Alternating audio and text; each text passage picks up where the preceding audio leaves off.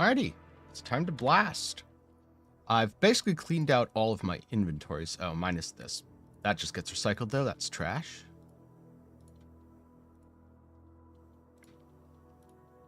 So yeah, I've basically cleaned out everything, at least everything that I consider valuable enough for it to matter. Keeping the lower tier beacons, keeping most of his stuff. I'm going to dump off all my memory shards as well.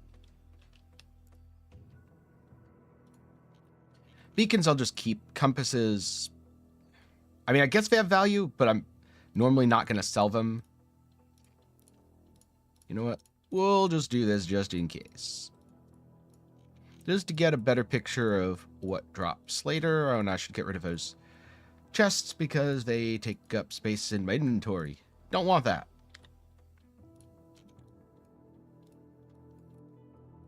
So, get rid of those. Those. Okay. I'm in Timemark 7, and I'm going to be blasting. No, well, actually, first thing, set it to Timemark 7 instead of 8. Was doing a little testing in Timemark 8.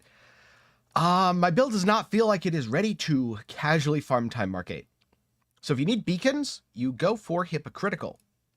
If you need this, you go for slightly hypocritical, or you can go for stage attention points, which are really good for bosses. I'm just going to click 3 times because that mostly balances out with my drops.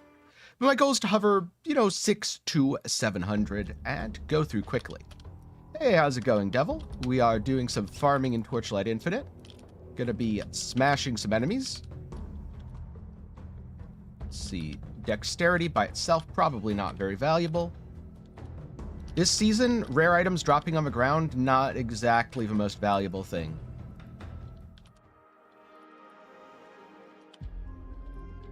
Oh, what's the build? Whoa. That hurt. Maybe I shouldn't stand in all the explosions on the ground. I don't know, maybe I should. It didn't kill me.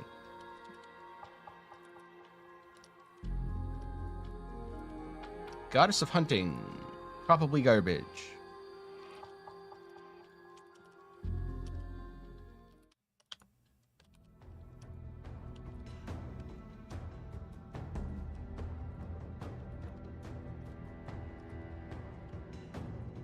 I'm also going to be playing a new build soon. This Ground Shaker, really, really good for starting out, but I don't know. It's hitting its limit to a point where I would actually have to invest in it for real, or it's not going to get much better, and I don't want to invest in it for real. Volcanic fish. Okay, yep, that does make sense.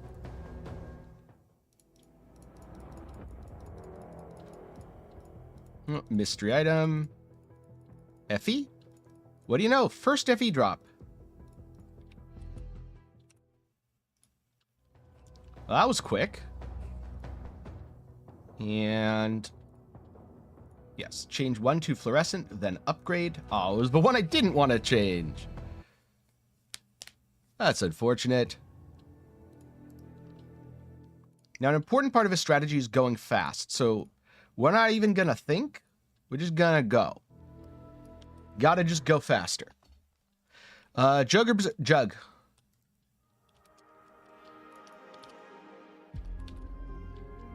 I don't think you need to be a berserker. You should have plenty of damage. And Jug makes you way tankier. Yep, exactly. Now, if you make a Jug and you're like, I never die, but my clear is too slow. That's when you consider a cheeky respec to Berserker. But realistically, I don't think you'll have that problem, especially this league. I think you're going to be like, oh god, all the wisp monsters hurt. In which case, Jug is 100% the answer always.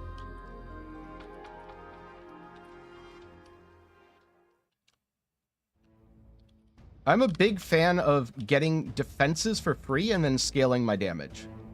Mostly because in both Path of Exile and Torchlight Infinite, it is often easier to scale your damage than it is your defenses.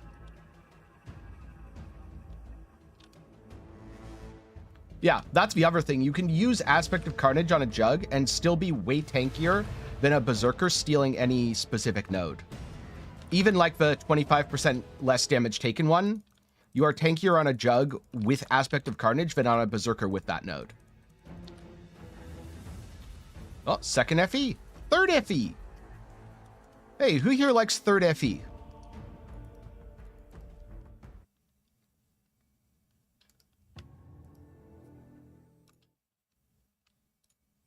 Yes.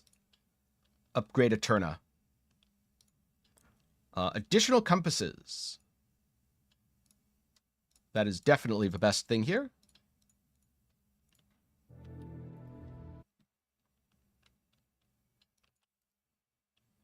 I mean, if it's only 5% less damage, do it.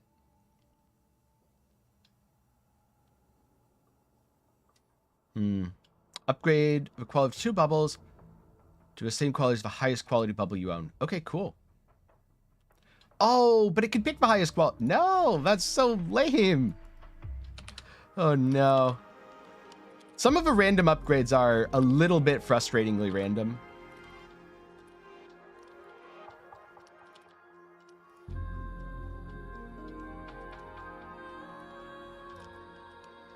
I tend to go for the surefire upgrades instead.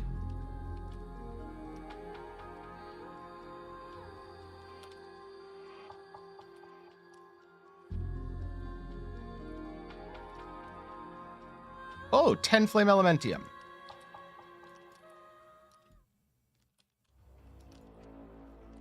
So if that happens 99 more times, we're done.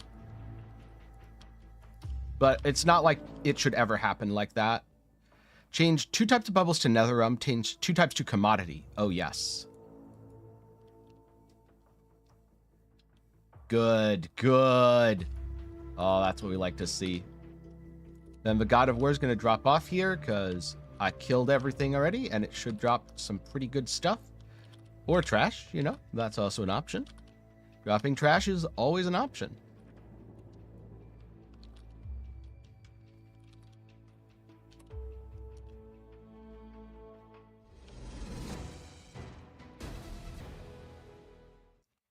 And Tortoiseshell, maximum synth troop minion quantity. That seems sellable. I'm gonna warn you, Masterful Form is better played on a champion, but it will be expensive.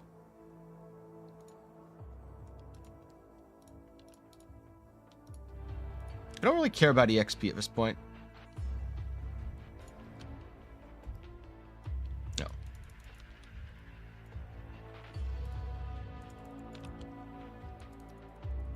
Like, Masterful Form champion, super insanely awesome.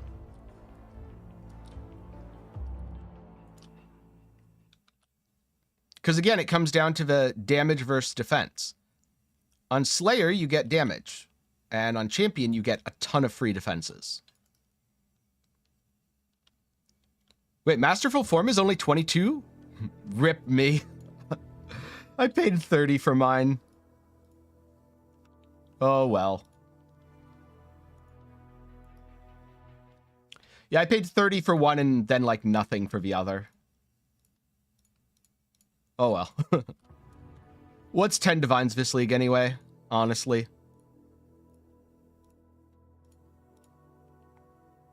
Wow, interesting. Even the minion stuff. Fairly cheap.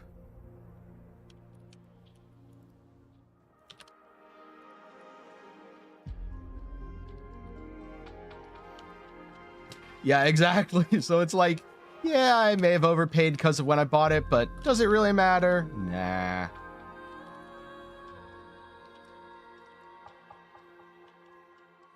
Which, speaking of, I haven't had time to level that because of the Torchlight season. But after a couple more days of playing Torchlight, I really want to try the Thunderbeam build. Or a Thunderbeam build, I should say. It's not like there's only one, you know, universal build. But after I try a Thunderbeam build, I want to go back to PoE and do some stuff with Juggernaut, or champion things. So before T7, you should not care about generating FE. You should care about getting to T7. In T7, it's about having a consistent trait deck.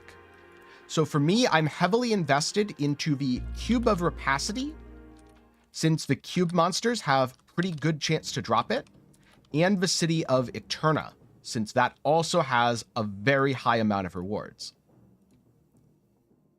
Let's see. I can't actually add any. I don't think I can replicate either, so I should have just... Yeah, I should have tried the other option there, but that's okay. I wanted to test. I wanted to see if replicate... When it said more can't be added, did replicate count? Yeah, replicate counts. And so I'm going for City of Eterna plus Dark Surge plus Cube. My goal is to drop a bunch of raw FE and then drop a bunch of things like boss keys for Keegan that I can sell. And good slates, because good slates are good money.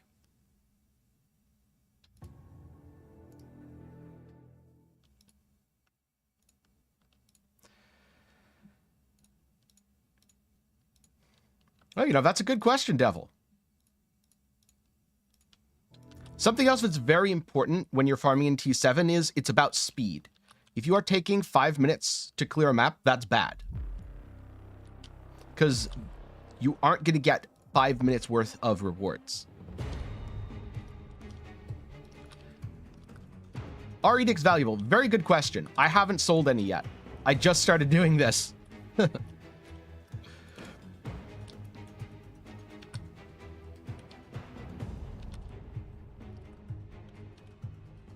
That's a very... Whoa! Oh. Whoopsie. I keep forgetting that that guy actually does damage. I don't know if he has defense negation or what, but he actually does damage, unlike most other enemies.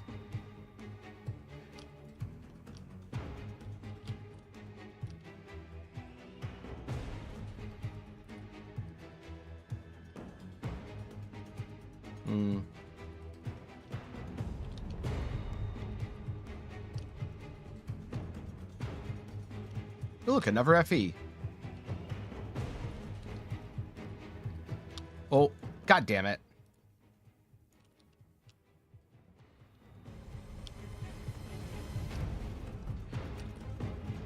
I should actually pay attention here. I'm not used to having to pay attention, because in the earlier Timemark 7s, like 7-0, I didn't even have to look at my screen. I could just face tank that guy. So I keep looking away from my screen, which is bad.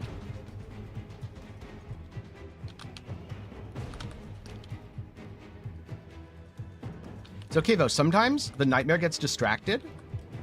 Oh. And I die anyway, because... God damn it. What did I roll on this map? I must have rolled something bad here.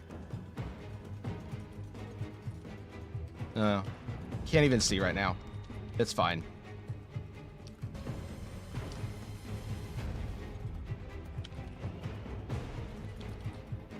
I either rolled something bad or uncapped my resistances trying stuff again. One of the two.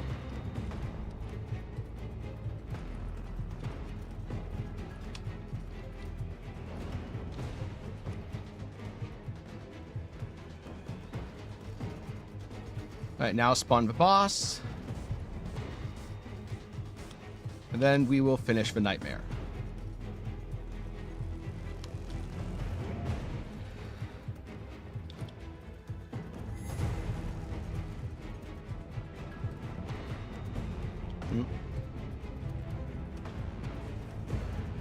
Okay. Oh, okay. Ow. Don't know what that was. Huh. I actually lost a bubble there. That's, I think, the first time I've ever lost a bubble. Okay, so maybe I can't just click in 7.2 without reading any of the mods ever. Maybe I have to actually read a little bit. Because before, I didn't have to read, so I just didn't read. The nightmare seems to have gotten lost. This is good. This is good because this lets us eliminate the Dream of Endless Sorrow and win the round. Unyielding Cannon, fizz damage. All right, so one bubble was... Oh! But because of a replication, multiple bubbles were destroyed. That's very unfortunate. All right.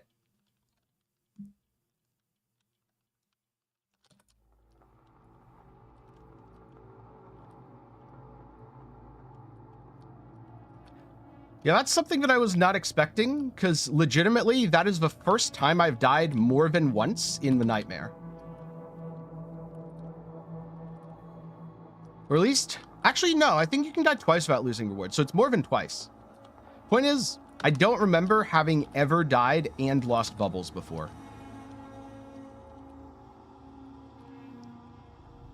Yeah, so that was a little bit rippier. Got to be careful of that.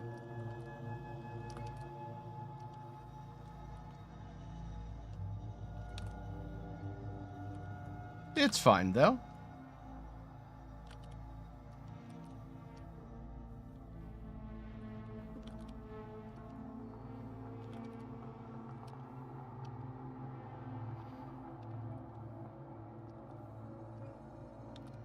Nah, game issue, clearly.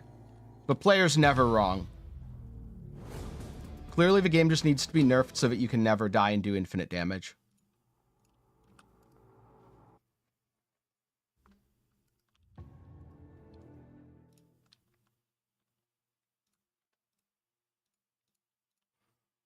Yeah, this is what I have to be careful of.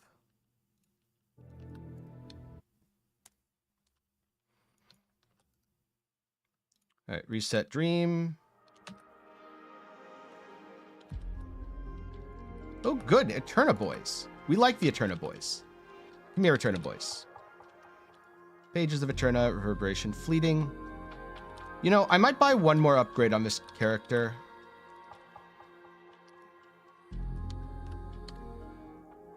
Yeah, this really doesn't do that much for me.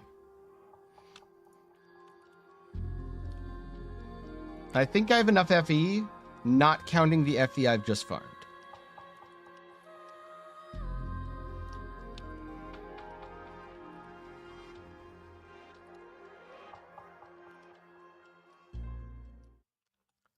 There were definitely times where I died and I did not lose a bubble.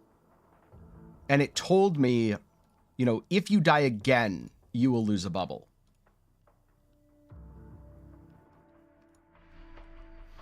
I have no idea what my DPS is. I haven't bothered to check. My DPS is plenty for Timemark 7, not enough for Timemark 8. And honestly, I'm not going to check. The gloves are more about clear than anything. Just to mop up a couple of stragglers here or there. Also because my current gloves are trash.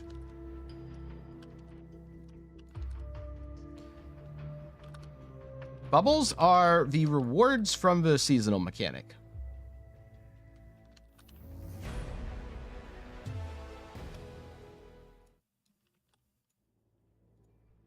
See? Bubbles.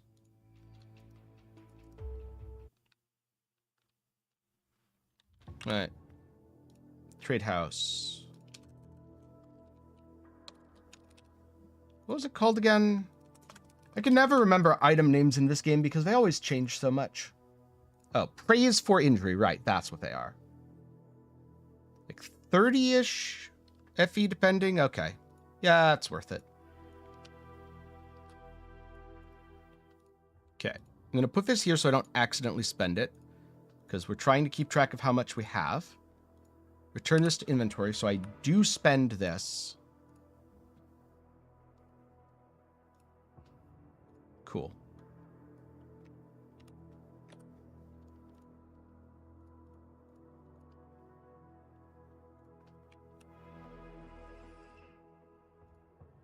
Then put this back.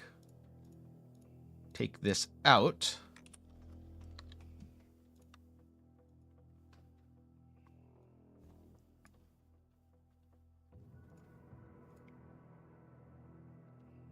Missing lightning res. Is there anything I can do to fix that? Yes. I can... Oh, this amulet is so bad still. I've just never bothered to fix my amulet. Isn't it beautiful? The whole 2 mods on it that do anything. Cool. Build up a plane anchor.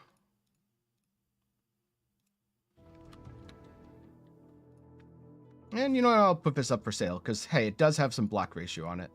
Listed item. I don't know. 49 FE. Oh. Oh, it's all full?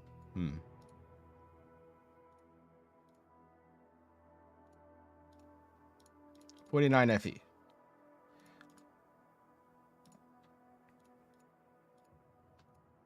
I'm curious.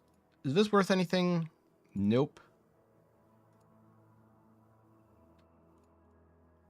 Gonna lock that one. It has some potential. Everything else can get recycled.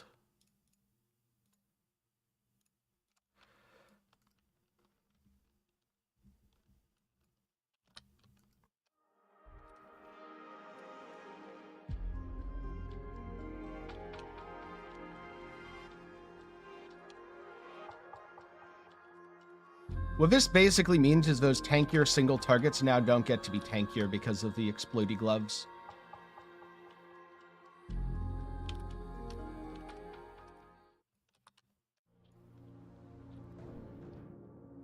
Bubble to Nether Realm and upgrades their tier, adds 2 fluorescent that are purple or better. Yes, very much so.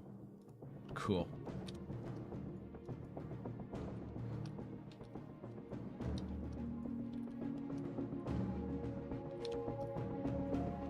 Oh, snowflake.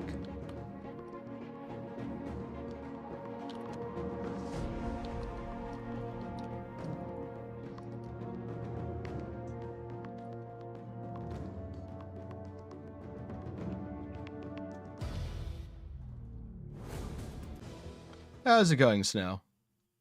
Ooh, fire skill level's neat.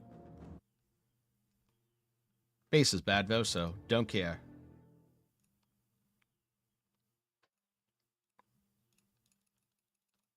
I'll do max juice here. Lazy Saturdays for the win. Oh, this is going to be so easy. 0% nightmare chance? Hell yes. Let's go.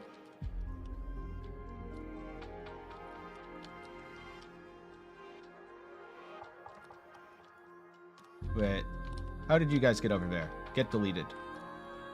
Oh, no, I have to go back for that. Damn it. Why did you have to drop the good loot from the big pile over here?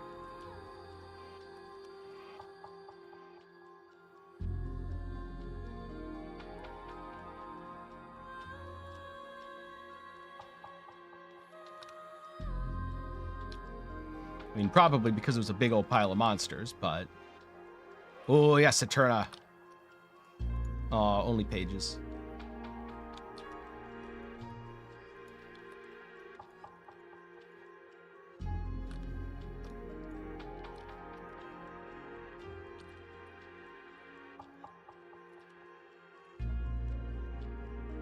I think I can reroll to what I actually want to play with 1,000.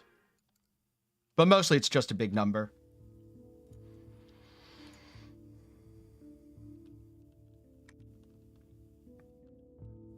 Ooh, look at that.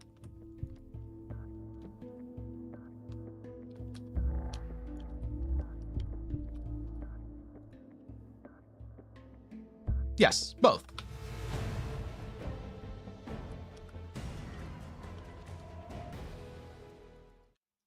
Easy compass, which is not one of the good ones.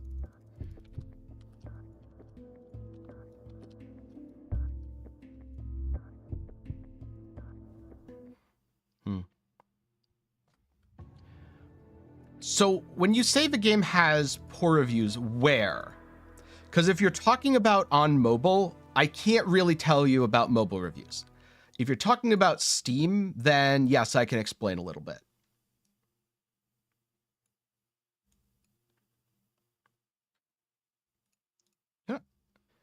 I think I want to change.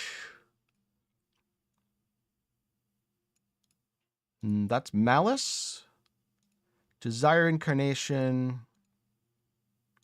I'm going to remove that from a new beacon. Bonus drop quantity in 6 gods, but a 30% chance for 1 additional rank 5.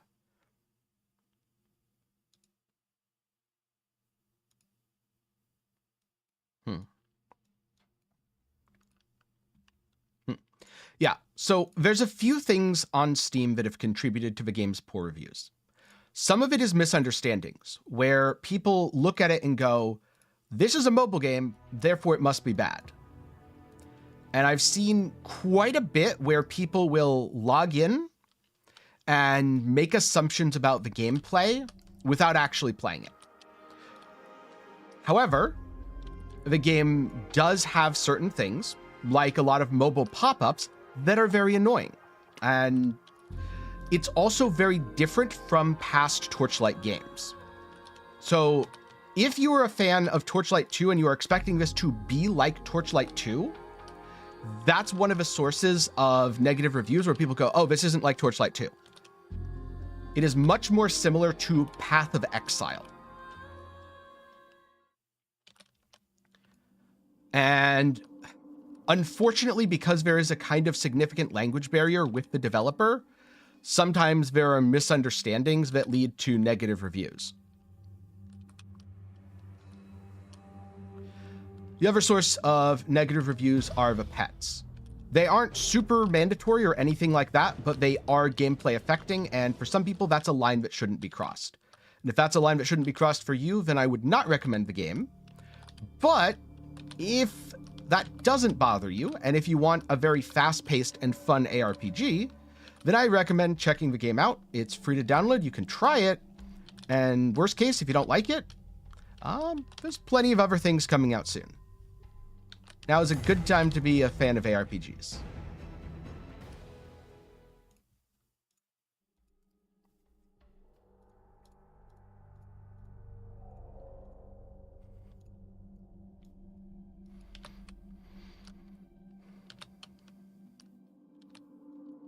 No, they are not earnable through, well, in very small numbers, but basically not earnable, unfortunately.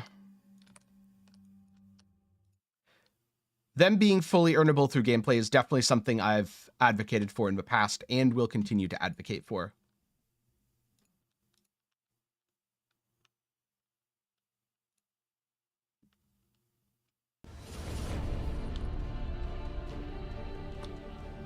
All right, we are totally fine here. I don't think she can kill me. Okay, that might kill me.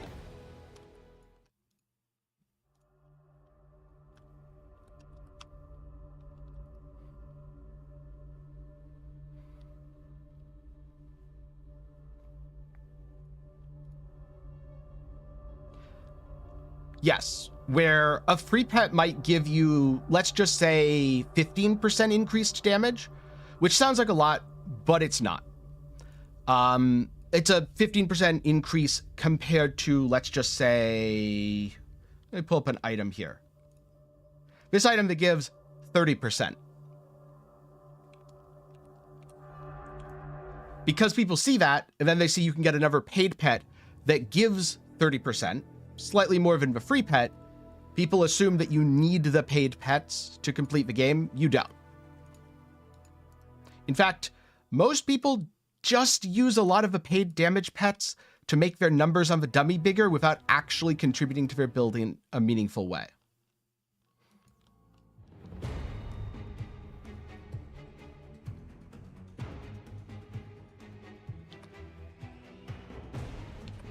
And then for some of the mechanics, there are also pets that enhance their drops. Again, you can certainly do the mechanics without those pets. That's literally what I'm doing right now. But some people, that is too far. And so again, that is 100% up to you. What I can say is you can do all the content in the game completely free to play. And if you do end up liking it a lot and want to support the devs, the best thing to do is to buy the battle pass.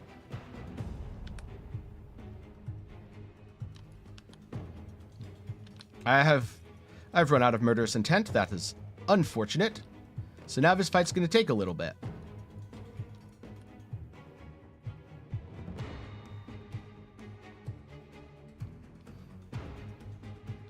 I wish the boss would actually hit me more. Ironically, I need the boss to hit me so that I can block its damage, so that I can do more damage. Oh, standing in that works, kinda. Wait, does standing in this work? No, standing in that does not work.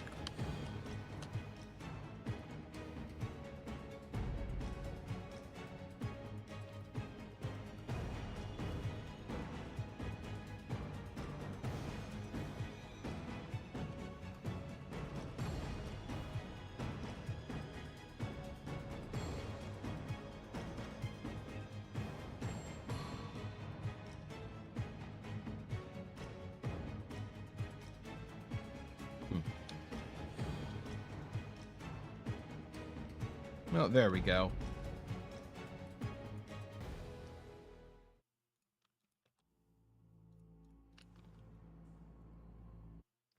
What are some of the coolest features that I enjoy the most?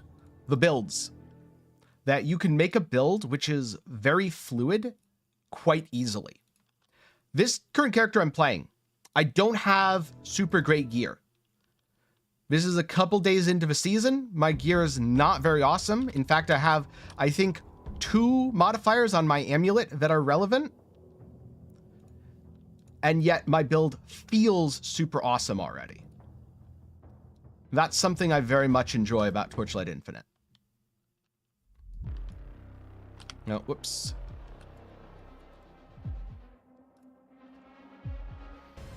Also, it's one of the few sandbox ARPGs. So you're not playing the developers' builds, you're playing your own builds. And there have been plenty of times where players have come up with crazy interactions that even the developers didn't see coming. So that's also very fun.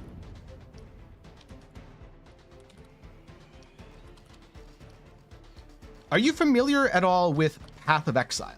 Because if you are familiar with and enjoy Path of Exile, but you want a game that's a little bit easier to pick up and put down or play casually, Torchlight Infinite is the ARPG for you. Yeah, it's the most PoE light ARPG I've ever played.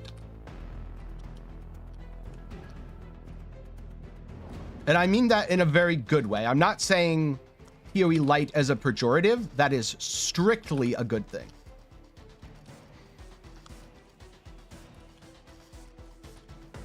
You know, maybe I shouldn't stand in all the stuff on the floor.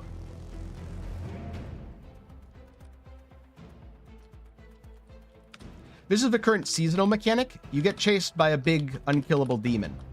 It's basically when Chris Wilson said for Synthesis he wanted an unkillable thing to chase you and just murder you.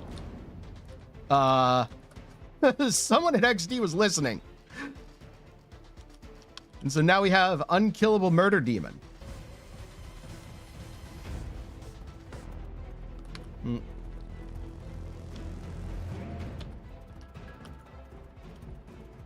All right, I have to kill this nightmare and then I'm done.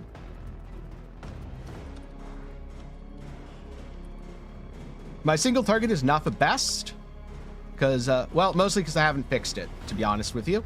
But it's okay. Just going to lure the murder demon away. Whenever sun gets low, I automatically cull it. There we go. Nightmare's ended. Murder demon is frozen. Now we grab some of the missing loot. Which aura could you use with Sublime Vision to get more damage on a fire build?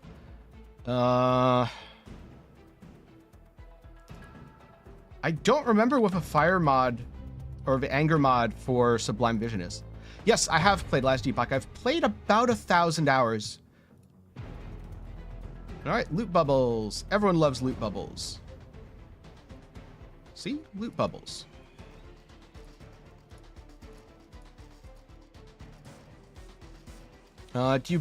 Is haste any good? Because if both anger and haste are bad, then I don't think you use Sublime Vision at that point.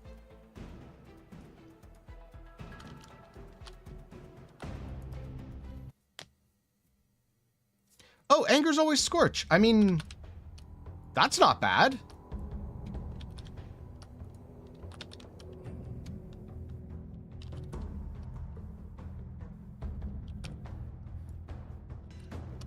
Oh, look, more Flame Elementium.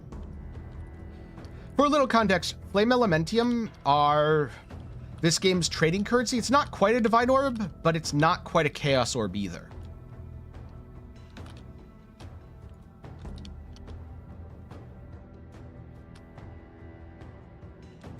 Fire damage, blah, blah, blah. Okay.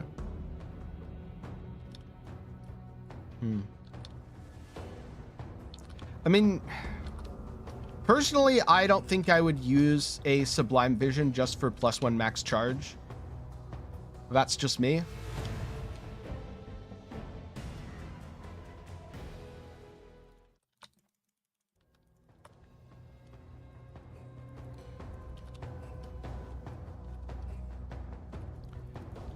I don't know, I'd get it something like a boot corruption first. Because you're probably using Ralakeshes. At least it sounds like you're using a Ralakesh build.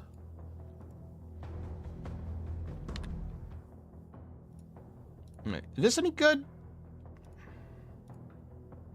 Nope. Wait, does it have rolls? Does that save it? Nope. And Return Thunder to the Sky is also not good.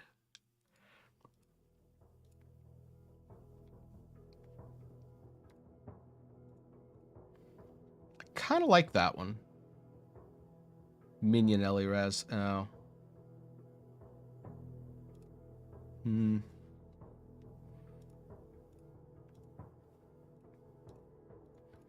Unfortunately, yet again, I'm in a situation of I'm trying to, for the stream,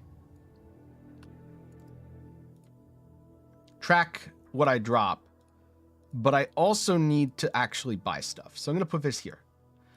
Oh, no, I haven't done Lightning Beam yet. Needed the currency to reroll into it. Haven't farmed enough yet.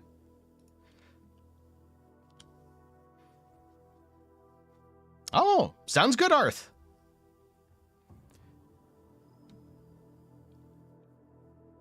Wait, full temporal set?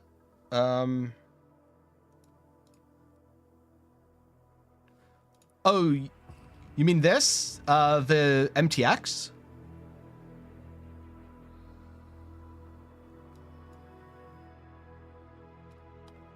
Or do you mean gear somewhere?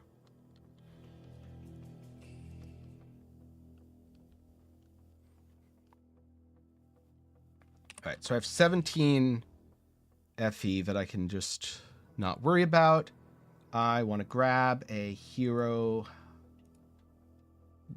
relic because what I was trying wasn't actually working. The MTX, so it took me 70 total pulls, which I think is like $120-ish. Basically, quite a bit.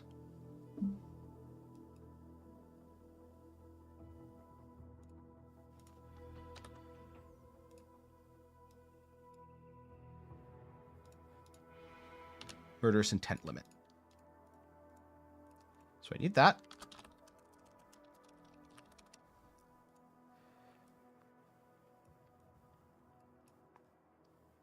And then I want...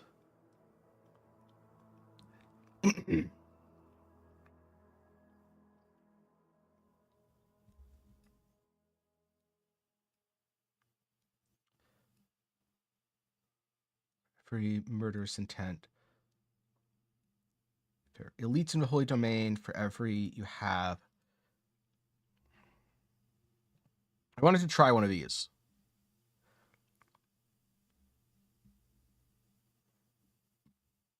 For every 5. Okay, that's not.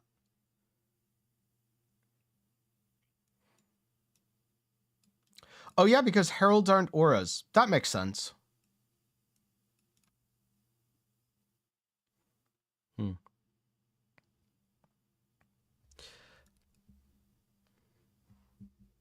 I'm going to time you out, Dread. We do not like dummy enjoyers here.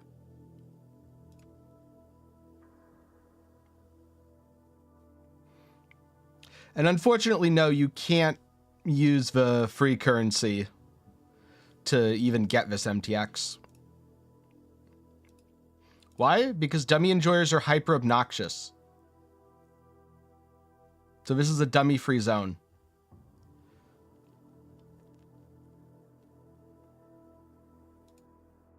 All right. I wanted to try this.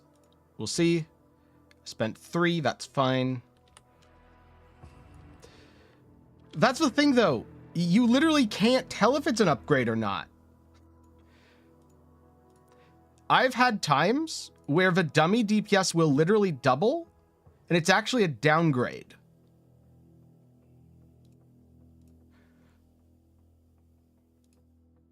Ooh, that's quite a bit of inflation there, Devil. I'm not surprised, though. Let's see. Damage block ratios. Okay. How's it going, Extra? How much character power could you get? So you can cap out effectively all the power that you need to do anything in the game without spending anything. But you would get about 50% more total damage if you actually maxed everything. The issue, again, there is, like, there are builds that are completely free to play that hit so hard that you can't actually hit harder.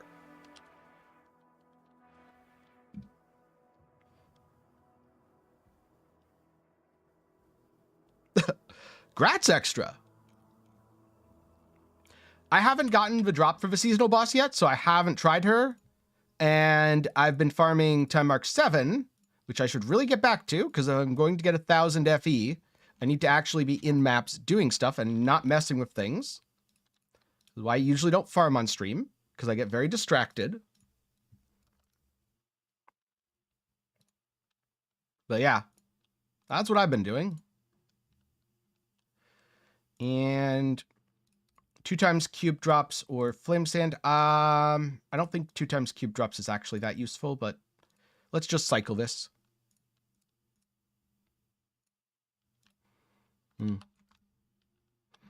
I'm liking Rosa, and I have genuinely no idea how she compares to the top tier builds at the high end, but she is one of the best season start experiences that I have had. Because I have already stopped scaling her. Like, I'm not really trying to get my damage or defenses up anymore.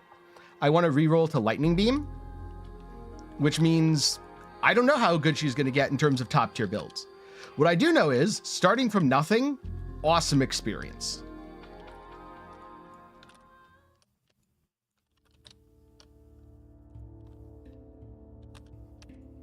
And I'm going to be honest with you, Extra, I don't think there's any clout to be secured from that. Not to, I mean, I guess that's kind of bursting your bubble, but I was first NA last season after forgetting to do it for like 3 days. I think it's just that people don't fight bosses.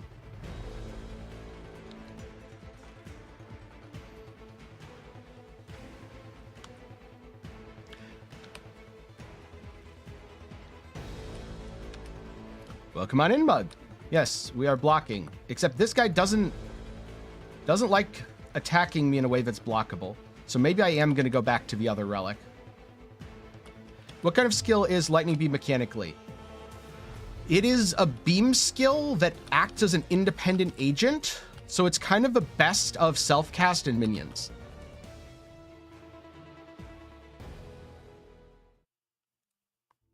All right, I'm going to go back to the other thing. That test was unfortunately a waste of time.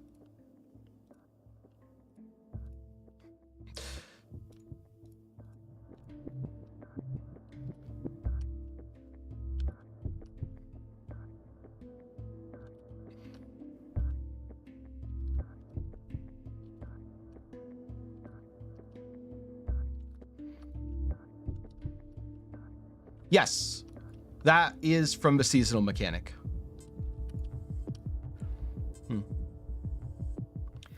So there's a way around that. There's a hero relic that if you use an empower skill, you gain the block resource.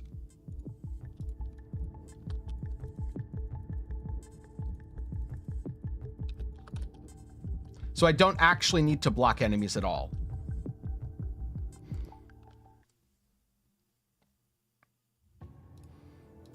Right now, I'm at 60 block ratio. I have not started scaling max block ratio yet. If you're building Frostbite Gemma, what are some accessible defensive layers of... what Frostbite Gemma are you building? Entering the Nightmare, you have 3 upon entering Cube. 3 purple or lower converts them into 1. Let's try to stack Cube bubbles here.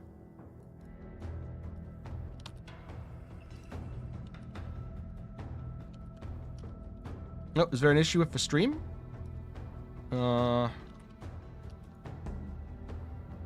Standard Icy Ring spell burst. In that case, defensive skills via skill effect duration and cooldown recovery is a good option. ES is a good option. Injury buffer with uninterruptible charge is a good option. Depending on what setup you're going for exactly, Blur could be usable, but I wouldn't particularly advise it. In this case, Aeterna, I think it is your kids to blame. It's always those darn kids. They need to get off your lawn. Actually, you probably want them on your lawn in that case, but...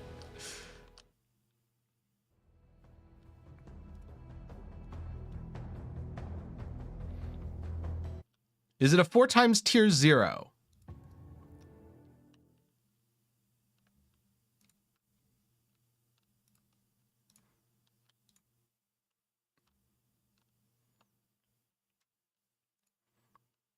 Okay, let's try this out.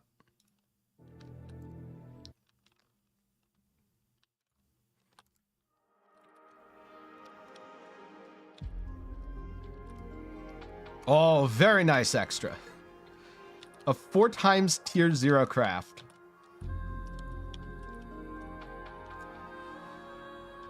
I haven't done it often because it's pretty darn hard. 3 times tier 0 is reasonable. 2 times tier 0 is easy. 4 times tier 0 is hard. But congratulations. That is something, honestly, I don't know. Maybe this is just me being weird, but I personally would be more proud of a 4 times tier 0 craft than defeating the Timemark 8 Traveler and stuff. I don't know. That's just me. Okay, upgrades, yes.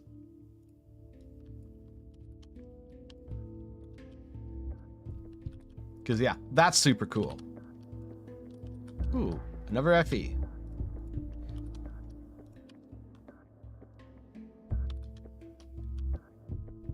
Wait, did I didn't start the blue, did I? Or did I just kill everything so quick? Yeah, I killed everything so quick. Never mind.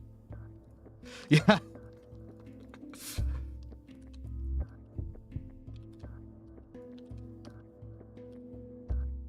Speaking of defensive skills, I'm not using one right now. Haven't really needed it. Though as I get into Timemark 7 more, or Timemark 8 more accurately, I probably do want one.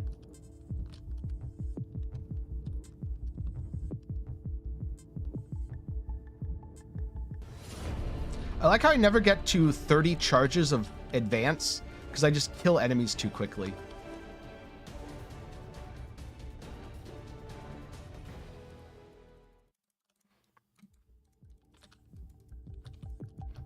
Wait, Broken Sun Ring.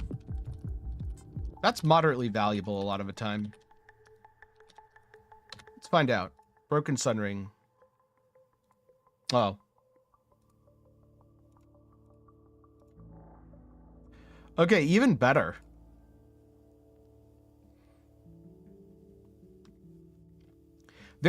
It's kind of like PoE. There's multiple ways to run maps. The method that I'm choosing right now is run fast and one-shot everything. But alternatively, there is heavily invest, run slower, and go through that way. A Dark Surge T0 that is apparently worth 2 FE. So I didn't really get a drop. It's unfortunate because there are some builds that are very good with it.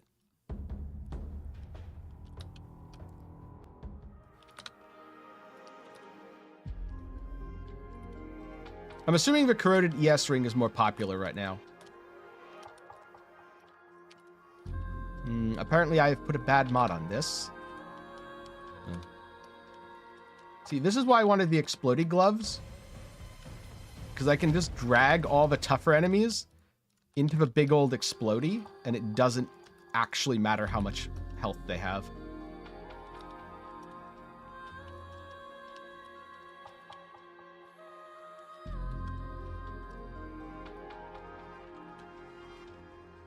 I know they just increased the loot drop speed, but could we get another loot drop speed increase? I'm already leaving things behind.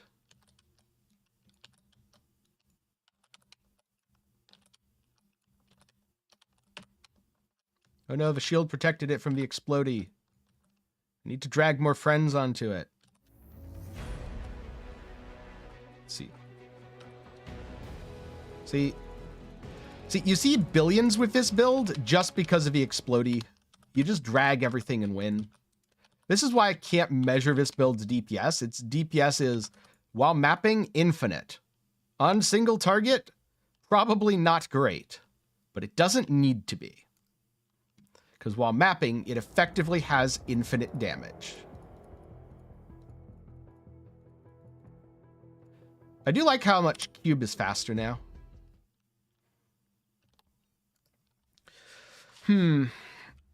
Liking this game more than last Epoch is a tough one because it's hard to directly compare the two.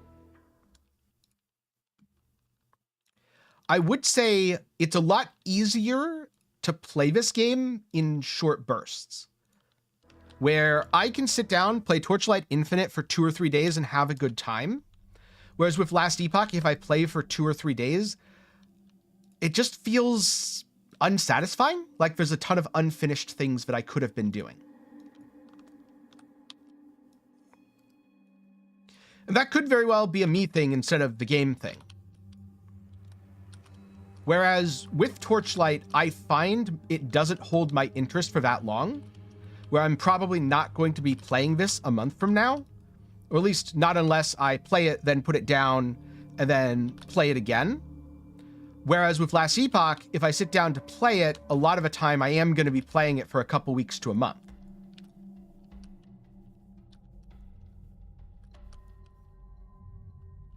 So yeah, I'd say they just fill different roles. What's your SRS gem level, Arth? Also, did you link it to something weird like brutality by accident?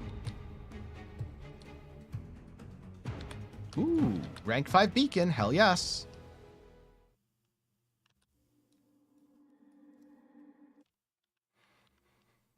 Yeah, there's very few games that I can genuinely just directly compare and say, I like this more than that. Like, for example, I do like Path of Exile more than Diablo 4. That's one where I can compare them enough, even though Diablo 4 is aimed at a different audience and all that, and I still have fun playing it sometimes. But I can very much say that because Path of Exile is a sandbox, I like it more than Diablo 4. Diablo 4 is a theme park. You play Blizzard's builds, not your own. When we're comparing sandbox to sandbox, more about which sandbox I feel like playing in that day. Spoiler alert, it's usually the one that just got new stuff. So, pro tip for ARPG making companies. Add stuff to your sandbox if you want me to play in it. Ooh.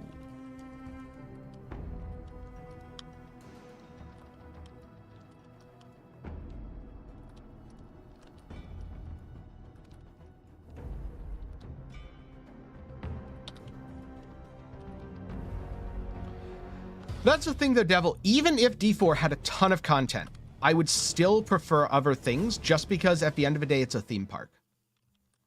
And again, that isn't to say I won't play D4 sometimes and have fun when I play D4. Just that overall, it's not my favorite.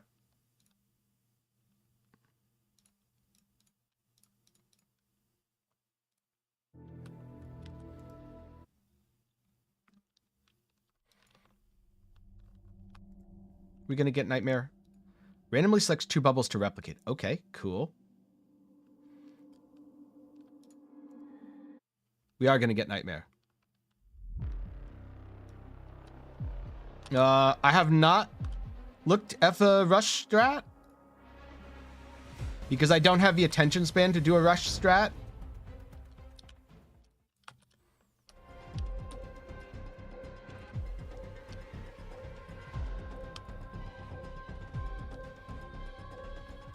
Also, why 7-0? Why not 7-2?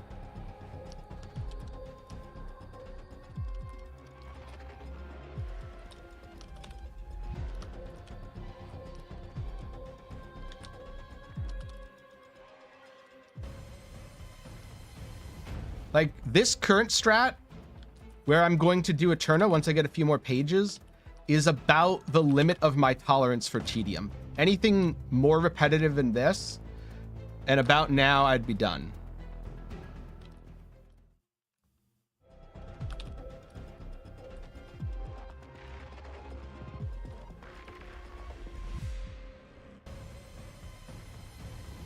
Are the Watcher drops themselves that good, though?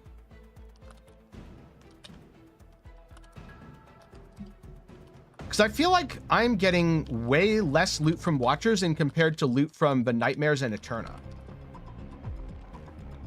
So this is more or less a Nightmare slash Eterna rush strat that just happens to do a few Watchers occasionally. Oh. Hello, big demon. All right. Let's lure the big demon away here.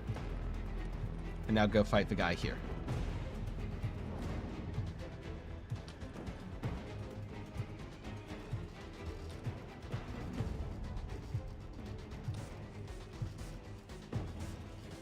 Yeah, but how many precise ores are actually selling right now?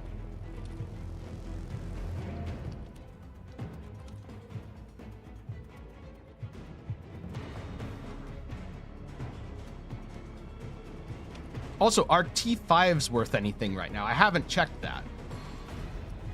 Ooh. Okay, where did the boss go? Oh, here's where the boss went. I wish this guy would hold still a little more.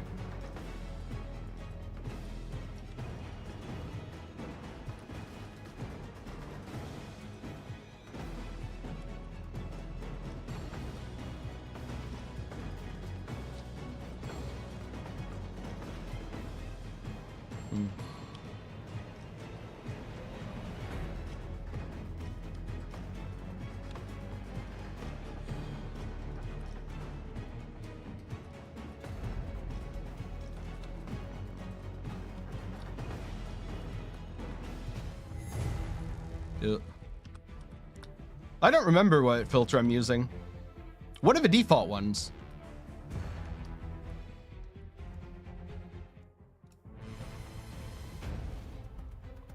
As for cards, all the Eterna cards. And then I just clicked random stuff that I liked. Probably going to change it up after I run a couple more maps, though.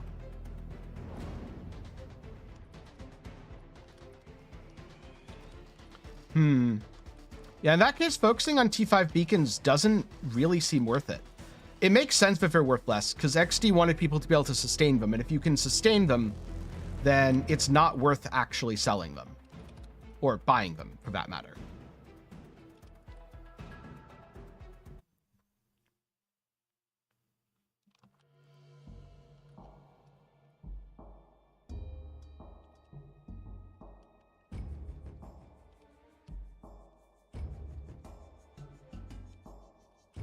Yeah, my goal with this strat is really about Nightmare and Eterna rushing, which seems to be working out pretty well so far.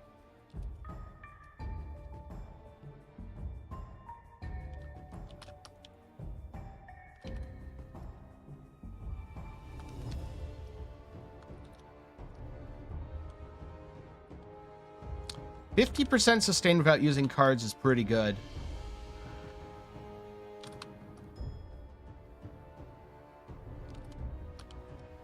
Oh no, I shouldn't have gone to the side for the God of War. Oh well. I'll probably only get 9 stacks here. Maybe I get 10. Nope, not quite. Yeah, that's way better than the historical. Also, I got Paloma down. Yay, world first. Except not really. Ooh, Radiant Lunar Belt. 8% all stats, affliction effect, dot reap. Okay. I don't know, someone might buy that.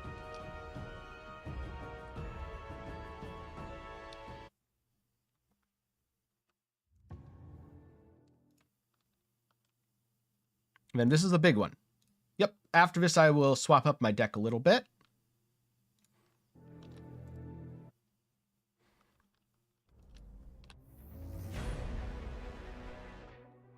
Reset Dream.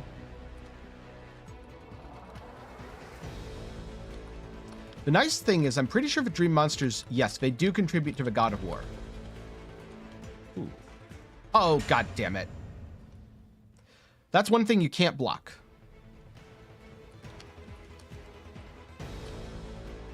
So here's the thing, Extra.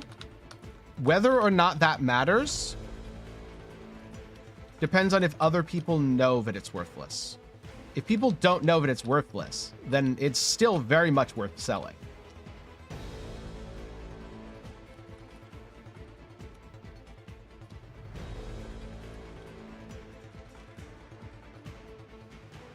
Oh, there aren't enough monsters here. Rip density.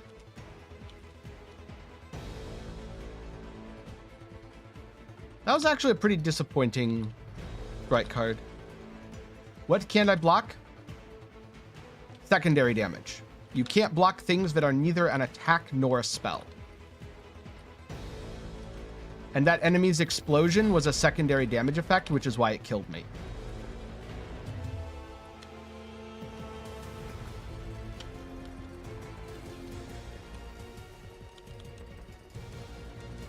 It also feels like the Blade of Eterna has some sort of secondary damage component, or he just hits absurdly hard. Because if this is counting resistances and 60% reduction, oh god, I just blocked that. Yeah, he just hits absurdly hard. How do normal builds survive that? I guess they don't. I guess you just don't survive that as a normal build. Interesting. He also does not hold still enough. It'd be nice if he held still for just long enough for me to get a few more solid hits, and he's culled, and now you're going to get... Oh, are you cull immune? I think this guy's cull immune. Might be cull immune. Keeps going invulnerable. Yeah, you block attacks and spells, so anything that's not that goes through. There we go. Oh, the Nightmare Gluttony guy is a joke for me. I can just block everything he does.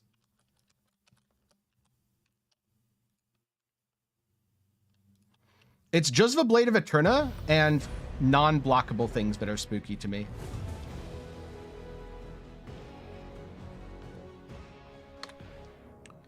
All right, this... Let's check the price. None for sale.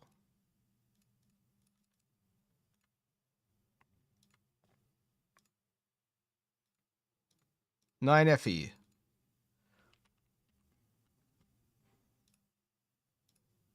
Right.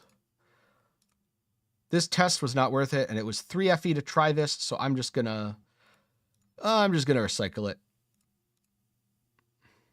Yeah, I like Rosa a lot too.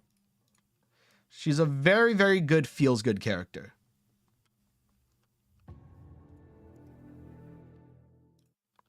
All right. Adjust trait deck. Reset. I think there's a few cards I don't own still, but I've got most of them. Yeah, I'm missing Pity, which is kind of unfortunate.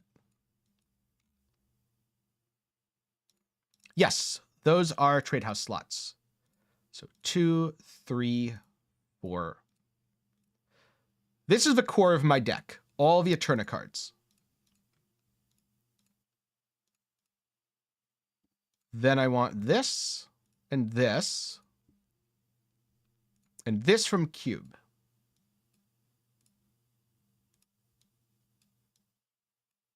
I think I want Dark Surge, Dark Surge. So that puts me at 10 cards.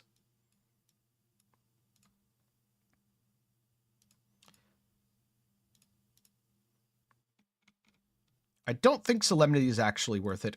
And I don't think Rational is actually worth it. So I think I just go Zeal right now.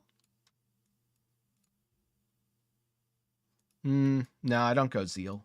Do I go Zeal? Pretty sure I go Conquest and Fearless Conquest for God of War stages.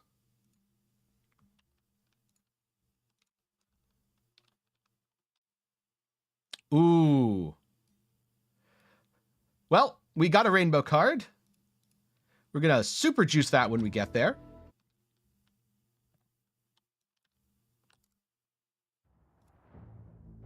Join vision, black sail bubble, whenever quality changes. Gear bubble. No, we're going to do this.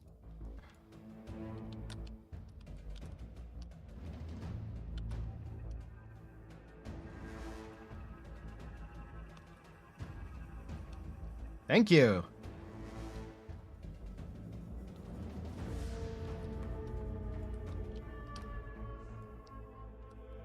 Oh, I got stuck. One other thing that I found made Rosa feel much better is when the High Court's dog barks, so that you can just charge into enemies with your hero ability.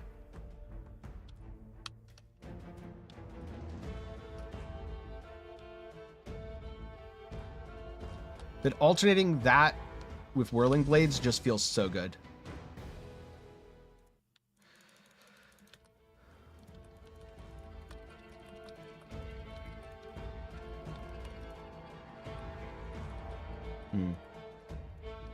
Also, this is why I like Black Sail. You just get so many random compasses.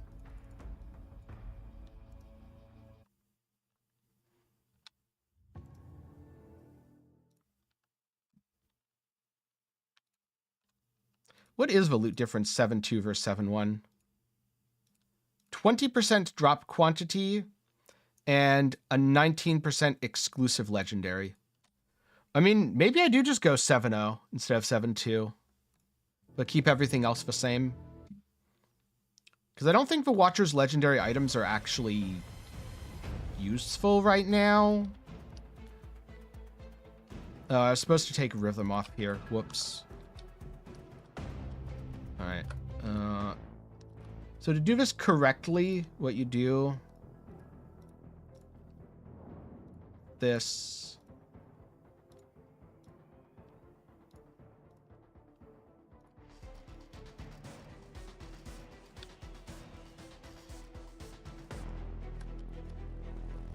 Because this way you get infinite murderous intent.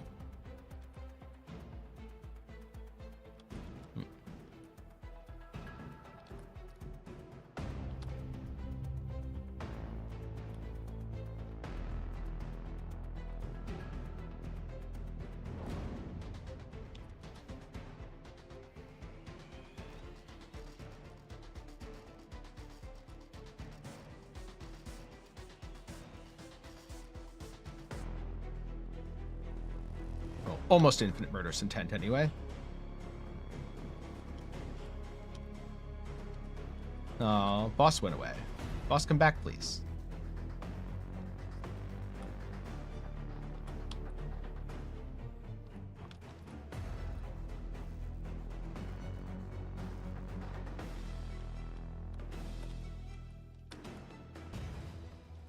There we go.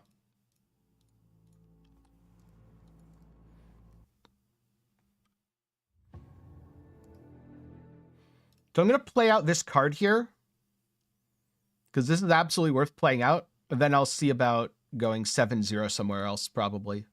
Because I'm almost out of these beacons.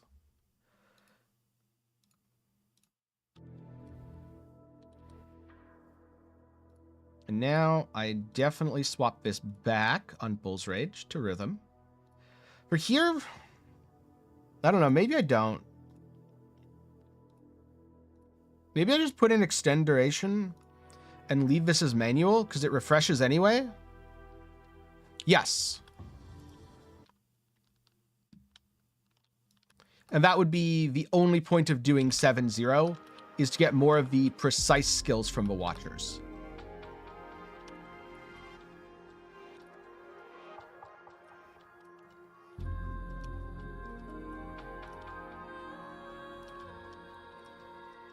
Yeah, because this refreshes, I can...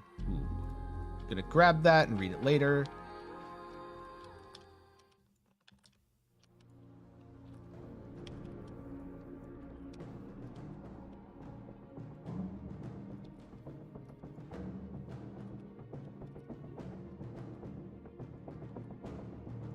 Page of Eterna.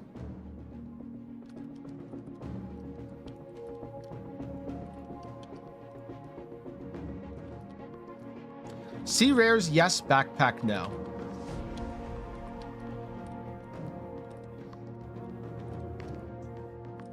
I could absolutely see something like a unique item that has some interesting synergies with light radius and the ability to see rares. I don't think GGG's adding a permanent backpack. I think they're experimenting with it now to get ideas, and they're going to be like, nope, we cannot give players this.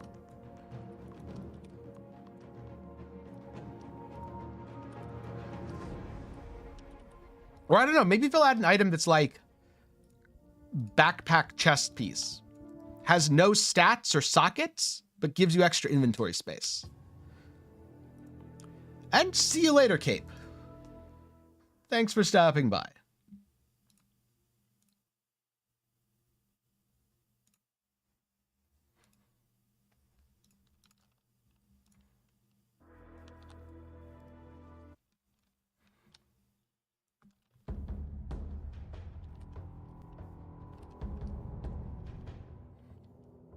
Randomly change.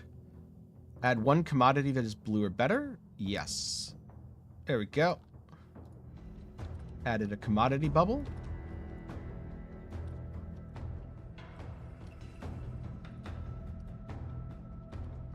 I think there have to be harsh downsides if you're adding inventory space to PoE, because it's such a massive advantage. Oh, amount of monsters to kill. Whoops. Yeah, that's what I was thinking. Backpack, but all it does is backpack. Yeah, tabula with no sockets, exactly. Or it would be something like extra inventory space, 50% less movement speed. Ooh, 6 FE.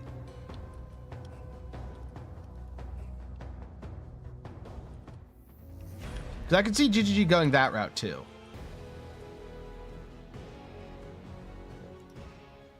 I don't think they'd make it mirror rarity.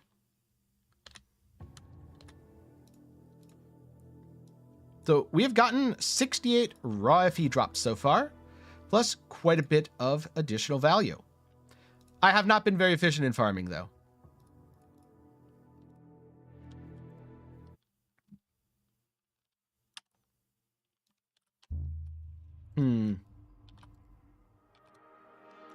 True, people would play it with Trickster or Jug, so it'd have to be your movement speed is 50%. So that it gets around that.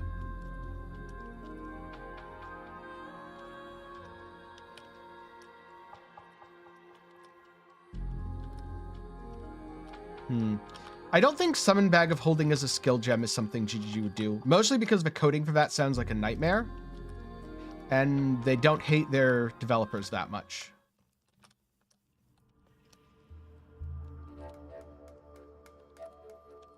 Yes, exactly. I think where GGG wants people to have the space is on slow builds, not fast builds. So if they're going to do it, they're going to do it in a way that benefits slow builds. You know, I'll do God of Machines.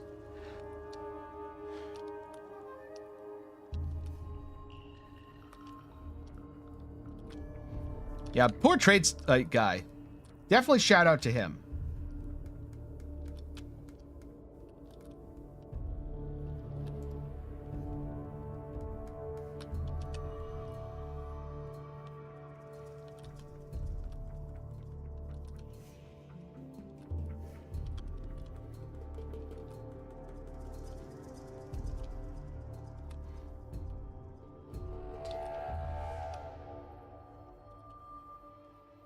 Something tells me I'm going to swap some of my cards to the rush strat and then immediately get bored with it. That's probably what's going to happen. I'm going to be like, I'm going to go run all these cities of Eterna that I've collected. I've been trying to collect more pages, though, and get a lot more bonuses, because you really don't want to run the city without good psalms.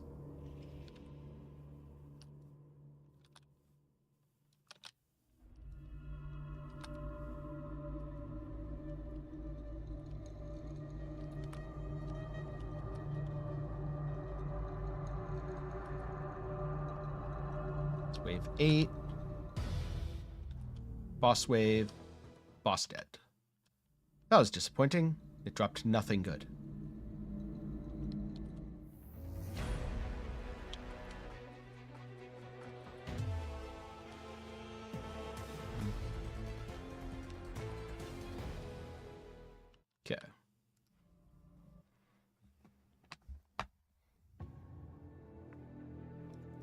This game is Torchlight Infinite. It's an ARPG set in the Torchlight universe.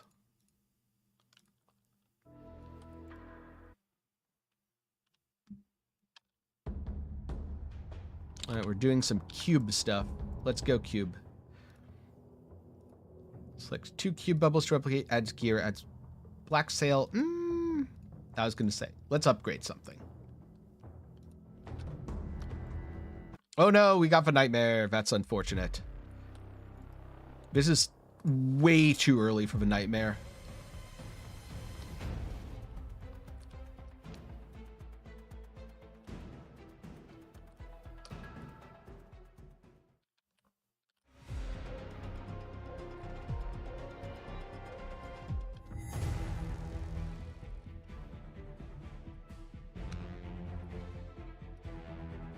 Gotta love how the monsters try to run away.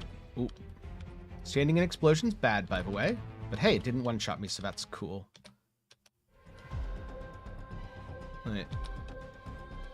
Pull some stuff there. Go back for our loot.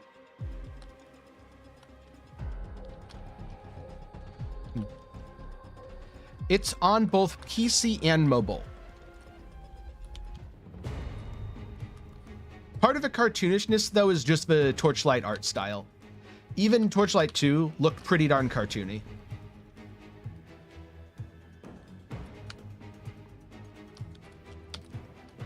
Uh, 19 mil? Assuming you're at actual 19 mil? QOL, not even a question.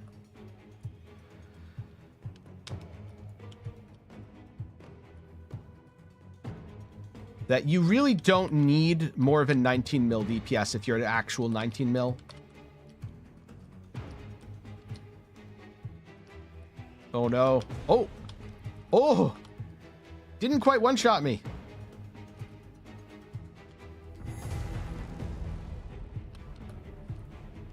That's good.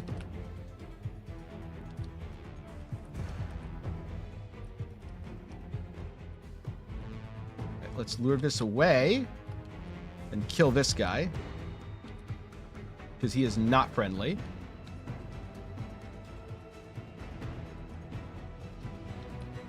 We're almost in culling range. I think I can just tank him here. Yep, can just tank him. And now I can kill this. There we go.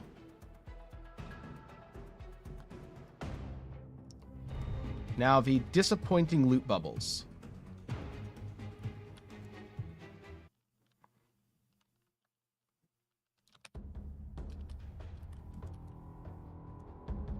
Unfortunately, when you trigger the nightmare that early, your loot is not particularly good relative to what it could be if you triggered it later. Oh, did they not even drop a page? Wow. Rip Eterna bros. Alright.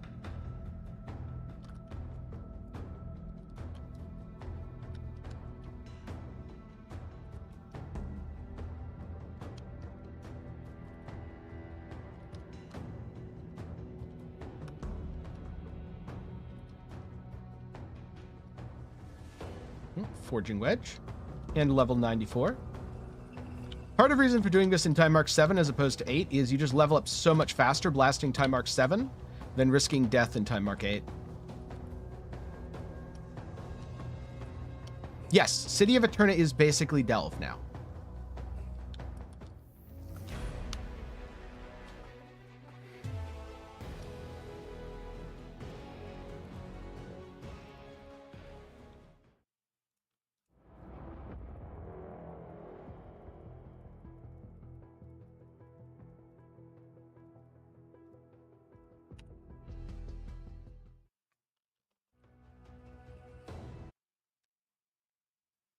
Okay. New talent node available. What was I even going into? I think life and armor. Yeah, life and armor.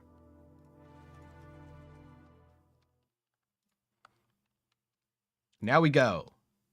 Non-legendary gear has a 12% chance to become Flame Elementium. How's it going, Lotador? This is where I'm actually going to use compasses because I think it's worth it.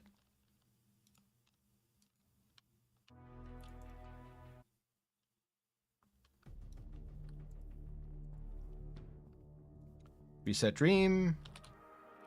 New round of dreams. 1 FE.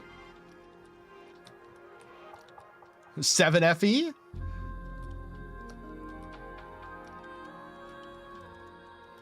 8, 9, 10.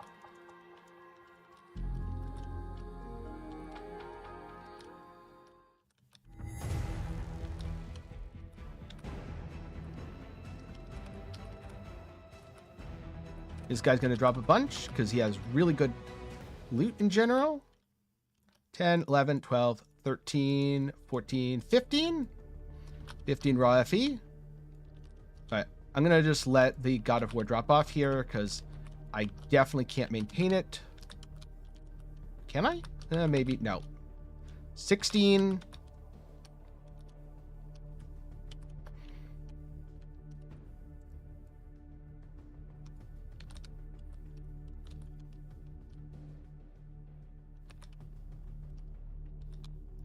Nice, Lutador.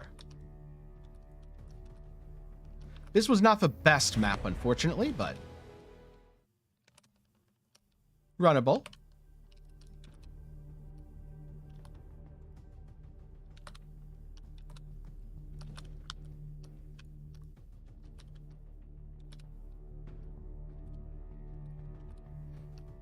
Okay.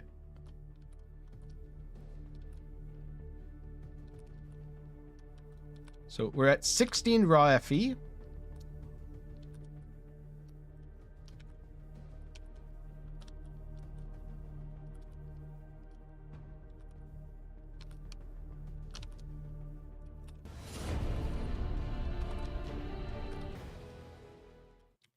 $18 raw FE.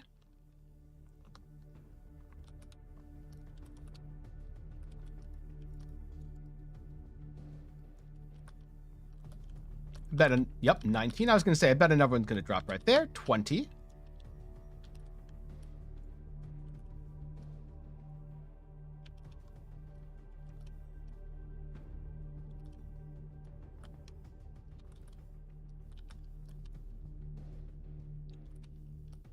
Going to be more right up here because it's a big boy. Those tend to have better drops. 21, 22.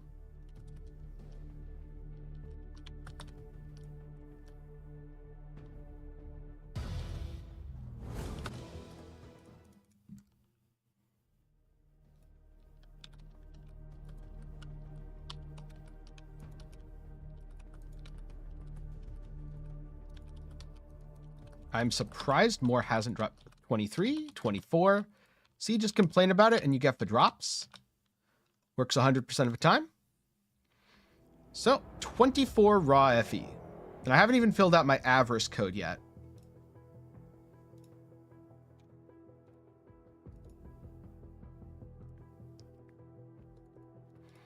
New belt. Trying to decide if you should buy one and slam. I mean, that just comes down to prices.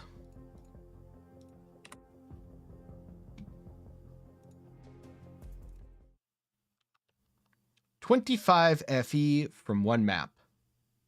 Pretty good.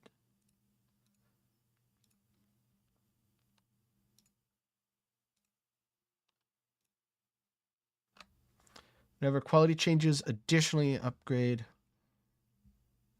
Cube bubbles upgraded by 1 tier. Fluorescent bubbles. Well, I have 2 fluorescents, so this.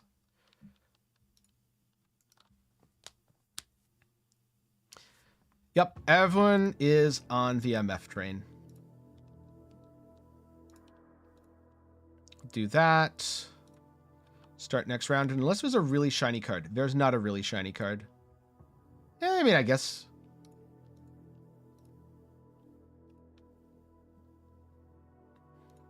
Are compasses really that expensive now? Interesting. I did not know compasses were worth that much. I probably wouldn't have just used them. I'm used to that being like 10 FE in compasses. Oh well. All right. I'm going to do this.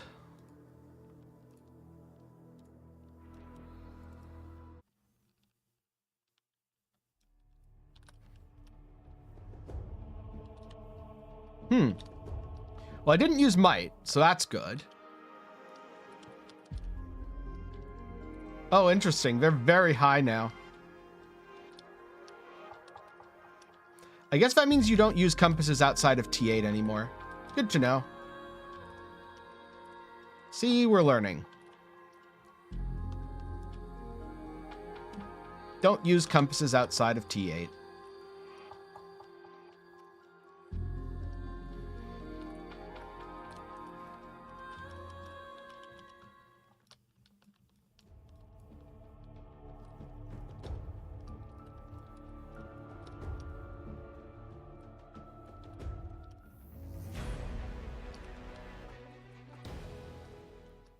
There we go, another Eterna reverberation.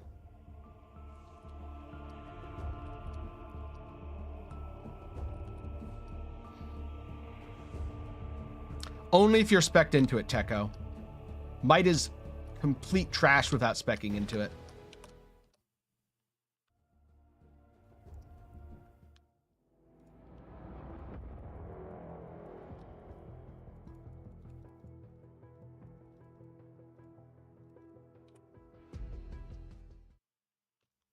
But it's fine.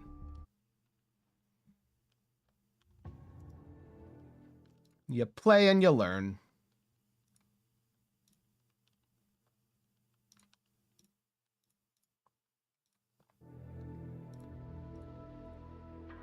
That also means anything that drops compasses is insanely valuable right now. Yeah, my plan is half making money and half experimenting with things to make money right now. So realistically, I'm still doing exactly what I wanted, even if technically the money's going down. Because it's only going down in the short term. In the long term, it'll be going up.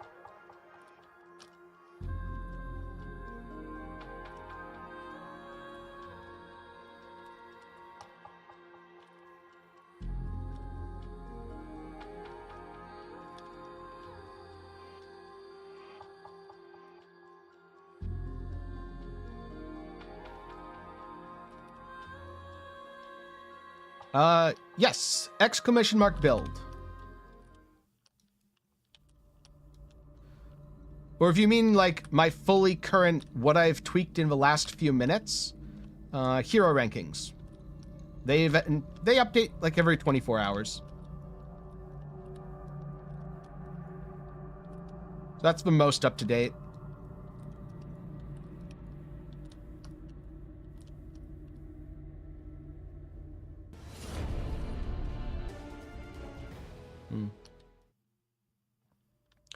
Yes, this is the same game, Uncle Death.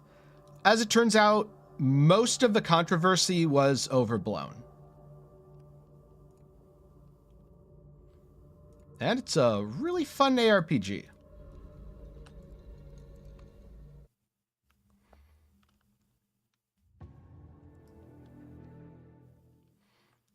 It sounds like the base is very worth it in that case, Snow.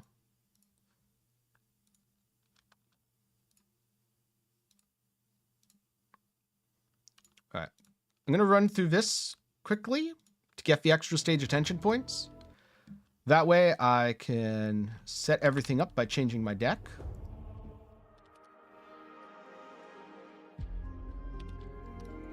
And just blast.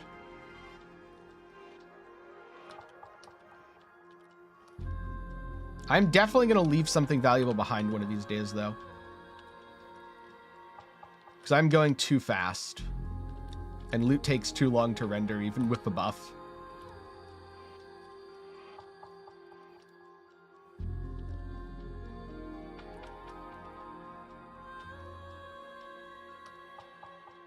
That's a flame Elementium. Also, I'm going to go back for those guys.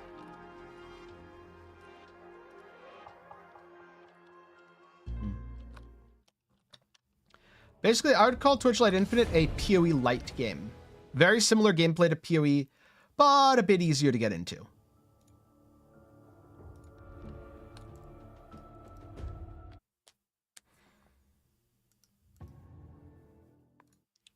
We've got so many fluorescent memories here.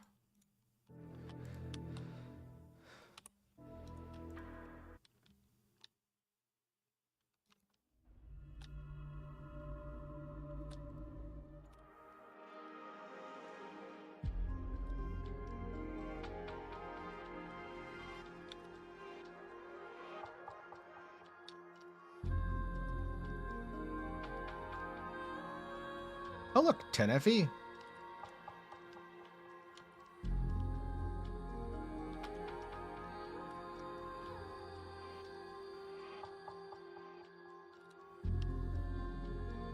Got to go back for as a beacon.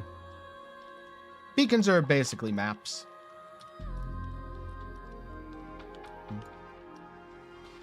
My advice in terms of Last Epoch would be to check it out in February when the game fully officially releases.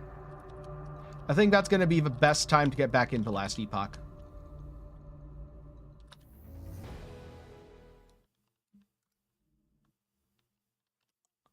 Nice, nice. Scourgear is a good choice.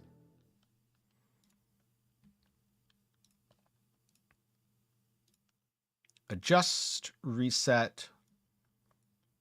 How do I get some of these? Do I care about stability? No, but I do care about pity. Pity appears at time mark 678. Okay, so that's just random. 7% chances to drop 1 rank 5 beacon. I don't care that much about that, to be honest. Then you cannot gain... Ooh, interesting.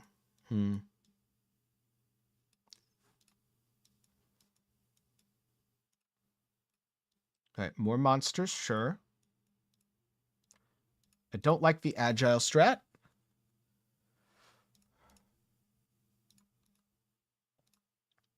What do you mean, Minerva? Let's see. Player deals plus minus 50% additional. Okay, but is it plus or is it minus? I'm confused. I want to do God of War for Zoom. Full Eterna.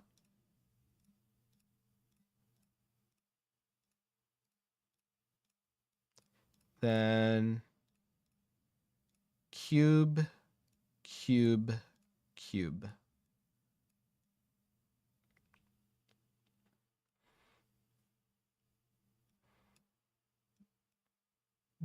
The game has auto loot as long as you have a pet following you. And also I'm using a loot key, so for anything that isn't auto looted, it's kind of automatically picked up when my character's near it.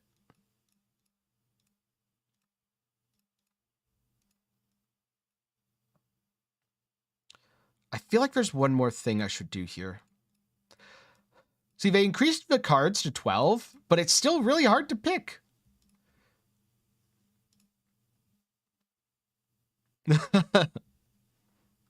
Oh, that's funny, Uncle Death. I guess great minds think alike.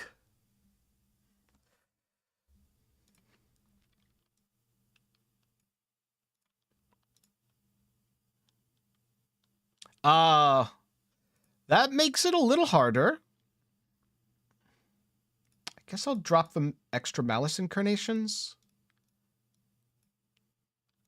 See how this goes. Next round, let's blast. Sure.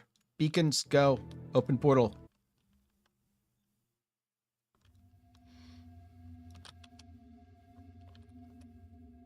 %, Advent, so we're probably going to get pulled into the Nightmare.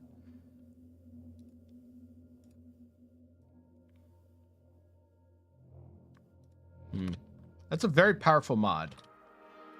But sadly, we can't fully take advantage of it because this time we've gone for quantity over quality. Ooh, Eterna. Page of Eterna. Also, there's something important behind me. Oh, it's just a dazzling snowflake. Charms seem really strong even for poison, but I much prefer cheesing with the Ellie bow. Gonna be using charms on my next build. Ooh, double boss together. See, that's great because then you use one boss to AoE down the other boss. All right, this way is not worth going.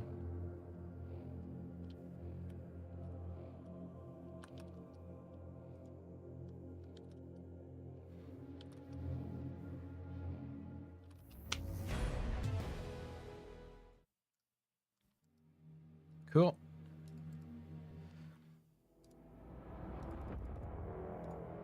Claim rewards. I don't think these are... Yeah, they're not even worth looking at. And Removes the bubble, then adds blue fluorescent. Adds gear bubbles. Sure.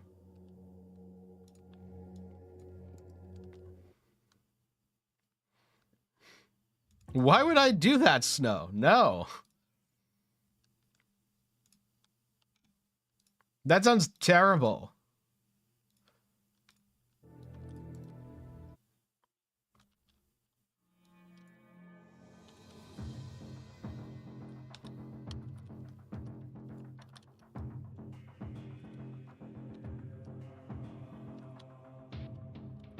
Yeah, but then you're playing a tri-Ellie melee ignite build when Penance Brand exists.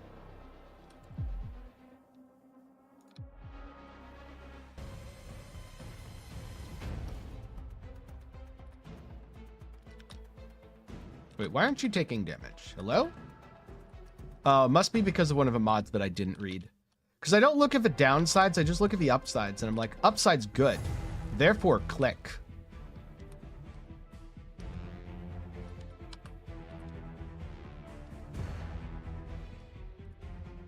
Mostly works out. Till it doesn't.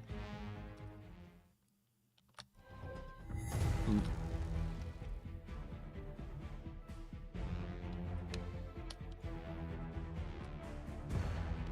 Oh no, I clicked into the quest menu that I should have hidden so that I don't click into it.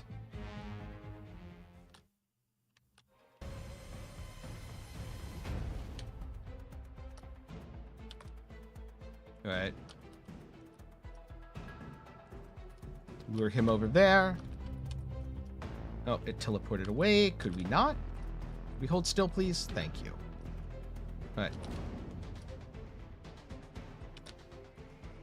Oh, he got stuck on the terrain too. Cool. Gotta love it when enemies also get stuck on terrain.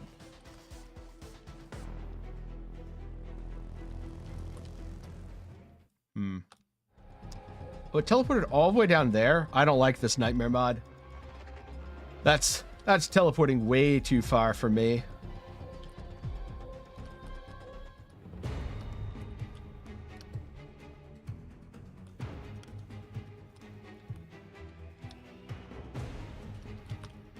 So I'm guessing it's that enemies don't take hit damage or something, and then they get dots.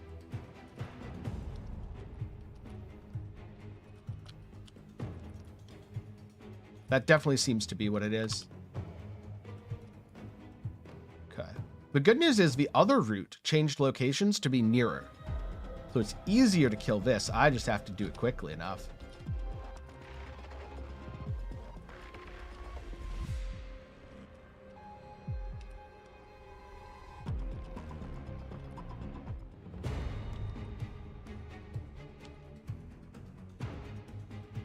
All right. So now it'll go invulnerable, and it'll summon boss guy. Now we fight boss guy and kill him. Then we are good. Oh, god damn it. Okay. There's no room here, which is awful. Oh, that's not boss guy. Cool. That's the easy one. All right. And nightmare complete. Mostly big loot. Attack speed on a shield. 8% murderous? Murderous? Yeah, that's actually a good one. We'll take it.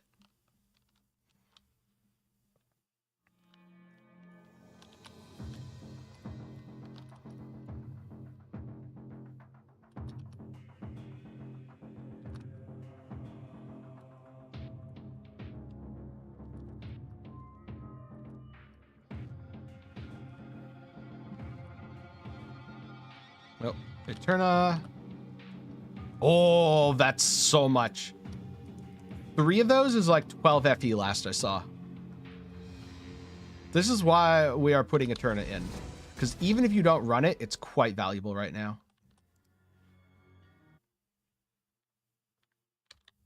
Just as a quick progress check. 114 raw FE. And then in Eterna Reverberations. How many of these do I have? Wait, where are they? Oh, they're over here. They are the weird green stuff. No, so not quite 12 now. Now it's down to 9. Either way, pretty good drop.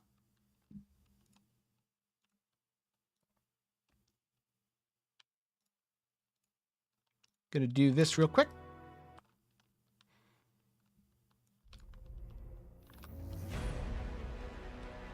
I don't think he can kill me, can he? He seems to be able to slowly damage me, but not kill me outright. Oh, I should not have pressed that button. This might actually kill me now. Mostly because I can't see the floor. Oh, no, it's totally fine. I don't know why I was worried.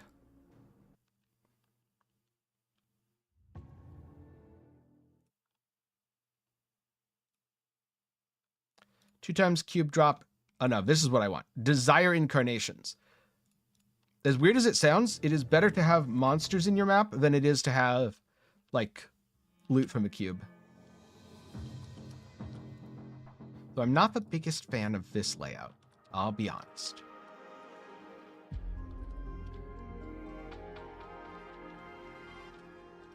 It's just a little too loopy and backtracky.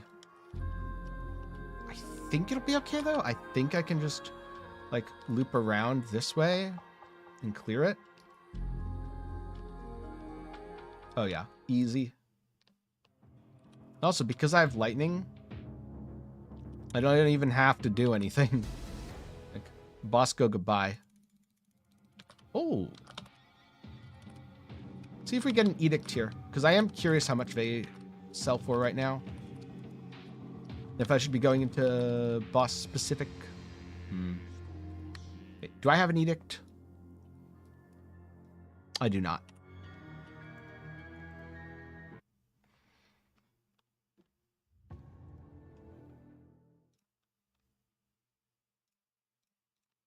Open portal.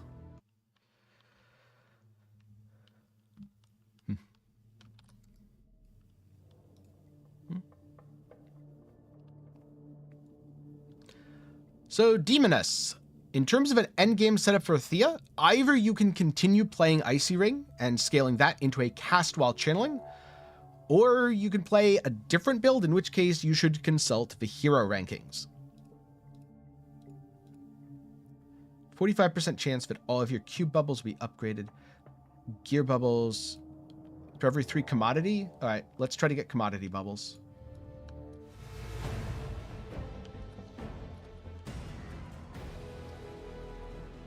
Imperishable feet. Oh. Blur effect and something else if that doesn't work. Your ultimatum bugged? Uh-oh. In a good way or a bad way? What kind of bug? I need more information, Snow. Yeah. In that case, what I would do is continue to scale with, you know, cold skill level, cold damage to spells. And ultimately, you want to be a cast while channeling build. So your main skill will be Path of Flame or Savage Charge. And you're just going to charge through the map. And your Icy Ring will trigger automatically with the precise cast while channeling support. It's a really fun playstyle. I've done it on Thea Incarnation before, but it works perfectly fine on Thea Wisdom. And personally, I think that is the best way to play Icy Ring on either Thea. You should be able to find people in the hero rankings doing it if you need more inspiration. Light Hunter belt. Really good belt for ES builds. All right, forging wedges.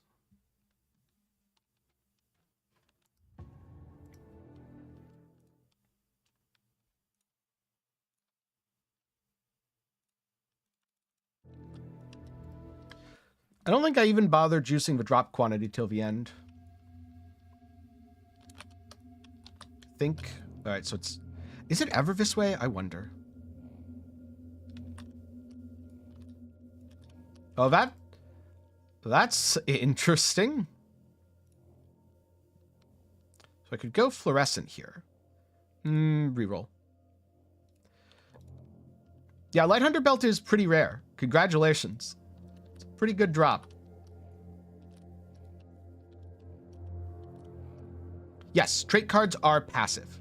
That is correct. Wait, did I... I didn't start it. Whoops.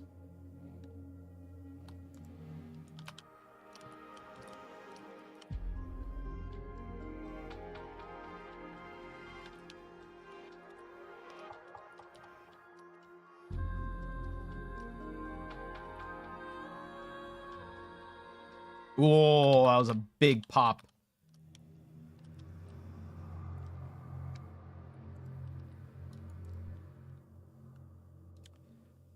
Changes one bubble type to cube. Okay, we got some cube bubbles going on. Ideally, I want commodity, but that's okay for now.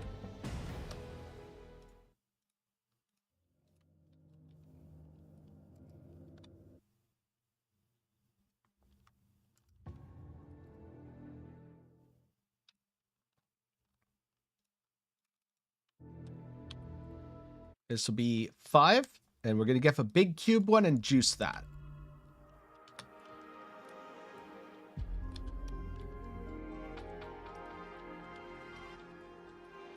Oh, congratulations.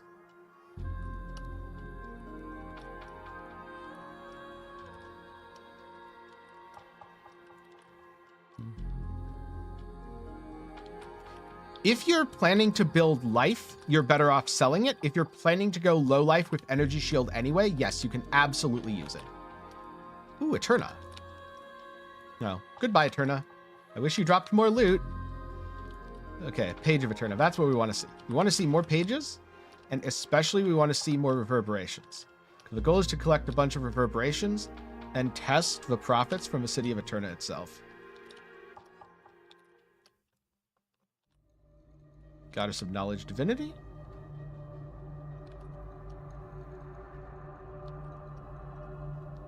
In the past, I would have said you always go low life on Gemma. Now I think you can go low life, or you can go like life armor based. Personally, I'd still probably go low life. So personally, I'd probably use the Light Hunter. But it is a good bit of money that could be used for a lot of other upgrades.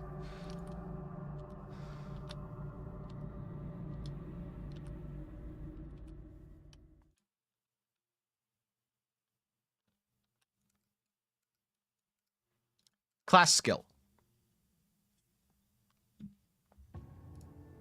Rose's class skill pulls enemies in.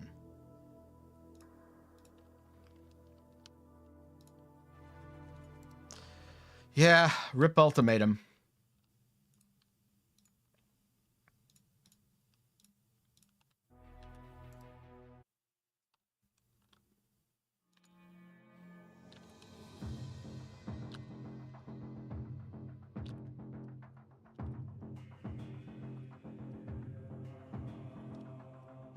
Oh, it's over there. I think I'm gonna farm a different zone soon.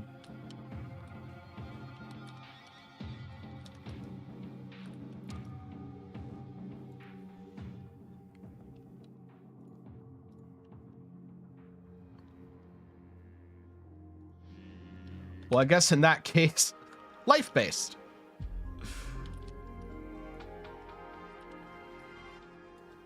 If you don't feel comfortable.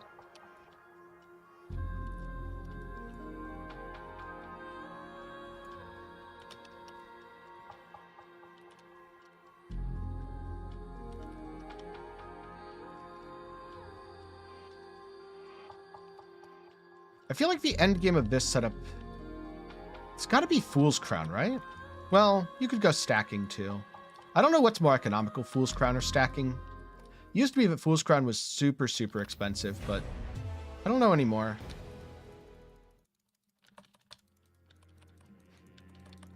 I mean, if you're willing to learn as you go and scale your character into a low life build, do it.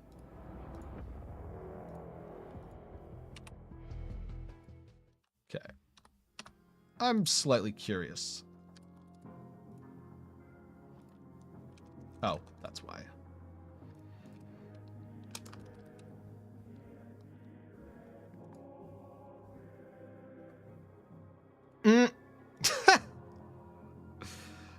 Fool's Crown. I mean, it's not cheap, but it's not that unreasonable, given what it could be. Oh, yeah. Ralph's Footsteps also. An interesting thing to do.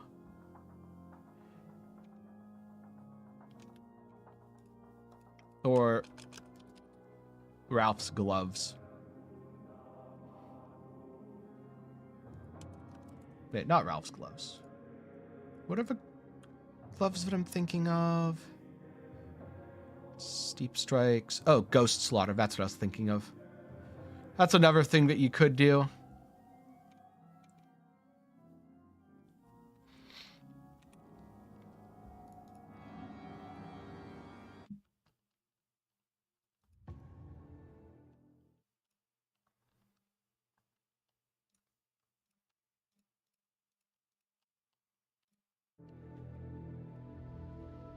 Level up Ceaselessness, sure.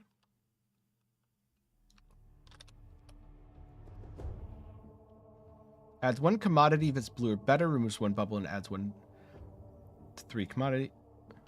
Yeah, add 1 commodity. Oh, it's only blue. Okay. Well, we've got 3 commodity at least. Oh. And I didn't start it again. God damn it. Why? Why is there such a chance that I will forget that every time when I'm trying to go fast? I know it's just a me thing, but god damn it. Oh. Hey, buddy, come here. No? You didn't quite get dragged into the explosion. How's it going, Pineapple? There we go. Those guys got dragged into the explosion correctly.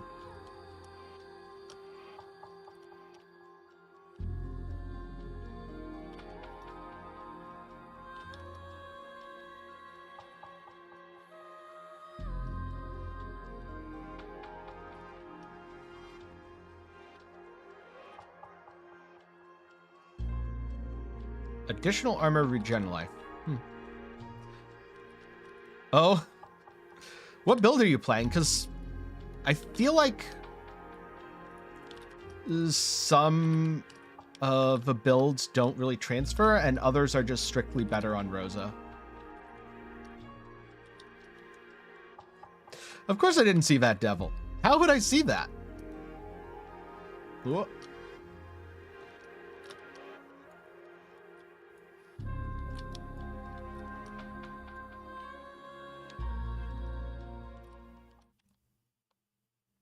Berserking Blade, you know, as much as that is kind of a classic Erica build, I could see it being really awesome on Rosa.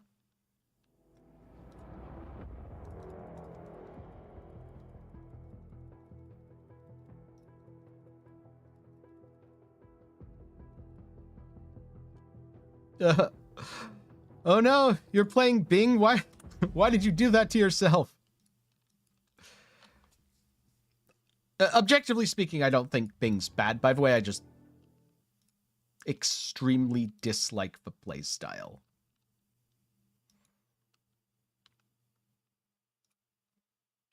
Let's start another round here. 80% chance additional, 15% chance we're going to go this.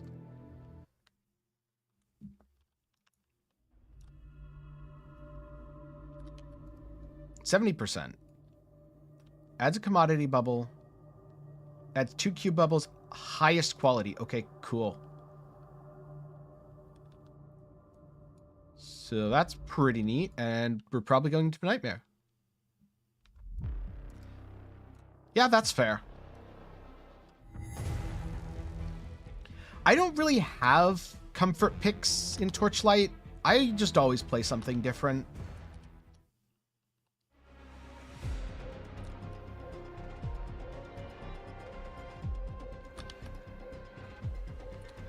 The problem isn't his numbers, Lalonde. The problem is the playstyle is awful. That's why I've never played Bing. It feels bad to play, and I'd rather play something that feels good. When they buff his quality of life, that's when I'm going to play Bing.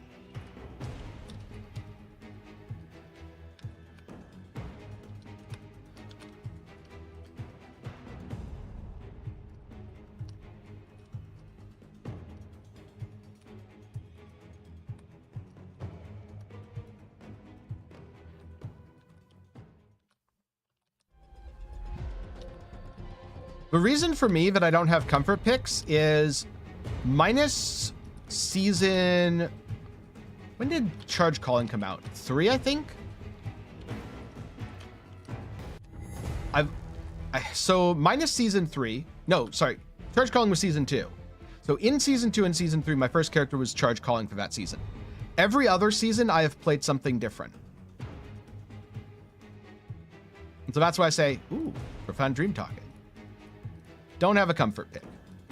It's not a bad thing if you do. It's just not what I do. I always play something different every time.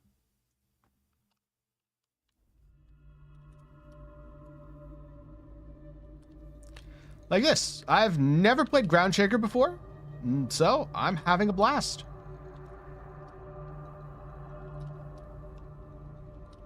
And after I farm my 1000 FE, I'm going to be re-rolling to Lightning Beam. I haven't decided if I'm re-rolling to Lightning Beam on Rosa or if I'm going to re-level a character. But I'm going to be playing Lightning Beam. And next season, I highly doubt I'm going to be playing Rosa.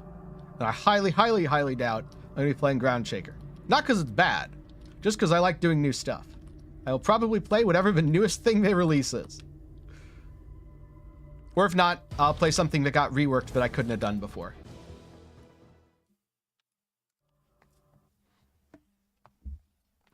Yeah, with how much the game changes, it is also just genuinely a little bit difficult to have a comfort pick. I agree with that.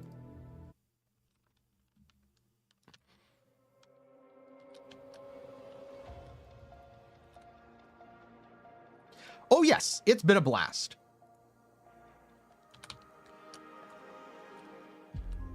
And again, just because I don't play the same thing twice has nothing to do with the build being good or not. They could buff Rosa, buff Ground Shaker, and I still probably wouldn't play the same build twice because I just like playing new things.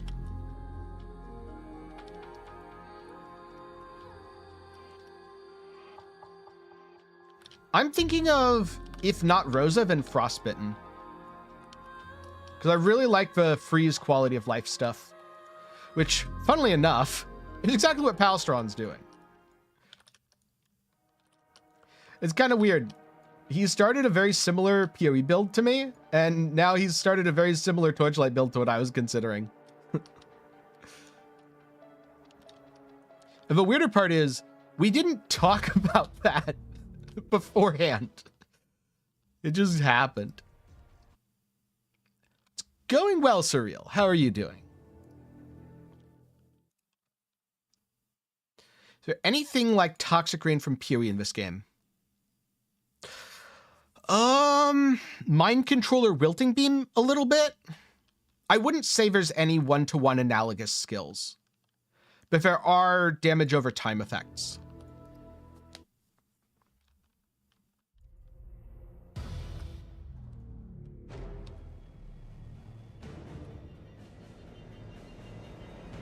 Some of which can stack. Yeah, Palstron loves ballistas. That's the thing I changed. I was like, no ballistas.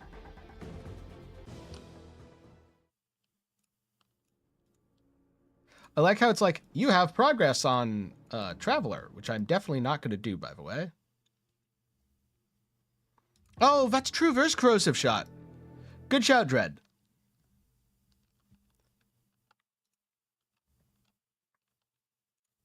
The boss is worse here.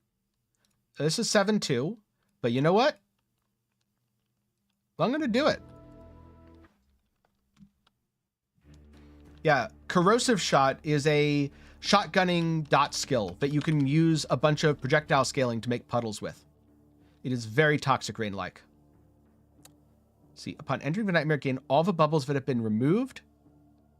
45% chance that all the quality of your gear bubbles will be upgraded by 1 tier to rainbow. I'm going to do the remove stuff and then just do remove random add.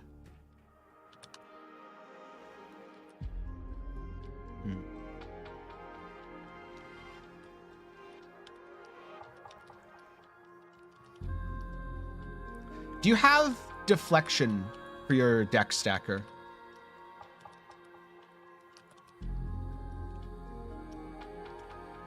Because you get easy evasion scaling and evasion plus deflection is pretty effective. Evasion without deflection is kind of trash. It would be like playing evasion in PoE without spell suppression. More, I was talking to a dude in a room because he's having some survivability issues, but if you're also playing it, are you using deflection, Pineapple? Good question.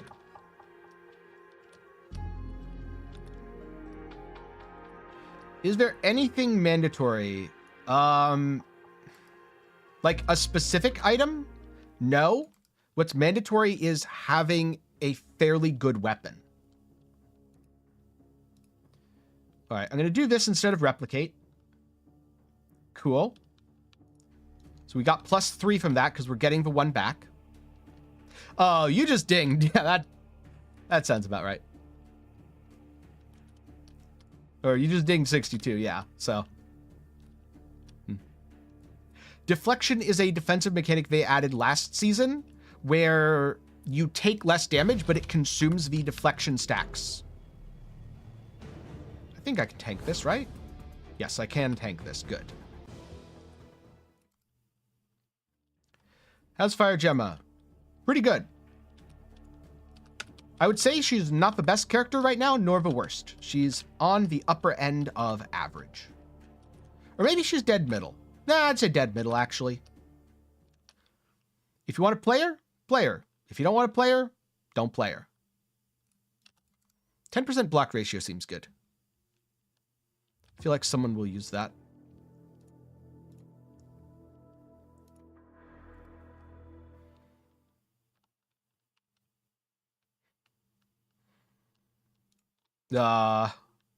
Well, you'll have to be a bit more specific then. What build do you mean? Because I don't really feel like playing 20 questions where you say, no, I meant this, until we finally get to what build you are actually talking about.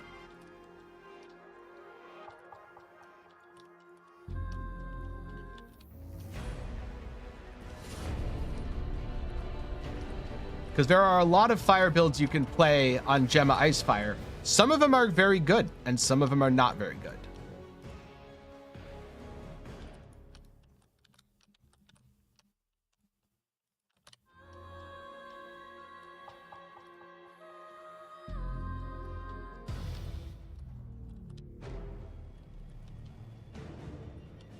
Also, Eterna boy, come here.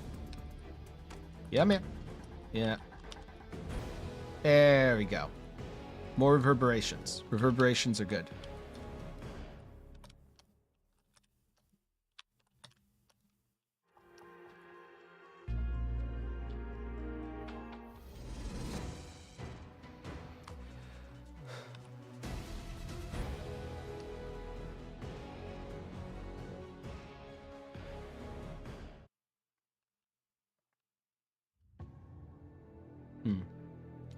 Right now, I have the intermediate default filter on. At some point, I'll use a custom loot filter, but not until someone makes one that I can yoink because I'm too lazy to do it myself.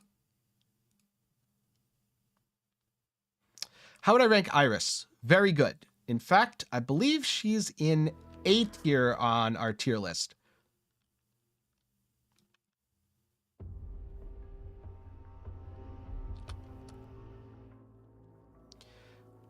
Adds 1 bubble of the same, adds 2, changes 1 type to cube. I'm going to add 2 here so that I can remove more later.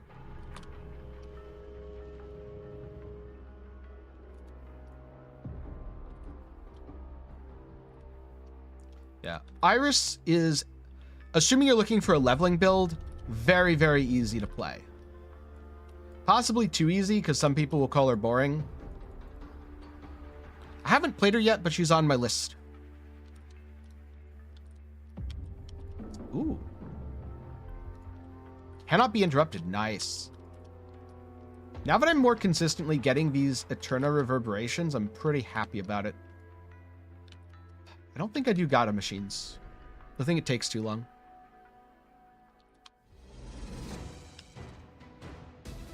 Well, if you make a custom loop filter and it ends up being super awesome, let me know. I would like it, please.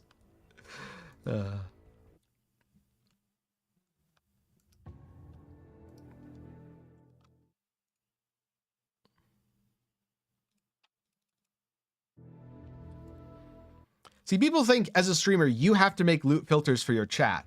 But I prefer to think that as a streamer, my chat has to make a loot filter for me.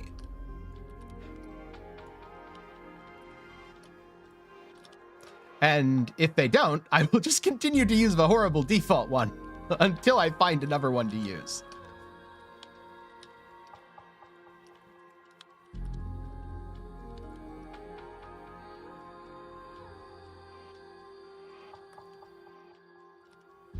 No.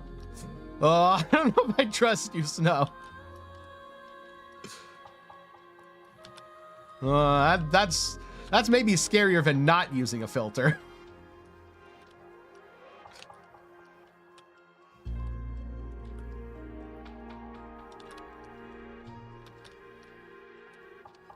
Yeah, that's why I swapped to the intermediate.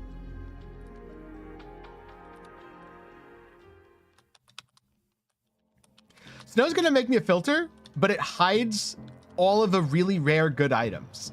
That's what Snow would do. Removes a bubble, removes a bubble, removes a bubble. Cool. See, we didn't actually remove that bubble, so it's okay.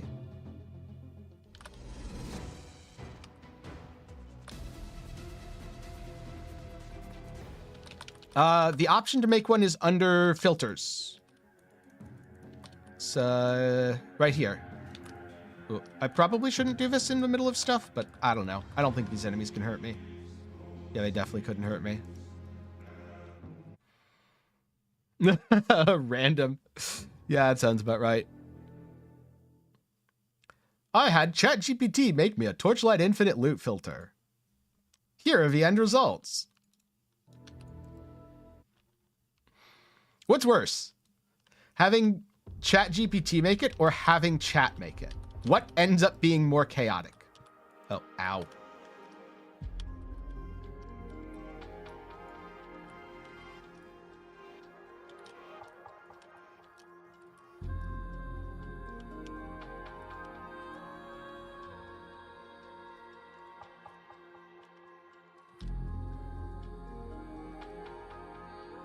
No, I'm just gonna ignore this part.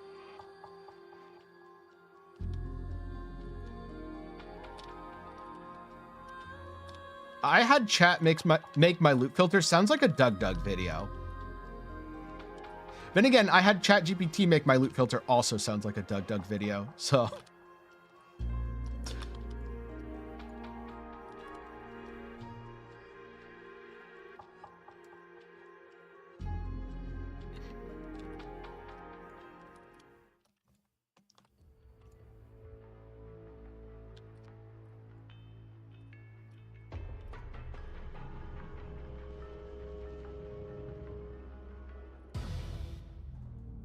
You know, I'm going to use one Dark Surge here, just so I can cleave onto the boss. Perfect.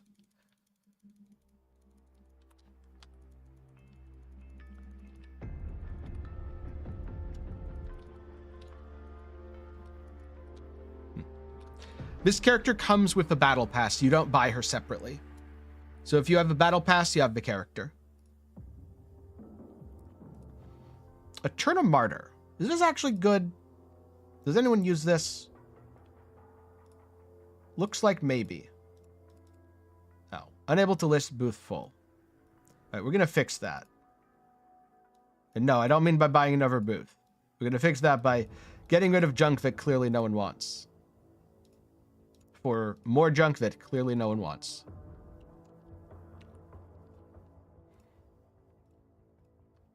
All right, I'll lock this to see if it's worth anything later. Lock that. Reaping duration, attack damage. Lock that. Get rid of everything else, I think. Lock this too.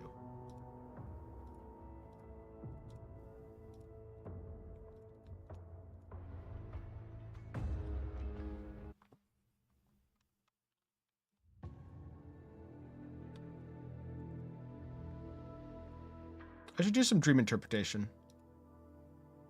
On... Alright, I can't do it on gloves if I'm using praise for injury.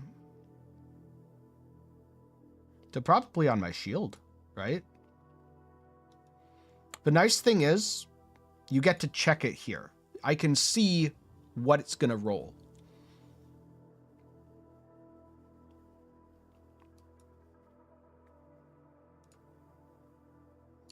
Life, that's good. Block ratio is good. Yeah, let's try it.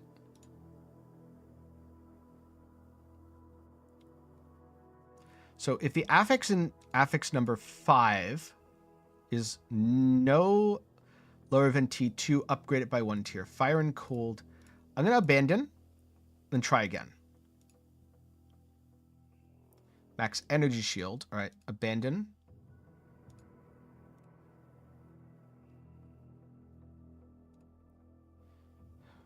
Attacks per 18. I'm not getting what I want out of this.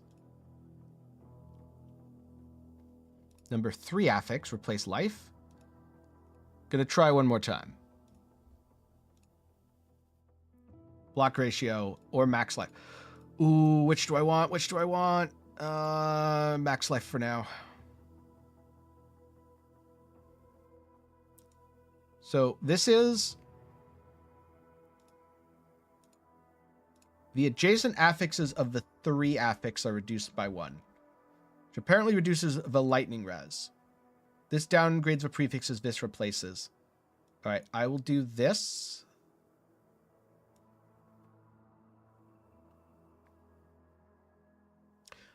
Oh, I'm very oh, I see. God damn it. I was not paying attention. Okay, that's on me. Let's fix our mistake.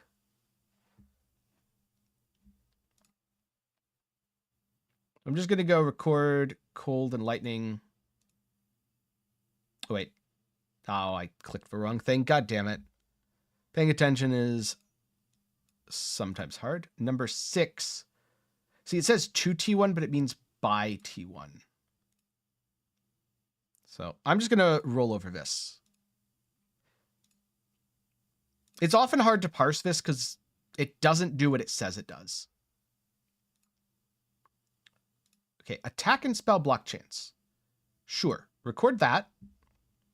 Now then, adjacent of 4. So this is 4, so it reduces the life and that. This, it downgrades all.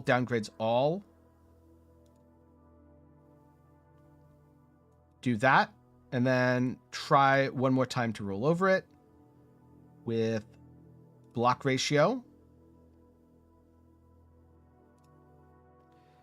And then I'm going to downgrade this because physical damage, as nice as it is, isn't that important. And it can go down to 1 tier. There we go. Well, I finally did it correctly. Just took a little bit. Back to farming. Now we're going to get 14 FE from this map, and we don't even need to invest into drop quantity.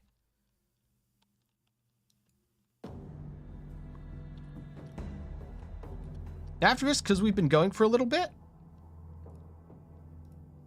Ooh, removes then adds, which aka just adds a purple commodity.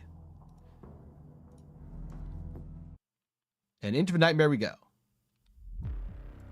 So after this, we're going to do a little bit of a checkup on how much I've made. Probably not a ton, because I keep getting distracted. Which is usually why I don't... If anyone's wondering, why don't they ever see me farming on stream? It's because when I farm on stream, I am so much more distracted. Also, oh my god, this is terrifying.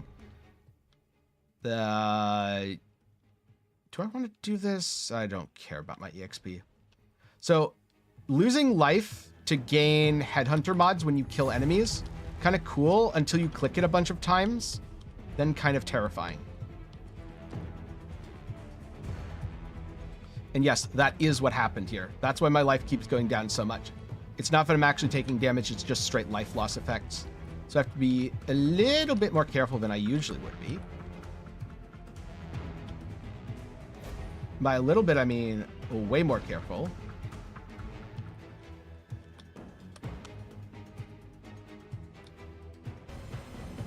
Like that.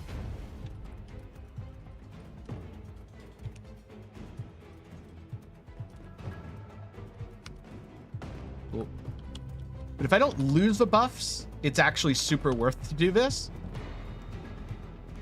Because look at how fast I go. And look at how big my AoE is now.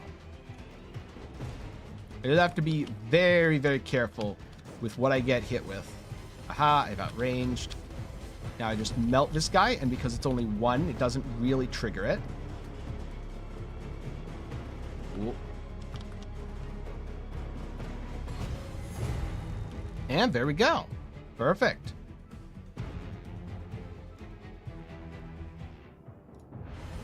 And all my bubbles came back.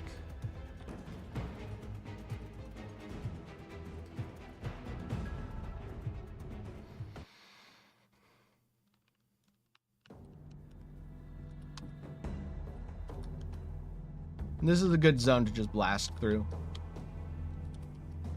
Because you can gather the enemies from quite a good distance. Like so.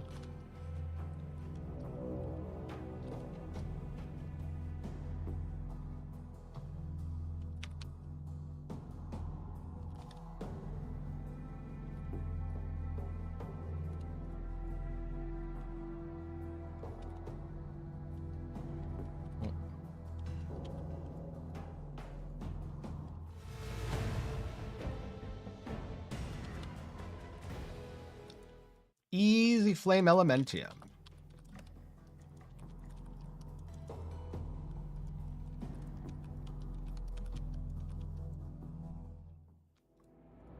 Cube, cube, cube. I kind of wonder if I shouldn't be doing the cube anymore.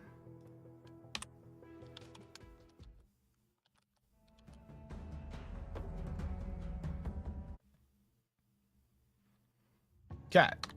So. Oh my god. No wonder that was so hard. I had no shield on. Oh no.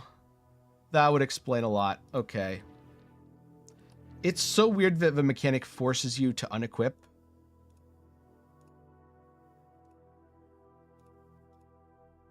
But that explains quite a bit.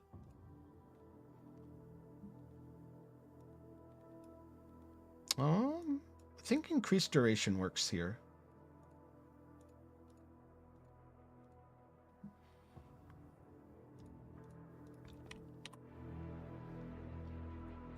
I should probably add Berserking to the potion too, because I think I have... no, Berserking costs 50. Never mind. Alright, we're going to call that good. Upgrade something, then reset the deck. Put in all of my beautiful Eterna cards. And then put in most of these.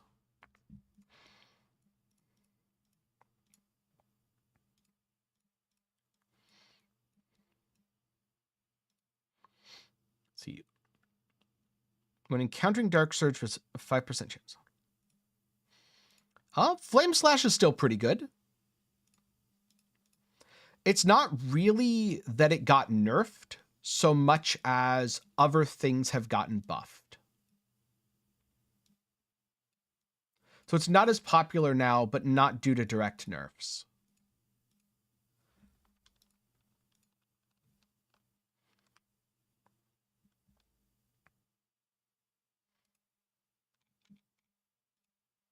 %40 boss chance. That's pretty good. Or additional Malice incarnations. Yeah, I'll do that.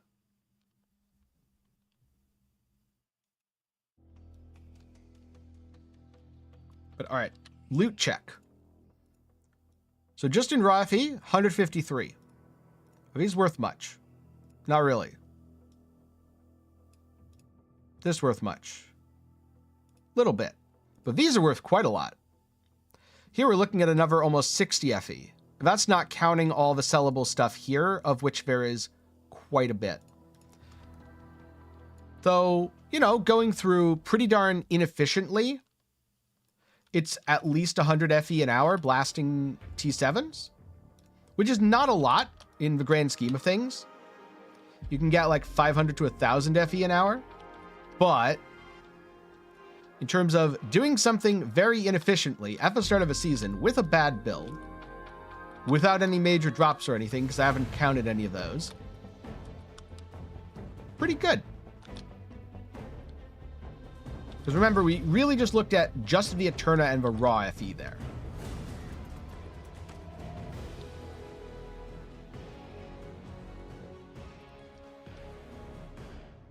There we go.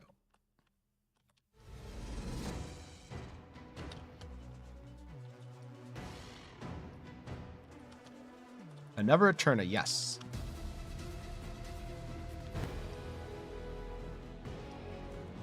And a Malice incarnation. Yes, please.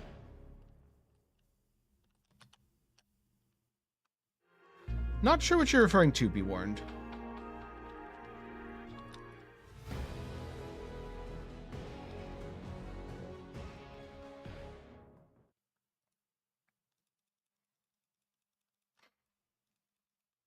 It's just not going to give me the FE.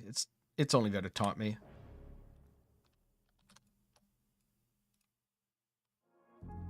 Join vision. Cube bubbles. Every purple or lower fluorescent into one orange or better. These are, what, nether realm bubbles?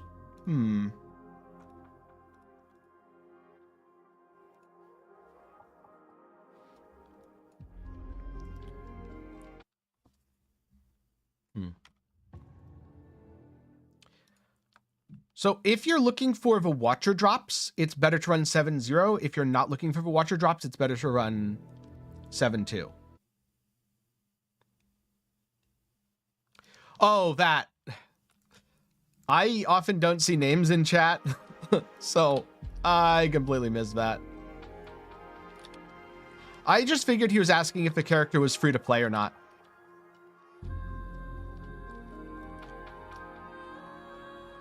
Which the answer is not currently, but will be in the future.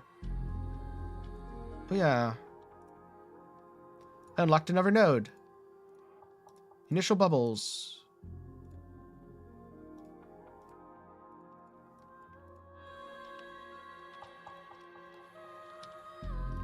But he didn't really follow up, so I don't know. Hopefully I answered his question.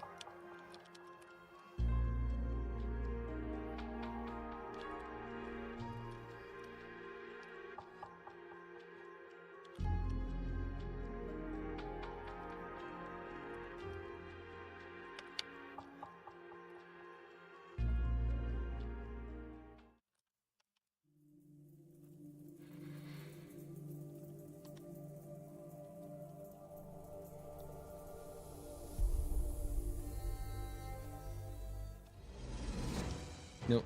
Got a charge to the enemy here. Do some bonking.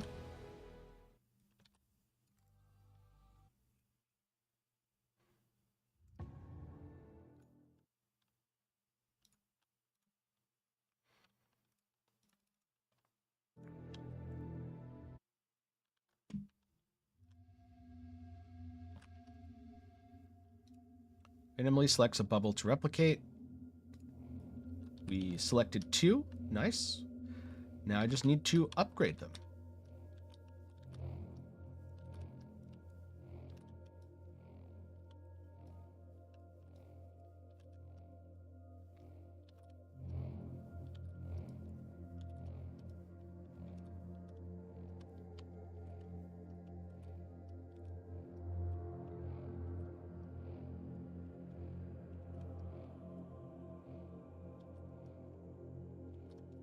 This map's nice and fast. Sure, Scorching Pulse. Click the gold one, and then we just blast the boss here. Oh, the boss was not active, alright.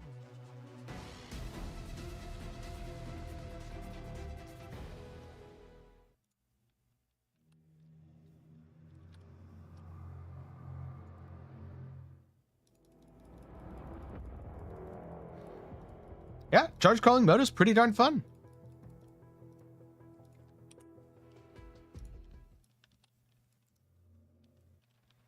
I suspect the wedges are worth a decent bit.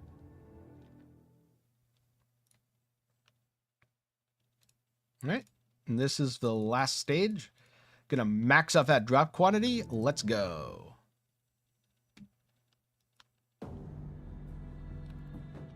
I'm glad it's a 0% advent of Nightmare. All right, come here, guys. Yes, stack all together. I want to use all the Malice incarnations to kill anything that is remotely tanky.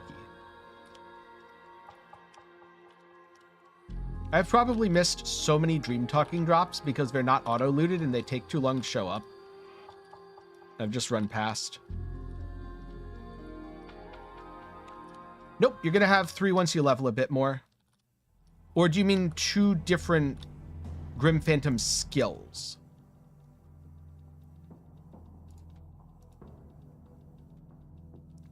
Select 2 to replicate. There we go.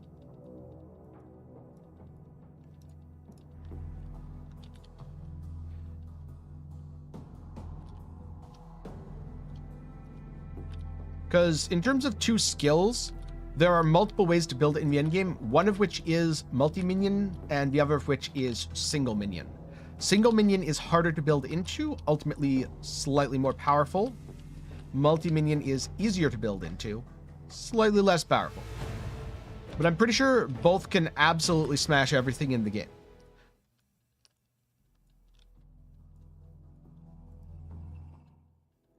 Oh, summoning 2 at once? Yes, that'll change. That'll become 3 as you level up a bit more. Well, apparently I get a ton of desire beads from this and then don't get this. Because why would I get that, of course? Oh, look.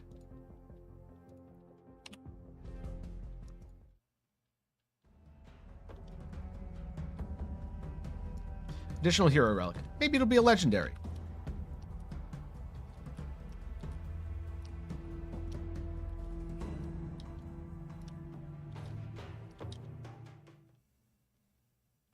Discipline comes last. Restore murderous intent. Blah, blah, blah. 3 additional pieces of gear.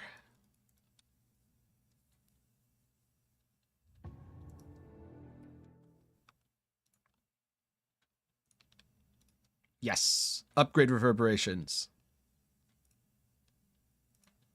Yeah, it's very nice. I've been asking for that since it came out, and I'm very happy that it got added.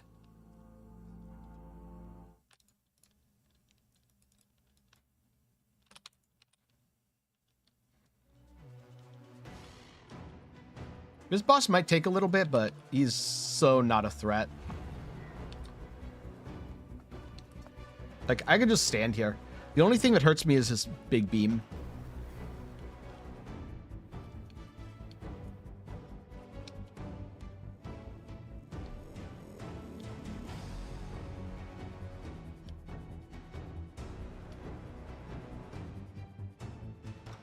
The reason this hurts is if I use my hero skill, when that's active, I will just take 1.5 billion hits.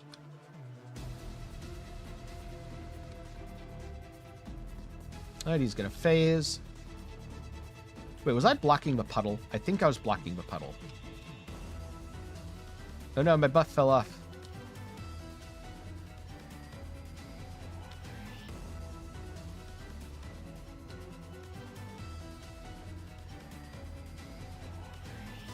Gotta love having a button to restore all the murderous intent.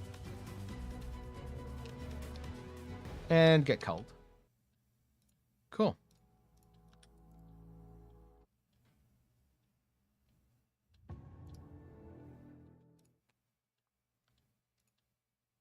Right, let's go back to 7-0 and last a couple more bosses. 2 additional rank 5 beacons. Drop quantity. You know what? I'm just going to go drop quantity. This was blast.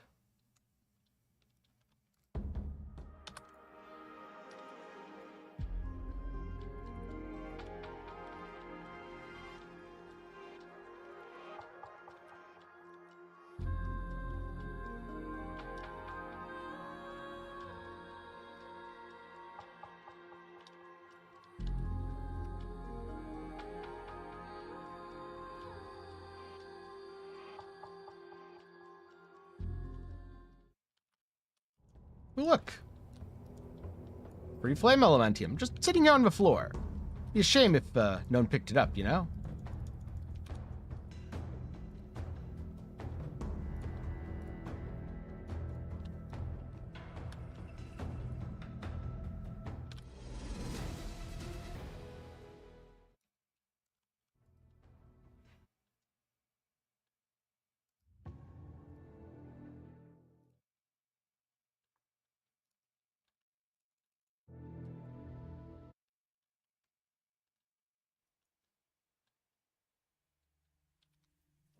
So over here,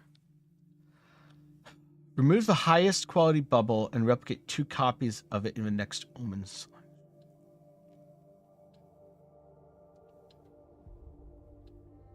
None of these really do what I want, so... Because Netherrealm bubbles are not bad, but all white quality is bad, so I need to start upgrading. I probably should have replicated to the next omen. But there's a very good chance the next omen doesn't actually happen because nightmare. So...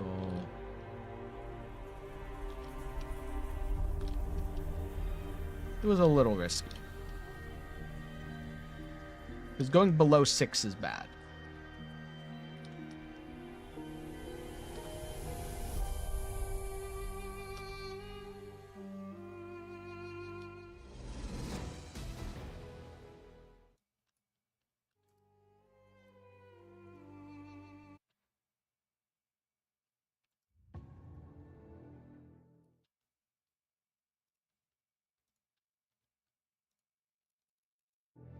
That additional Dwarven Automaton is how you get most of the money from God of Might, by the way.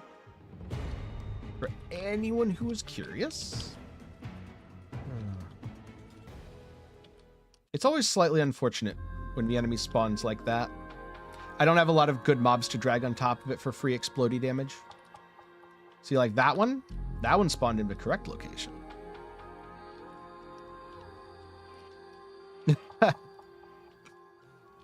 If that is your metric, then yeah, I'd say it's a good game.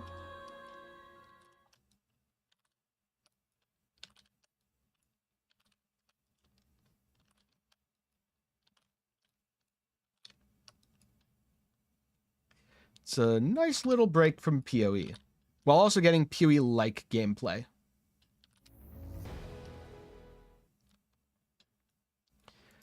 Yeah, I think Diablo Immortal kind of scarred people. And so now if they look at mobile ARPG, unless it really doesn't look mobile, then they immediately dismiss it. Don't get me wrong, this game looks very mobile, but it plays very PC. This does not play like a mobile game to me.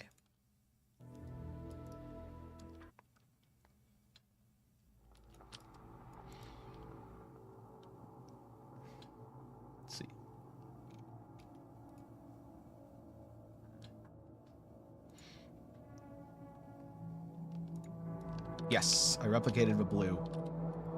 And God of War, drop quantity. Like, does this look like a mobile sort of build? I charge into things and grab them and explode them all. This is very Path of Exile. It even provides its own screen clutter.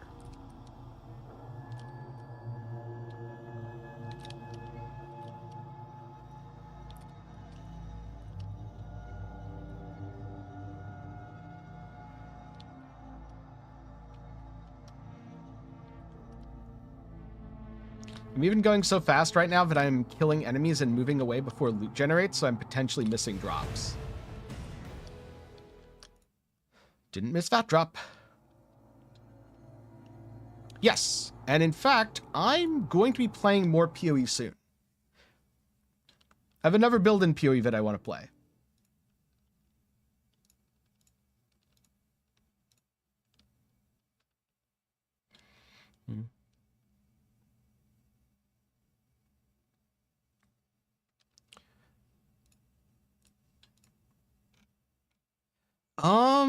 One-handed mace for more on hit damage. I mean, if I was caring enough to min-max it to the point where legendary affixes were a thing, quite possibly. But I was never going to be playing this build for that long. My plan was always to reroll off of it once I got to the point where I can farm T7s to go Lightning Beam. And so I just grabbed the first relatively cost-efficient sword, which ended up being both really cheap and really good, and rolling with it.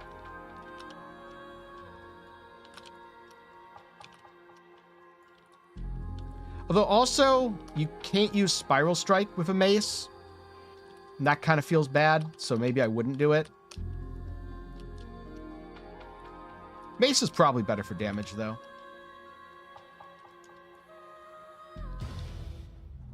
Hello, Eterna. Goodbye, Eterna.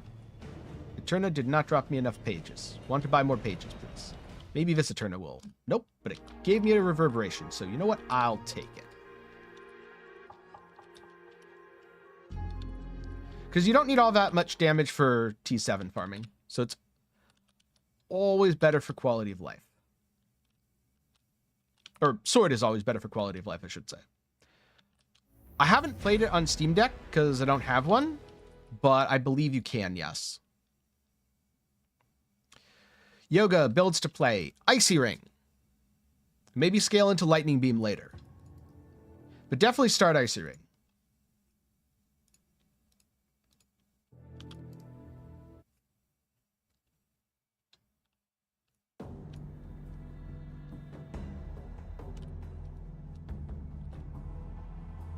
All right.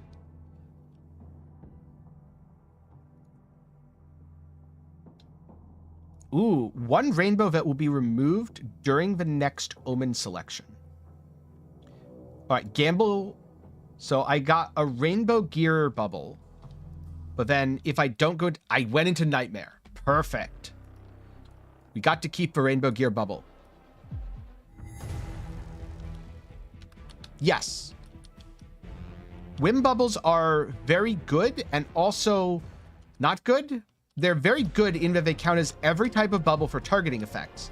They are not great in that they also give very random rewards. So you will often get complete garbage from them. So they're the gamble bubble. If you like to gamble, go Whim.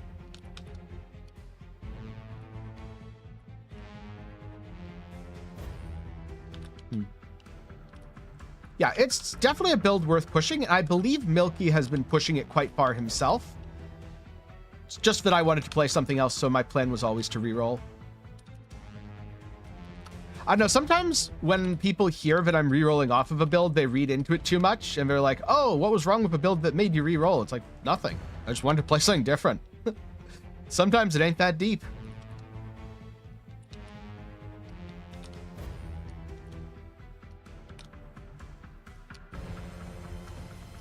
In fact, I had originally planned to play this for a much shorter amount of time and roll off of it almost immediately, but I've been having so much fun with it that I decided to use it to play and farm more.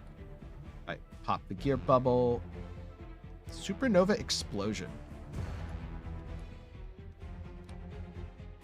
I don't think the Moonstone's worth anything.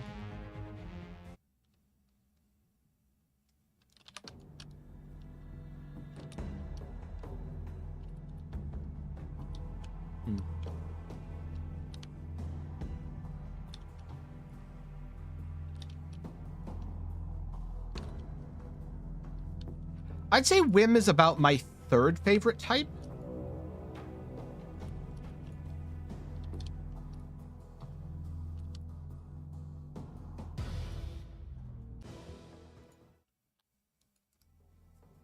Because favorite's definitely currency. And then second favorite is surprisingly Black Sail. Because I've gotten some pretty good legendary hero relics and memories from it. And then Whim is third.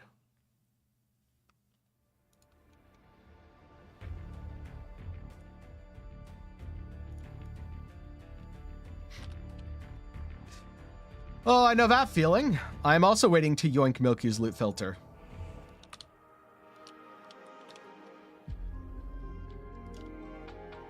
And I am also too lazy to make one for myself.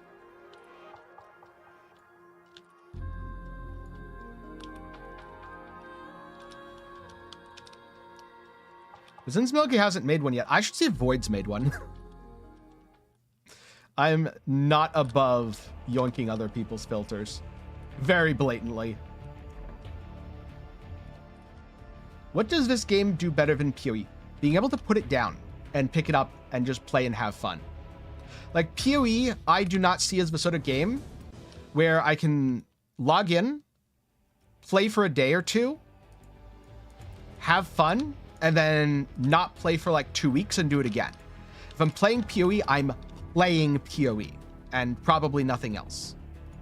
Whereas with Torchlight, if I want to play a build in Torchlight, I can just log in, make that build, assemble it in like a day, then play it until I'm bored with it, and then stop playing and come back and do it again later.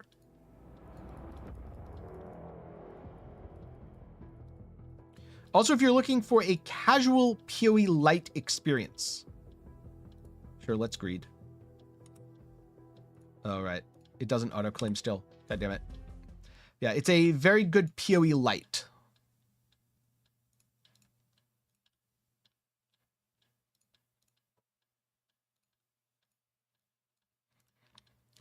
Oh, filters are region locked too. Oh, God damn it. No.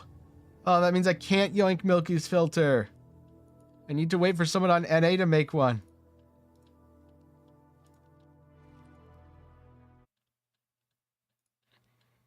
That's so unfortunate. I mean, to be fair, they did say it's a beta system and they're going to improve it. All right, so adds one bubble, but no more upon entering the nightmare. I wish this text didn't cut off. It's too low. For every 3 or lower purple gear bubbles. Okay, so I just want many, many gear bubbles.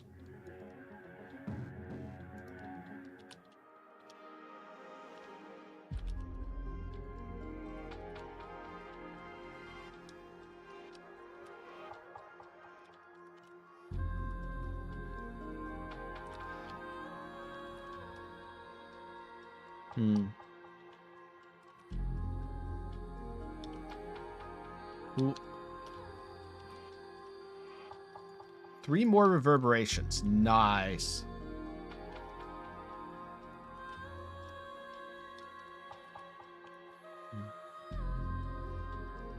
Alright, I missed an enemy back there, but it'll be fine. There's always more than you need in terms of the blue enemies spawned.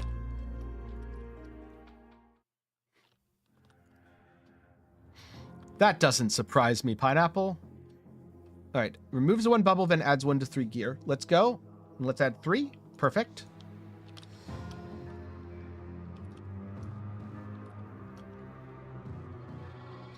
Funnily enough, when I was looking at things the other day for the meta report, I found someone who was in SSF who had a 100 Divine Watcher's Eye because it was double hatred. And it's like, damn, that's a really good find.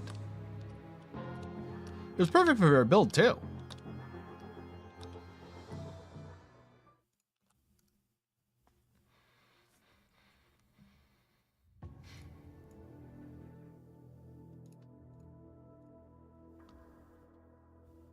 All right, let's go fight this.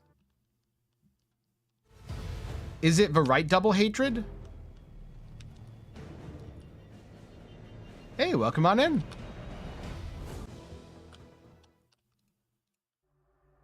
This one was hatred damage plus hatred crit.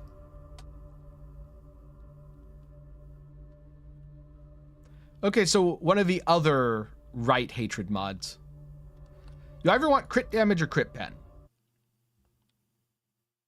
You just don't want crit conversion. That's the... I mean, it's okay, but it's by far the least desirable if you're in SSF and stuff.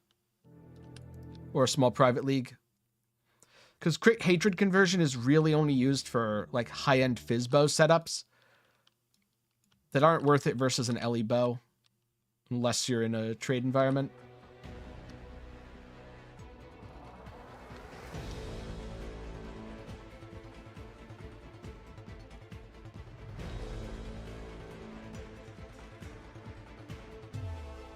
Okay. Whoop.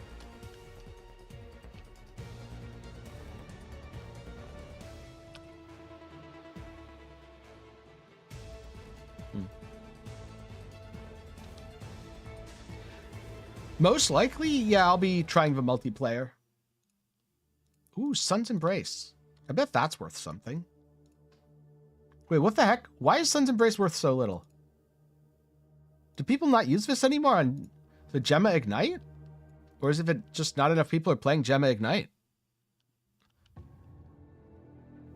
How frequently do I stream? Good question.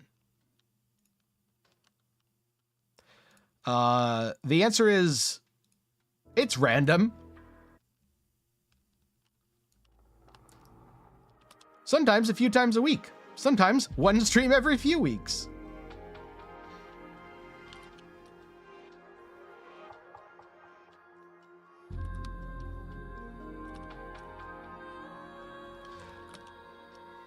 Depends on how busy I am.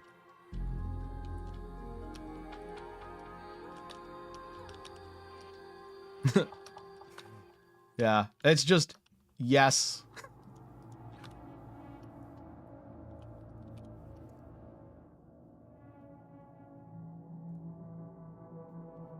Let's see. Removes a bubble, then adds 2 whim, adds a gear. I want more gear to convert. Or I could just go full whip. No, I'm going to do gear.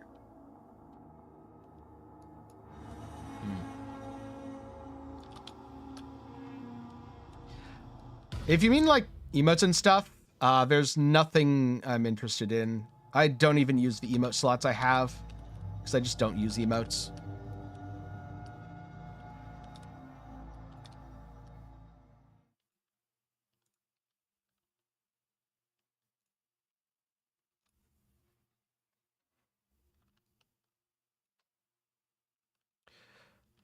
I mean, the nerf's so small, though.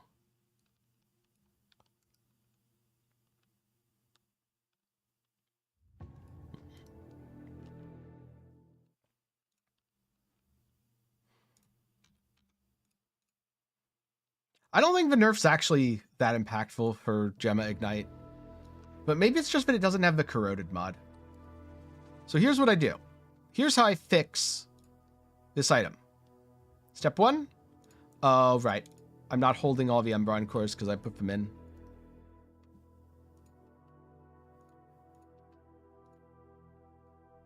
Wait, steal what from MBX? I mean, MBX is generous enough that I don't think I'd even have to steal. If there was something I needed and I asked, I feel like he would just give it to me because he's awesome that way. That's also why I probably wouldn't ask. Because I do not want to take advantage of someone's generosity. All right. We have not successfully fixed the item, unfortunately.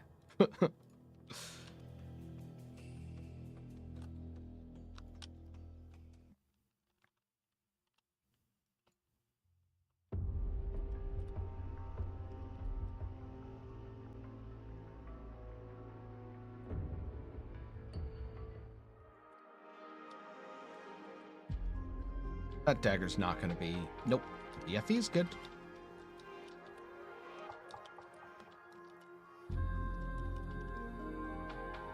Oh, man. The card's already working.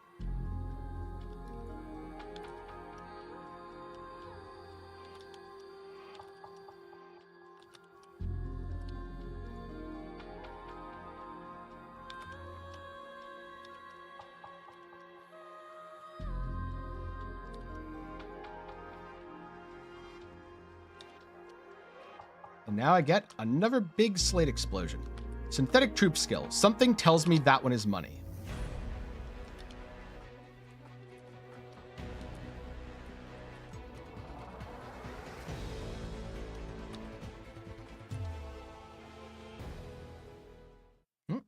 A Goddess of Hunting's Divinity, which would have been much more impressive before.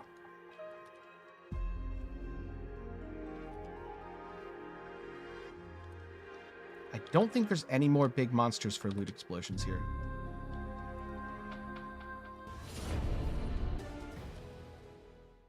Nope, no more big monsters for loot explosions.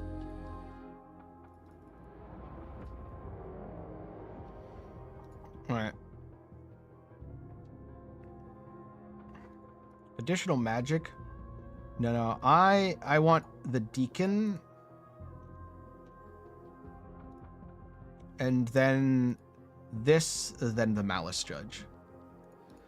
Why are Inspired Learning 40C? Because it's too easy to drop items.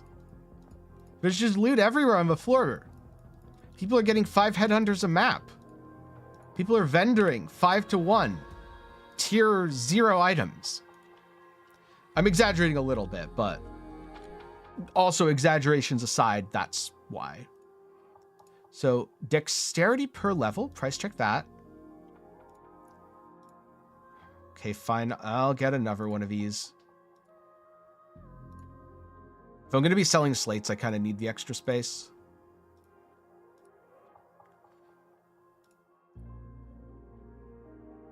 Okay, price check.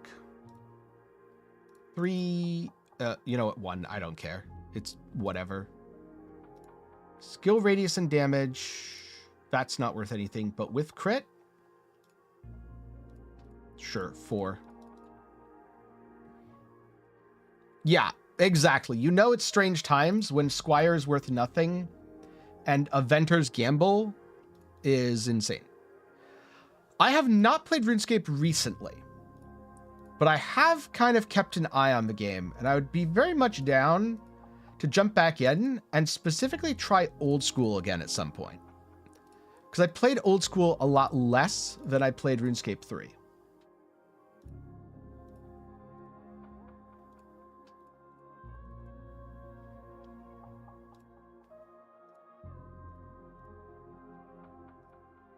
Go 4 on that.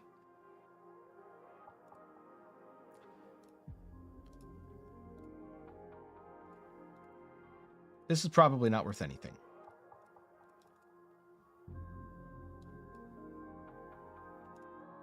Then energy shield charge cannot be interrupted. Let's go with 4. There we go. Put up a bunch of stuff for sale. I want to do just a couple more maps so I can level up, and then hop into the city of Eterna.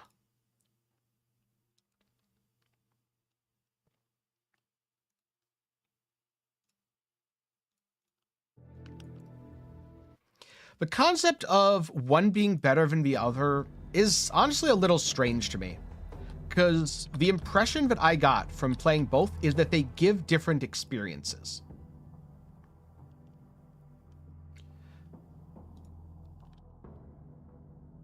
Where I would not play RuneScape 3 to get the same game experience as old school or vice versa.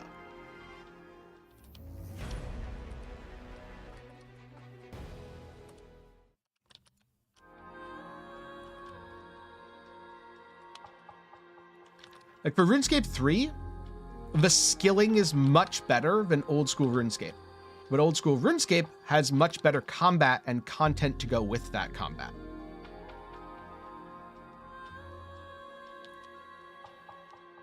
And it looked like a far superior gearing progression too.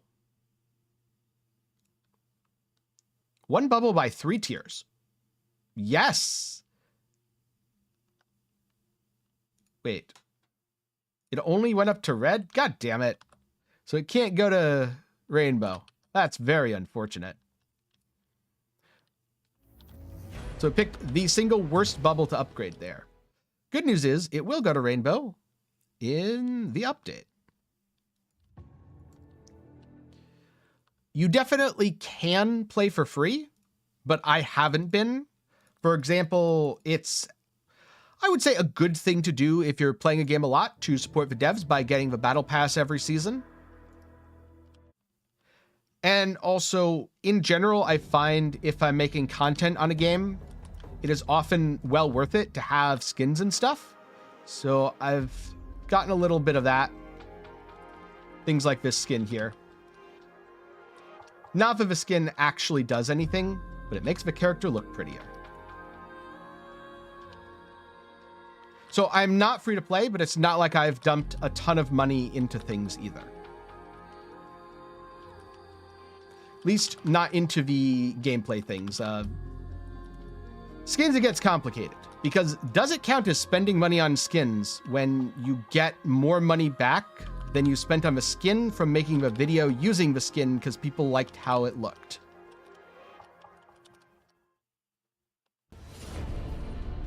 If that counts as spending money, then I've spent a decent bit at some points on both this and Path of Exile. More so on Path of Exile, to be honest. But if that doesn't count, like if you're only counting things that I would buy if I wasn't a content creator, Battle Pass.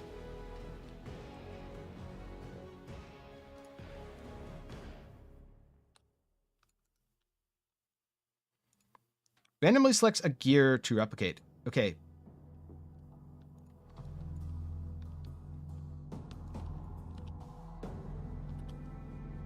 Yeah, if I was not a content creator, the only thing that I would personally buy every season is the Battle Pass.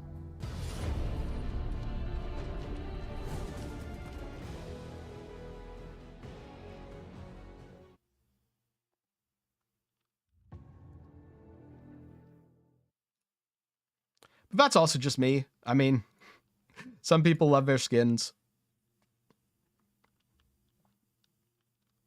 Yeah, exactly, Surreal.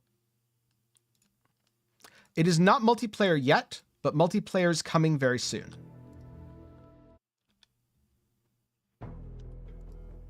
We're going to go, yeah. 70% chance you're going into Nightmare. Okay. So, Advent of Nightmare. Oh yeah, I should have kind of double checked on stuff. Ooh, right. Have to be a little bit careful because of the when defeating enemies. That nukes my health. So I have to be careful to not take damage at the wrong time. But it only counts when defeating enemies. So I can kind of sort of go through here and not kill these guys. And build up buffs that way.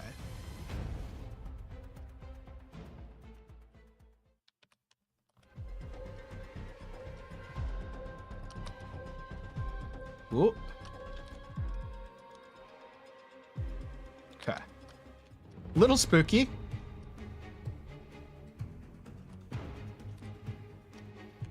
Yeah. Now we just have to wait for this guy to calm down a little bit. Nuke our own health for more headhunter buffs. Basically, this is lose 5% of max life on kill, gain a headhunter buff on kill. Which is a little bit spooky, but also means I do way too much damage and have tons of extra AoE. So I generally click it because it's worth it. There we go, Nightmare ended. Oh, they only turned into orange. That's unfortunate. It's okay, though. Supernova explosion. A little bit of extra loot there.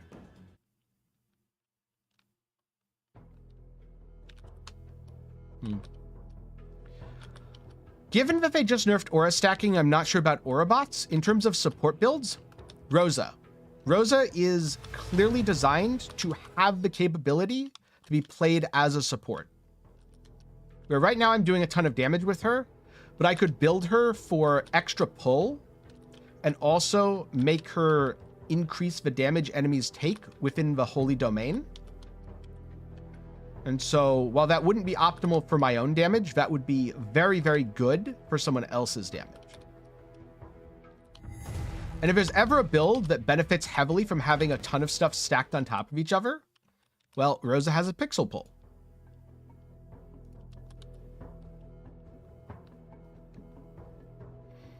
Yeah, I couldn't tell you what most of the dream downsides are either. I read them when I die. That one got me killed enough that I was like, oh, that's why I'm losing all of my health instantaneously through my block.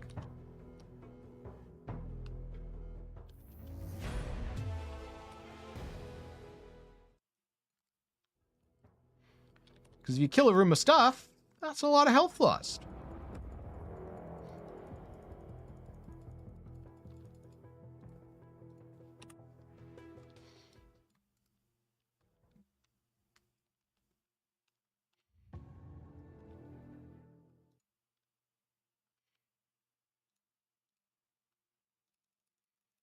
Right.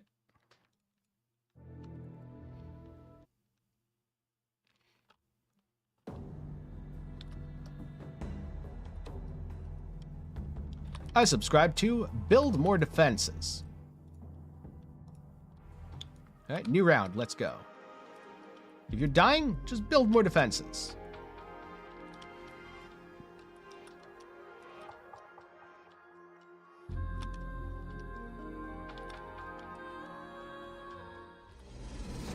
Ooh, it's an Eterna. Okay. Eterna is gone, and they upgraded. Hell yes. Eternal reverberations are worth much more money. It's now on the loot filter page, Pineapple. It got moved from the loot menu, which the loot menu should probably be removed.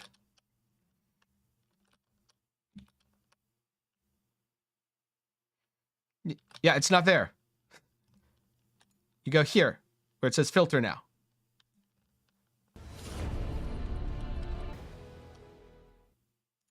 Okay. Monsters deleted. Ooh, boss. Edict Ruin. All right, now I get to see if the edicts are actually good money. Because I haven't price checked it yet, and I've just been using Dark Surge as extra stuff in map.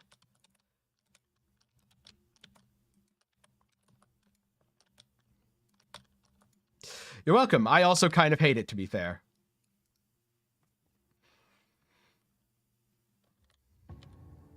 Okay. Organize. Edict. Price check. 8 FE? Yeah, it's not bad.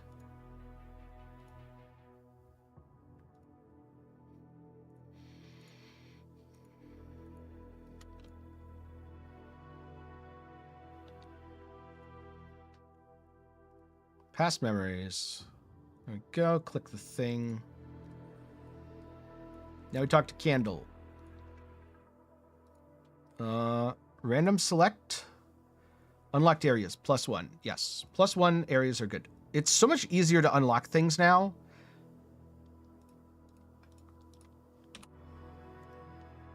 Right. Doom for 15. Not bad. So I reset this. I have 30 of these and 2 of those. How much are the other ones worth? Price check. 7 FE each. So first I need to build up some pages.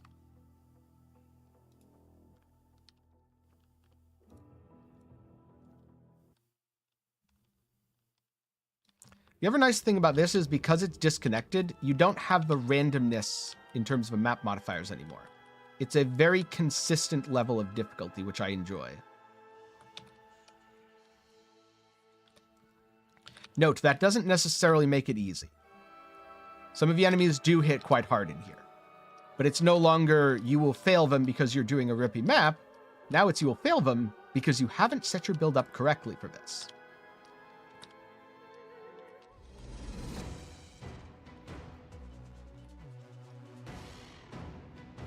Also, that boss over there really wants to come fight me. Hey, buddy. Hello.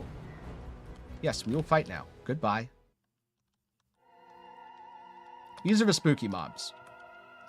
Okay, well, that one got evaporated. Maybe I have enough damage if they're not spooky anymore.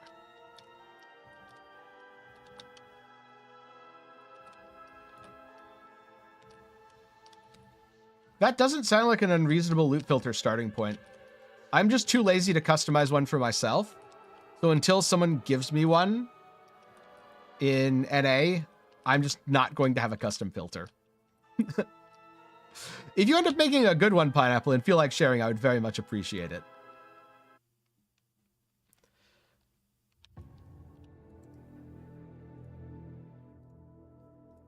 Okay, so we get candle stuff. That's really good. So I want to connect middle. All right, we're going to put this one up top for candle stuff as well. Oh, all the spooky enemies are right in a big pile. Well, that makes it easy to one-shot them all using each other's health pools.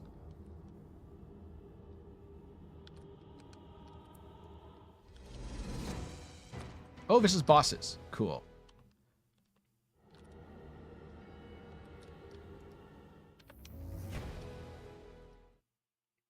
Moonstone amulet for affliction effect.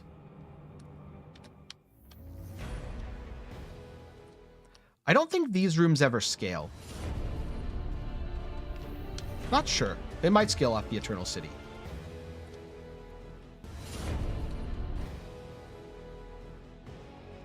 Here we go. Nice and easy. No, I want to leave the runes, please.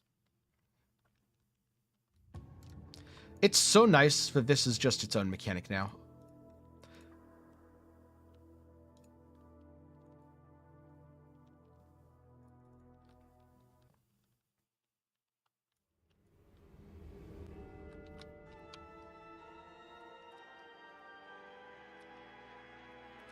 I'll probably lose money on the first few I run, unless I get a really good candle here. But then I'll gain much more money later, so it'll totally be worth it. Also, they seem to have fixed the assault waves. They seem to come much faster when you mass kill enemies now, which is great.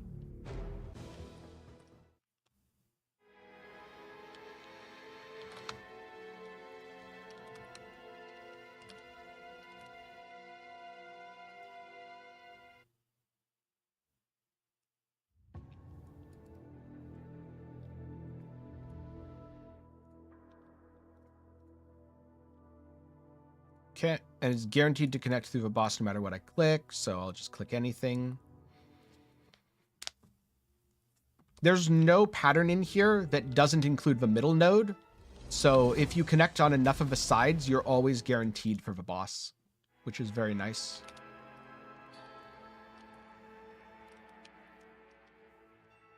Oh, look, 6 FE.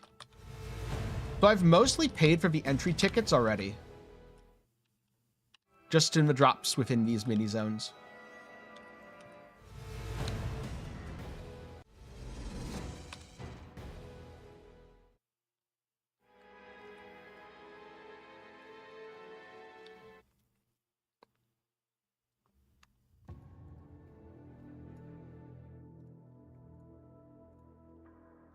Oh, wait. Right. I totally forgot that I added the 5th area down there. It's okay, though. I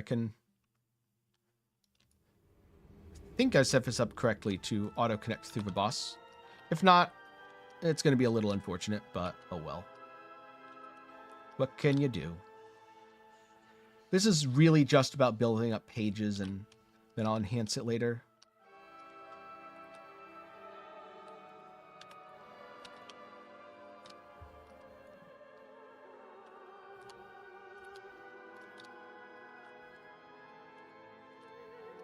The blue kill waves is so much faster now. It feels so good.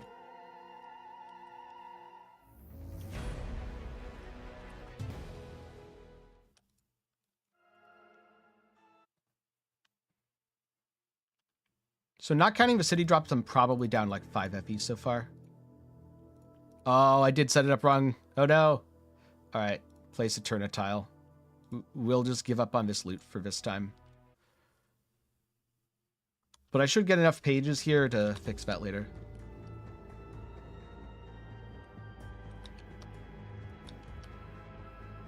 I feel like I should make a YouTube short, how to find loot filters.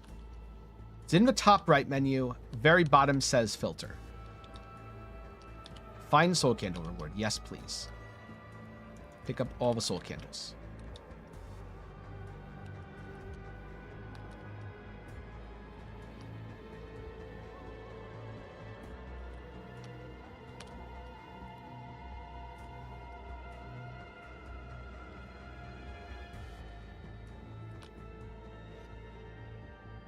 I don't know why. I think because on mobile it's easier to find, but it should have just been in the loot tab where everything else for the filter was. Oh look, 10 FE.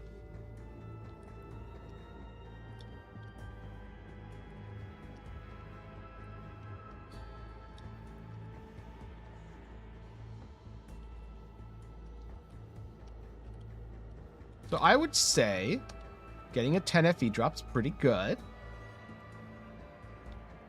Oh, teleport to boss already. Cool. Goodbye, boss. Bunch of pages, soul candle. Now we go out, and before we re-roll, we apply these to here.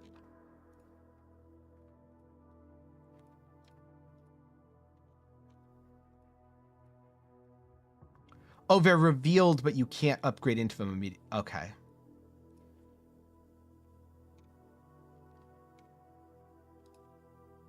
So I can't use fusion yet. Reward room to be ultimate. Yeah, I'll do the unlock 4 here. Then progress to do +1, +1, +1, +1. Eterna map. Reset city of Eterna. Continue progress. Definitely 6.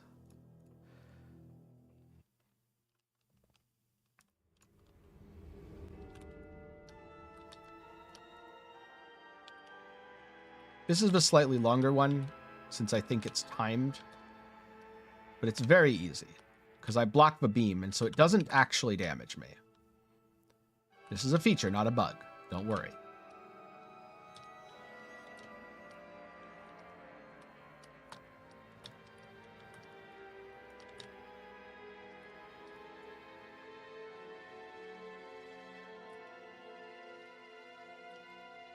Oh, that hurt.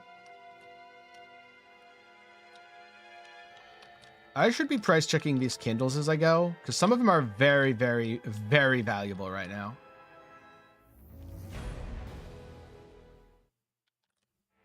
Though I think most of the valuable ones are post-fusion, so one of my next upgrades after I get all the areas is going to be fusion ability.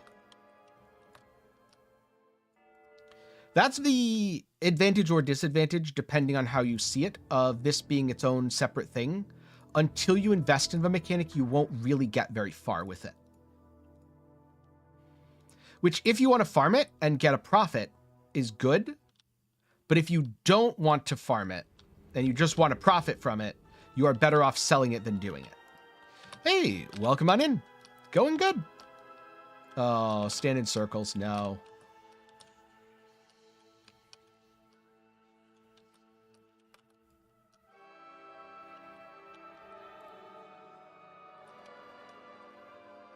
Blasting, working on making 1,000 FE. At a couple hundred so far. Though, as always, because I'm on stream, I've been doing a bit of experimentation. And when I hit 1,000, I'm going to re-roll. Play Lightning Beam.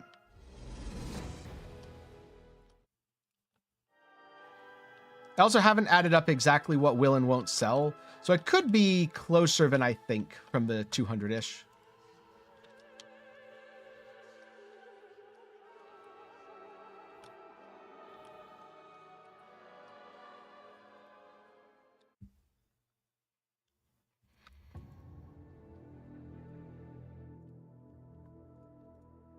All right, definitely there. Makes it a little harder to connect here, but that's okay. I'm going to go with a 6. There were definitely some nerfs on the talent tree. Overall, though, it's a good direction for the game because most of the nerfs really applied to slates, less so than the talent tree itself.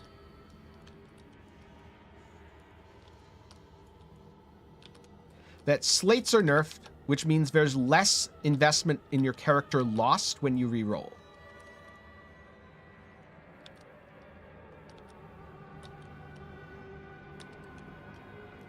Overall talents, certain end nodes were nerfed, but you can get more ranks in other things, which especially early game feels really strong. And even end game is pretty close to what it was before. And it means you have more options when it comes to customization. Like before, cooldown was very limited, and it's still somewhat limited. I mean, it's a powerful stat, it should be, but it's easier to get cooldown than it was before, for example.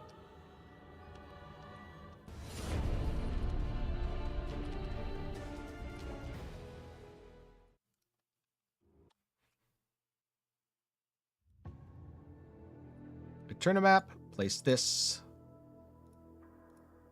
So it'd be here or here.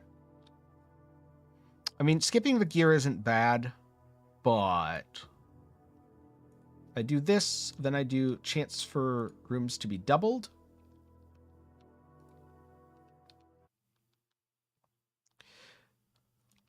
I'm still waiting for someone to make a good filter. I'm just using intermediate. Nice bloom.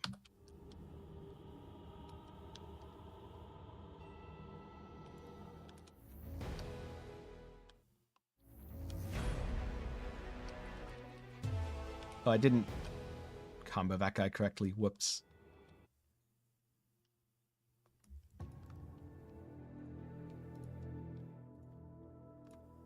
All right, so I place a Mark of Ruins here. And then I do a 6 over there. Don't worry about the doubled loot.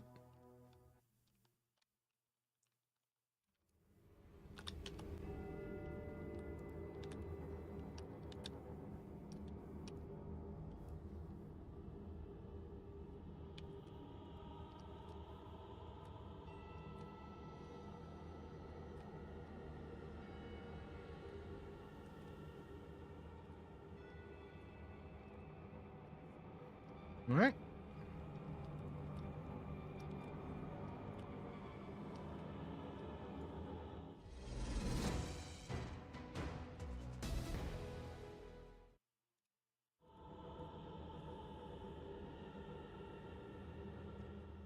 Those aren't very good, so we go out.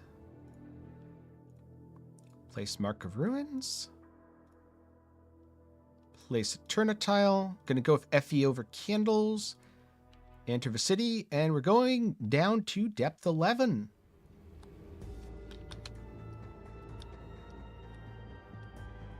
That's slightly unfortunate. There aren't enough monsters around, so I'll have to backtrack.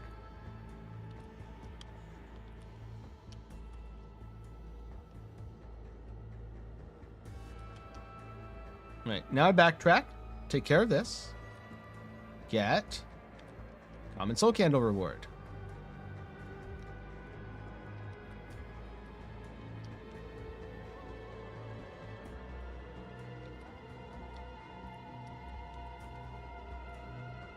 You just fly across the screen with Holy Domain. It's pretty insane.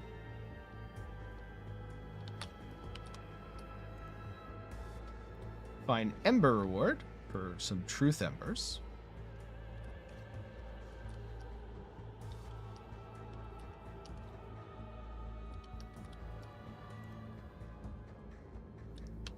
Find gear.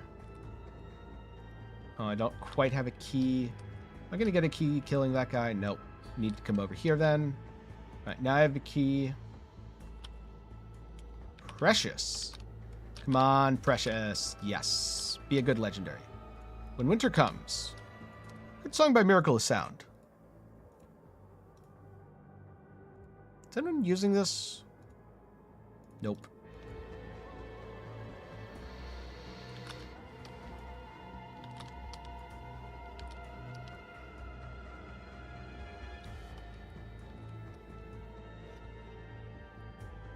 Okay, go down here.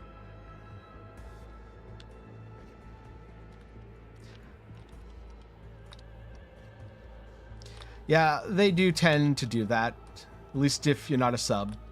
But what I was saying is I've been too lazy to have a loot filter yet. So, nope. I'm very much hoping someone will make a good one so that I can yoink it.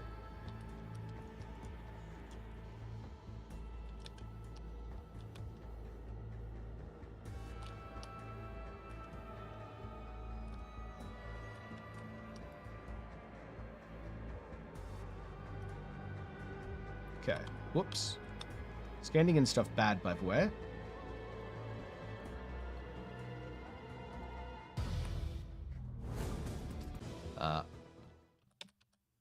This is not hardcore. That was a good number of pages. I think I'm going to make pretty fast progress through the nodes that I need.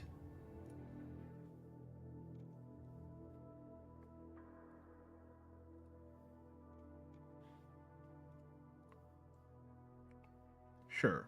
Bosses drop pages. Magic monsters. And then we do that.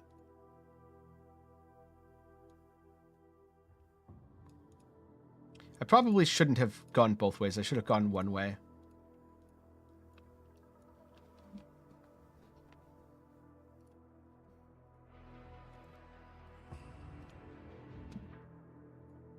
Reset the city.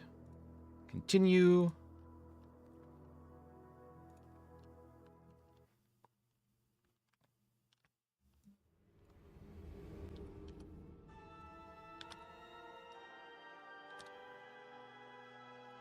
Oh. Supposed to be standing in the circle. That explains it.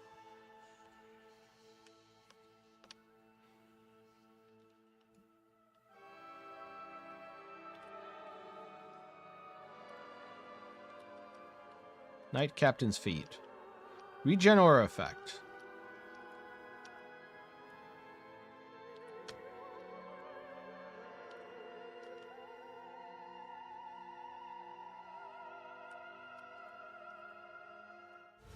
Candelabrum lit. Easy FE. Now getting a trickle of pages in, which is good.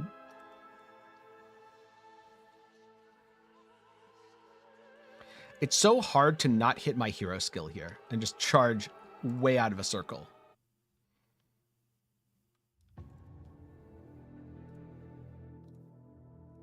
So place a mark. It has really good connectors. Go for 4.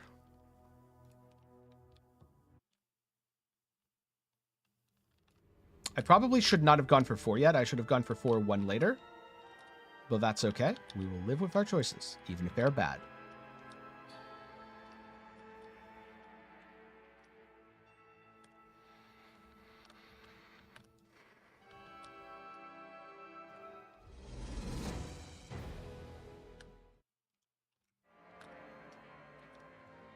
So just out of curiosity, what made you think this might be hardcore, Andre?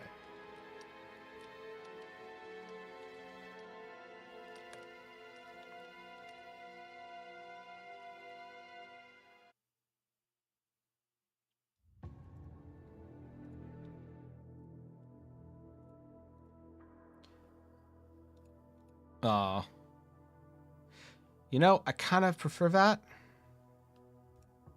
So we'll go 6.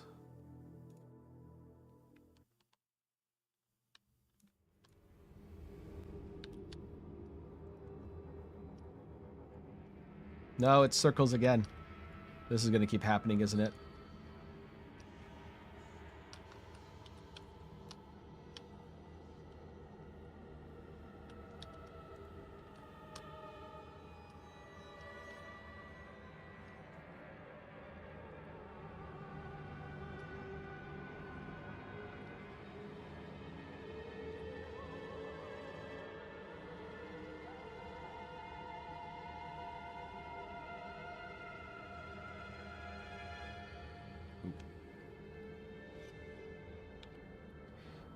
I managed to press it and not catapult myself away.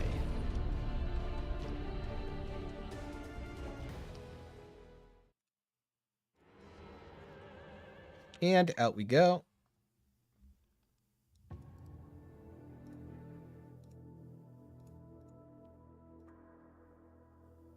Okay, that is a pretty poor reward distribution. I'm going to try for a 4 here because I can throw away 1 to the side. Yeah.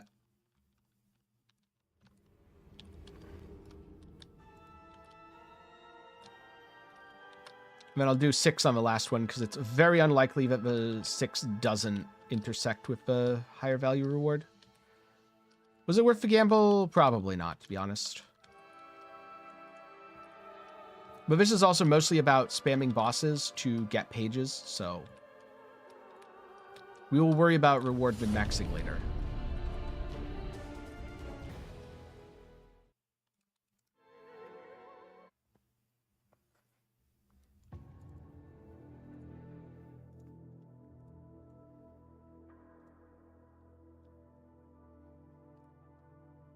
And ideally, it's going to... Yes, that is perfect. 100% perfect.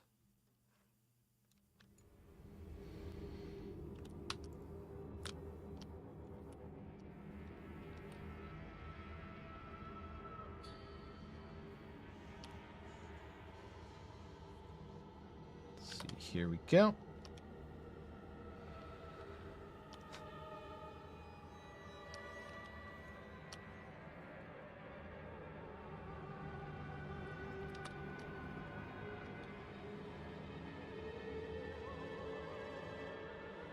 It'd be nice if the boss came over to say hello, but he is not.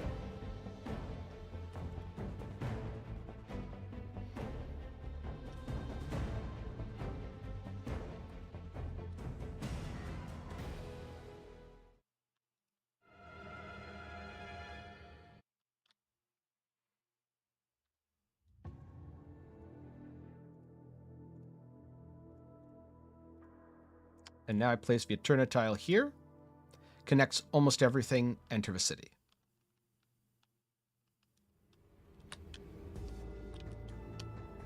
Let's see if I have enough things to kill. Nope, definitely not. All right. Yet again, backtracking at the start. Wish there was slightly higher monster density just so that wasn't a thing.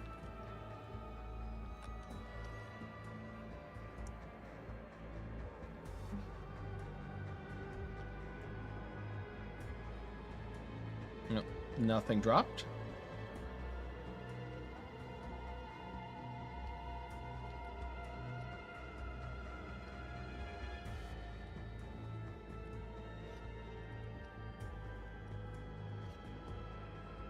Then back down here for fine gear. Also doesn't show up on the good old filter. Really all about candle rewards, in my opinion. Hey, welcome on in, Silent. How's your weekend been going? And thank you very much for the gift subs.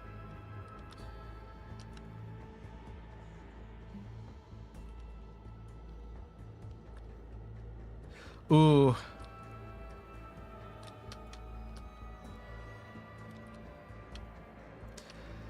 I'm sorry that it's going poorly. Oh, that's a serious problem. Are there any stores open enough to rectify it?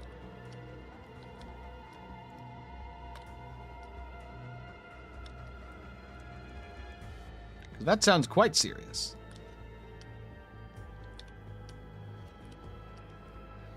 True, it is almost New Year's and just... Well, at this point, it's under 24 hours, actually. At least till New Year starts.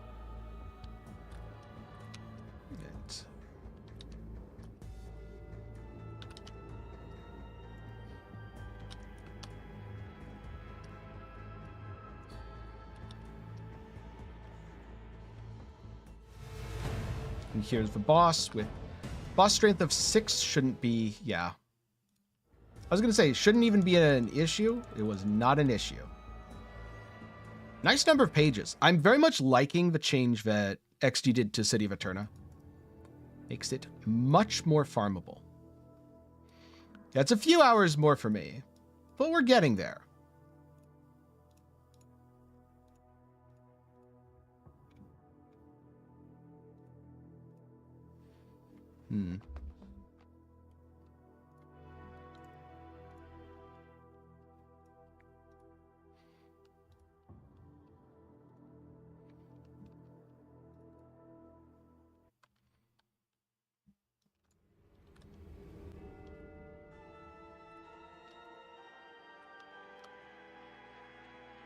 It's always so hard to do these. I'm so tempted to use my skill and charge across the map, but I can't leave the circle.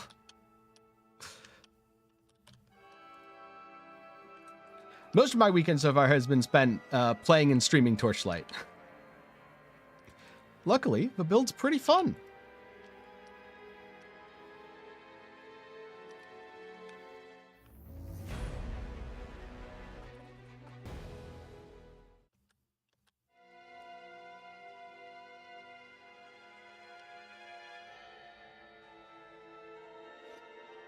does good damage for the content that it's doing, and lets me farm quite quickly.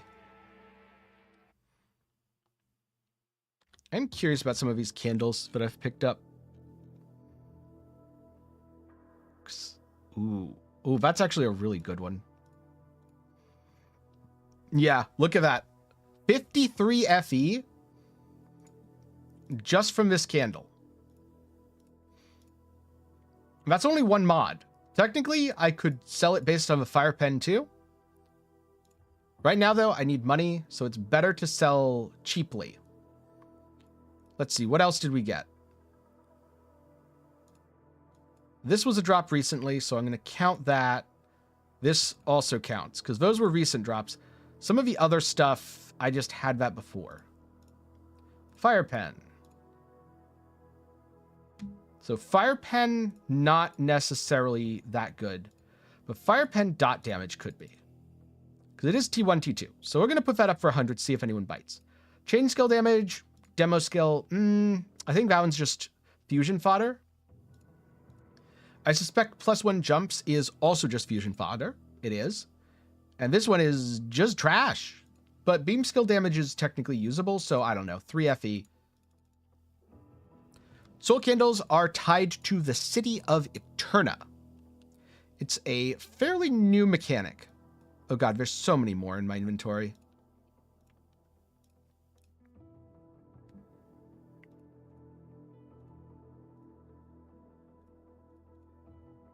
I didn't realize there were more. This was scrolled down here. Oh no. Some of these are not good though. They're things that people don't actually value, and low tier mods of them.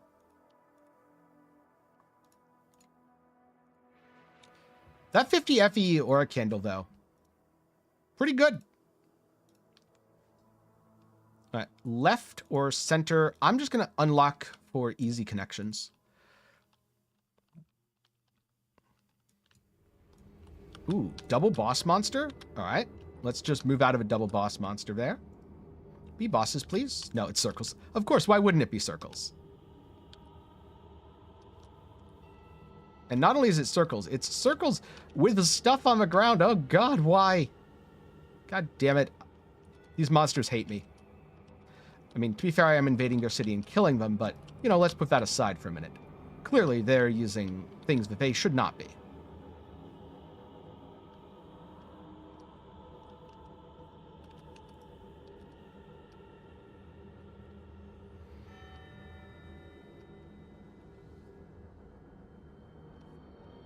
Okay, there we go.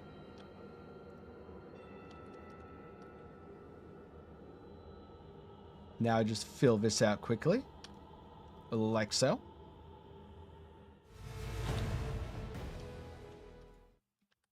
Pop the boss, dodge the watcher, which I probably didn't need to do, and go back to progressing the city. Definitely going to do that. No point in doubling these yet. It's the next one where I want to double based on the top and bottom. It gets easier to pick doubles once you have more of a city unlocked. But because progress doesn't transfer between seasons, you do have to re-unlock it every time. I kind of wonder if they're going to change that in the future. It feels like it would kind of be justified to change it in the future. But also maybe not, because then it gives such a huge advantage that it's almost insurmountable.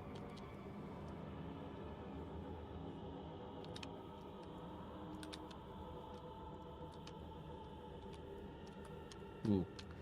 Standing in things is not good. Don't do that. But hey, double FE drop? This area is moderately rewarding. The whole goal was to set myself up to farm some of the city of Eterna. So I'd call that a success. Endless Fortress. Wait a minute. I'm gonna just identify this and price check it, because this is either not great. Oh, -1. No. That's not great. Yeah. We can save it, though. I'm gonna either delete 13 FE or turn 13 FE into like 70 FE.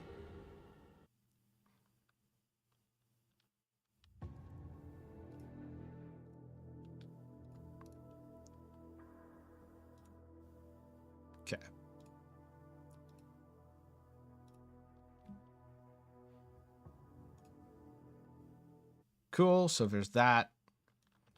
And then I'll do 6 for the last one. I believe this did hit something on the boss room.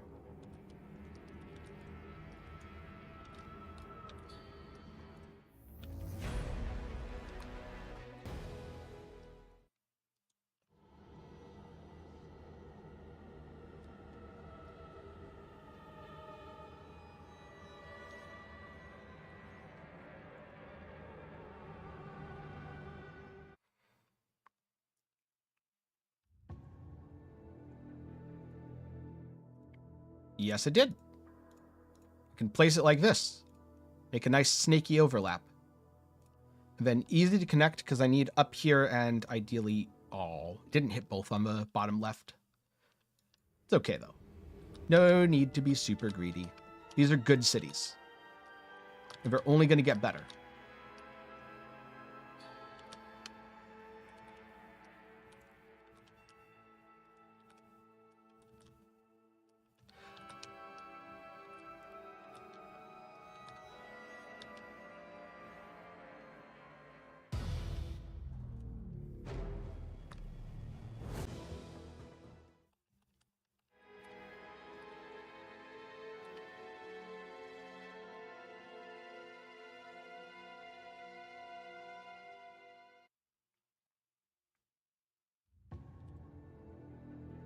Eterna map. Here we go. Here we go. Place Eterna tile. That unlocks the rest of a city. Enter the city. You'll get there pretty quickly, Pineapple. I mean, if I look at my played time, I don't know if there's a way to actually do that, but I don't have that much played time this season.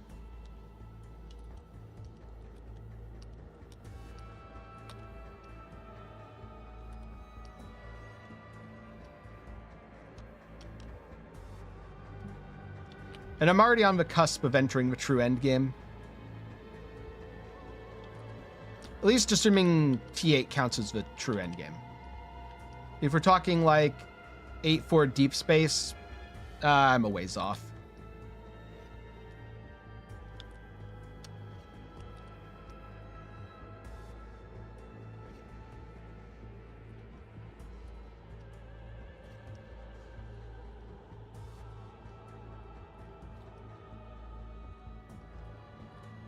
It's so fun to watch the minimap and watch all the green dots get clustered up on my character and just disappear.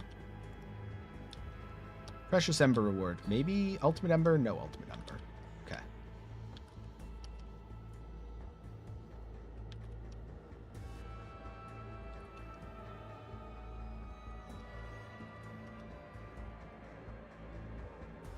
I've been trying to mostly play on stream, so I only have a couple hours off stream so far.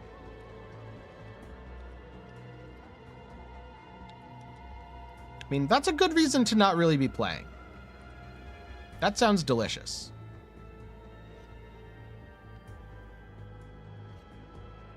That reminds me, I should go make dinner soon.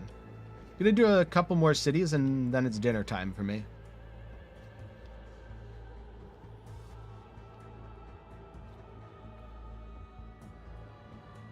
Good news is, if you just need to farm money in Timemark 7, and your build isn't that great yet, City of Eterna seems pretty darn strong. At least if you target soul candles.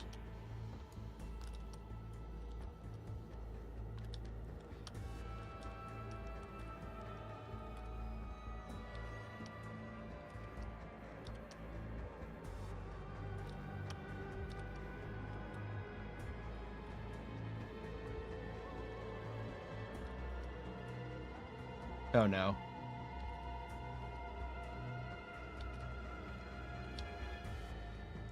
I mean, that's really easy to do, Devil. All you have to do is put up 2 items for sale and it happens. That happens to me in PoE all the time as well. And the same thing's going to happen here, because like that 50 FE soul candle hasn't sold yet, so the FE I've gotten so far looks a lot lower than it actually is.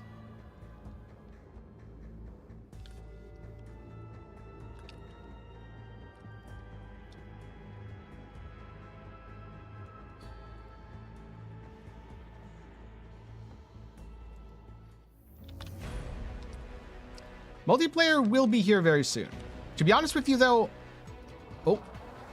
I probably wouldn't even play much multiplayer, so I'm not worried about it. All right, boss actually does some damage now.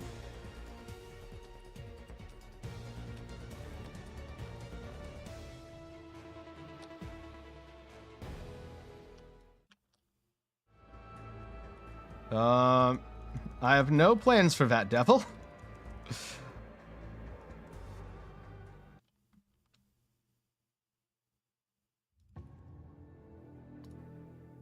Did I get? Yes. I got enough to unlock this. So, +1 areas on the Eterna map. Now we go back here. Now we get, what, 90? Yeah, 90 more pages.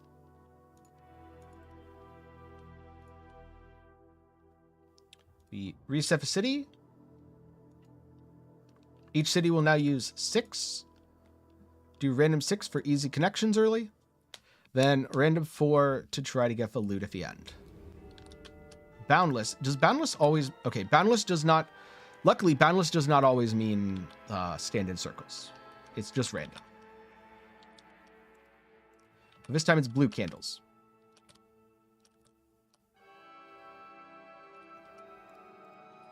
Pretty sure blue and purple are the best candle colors.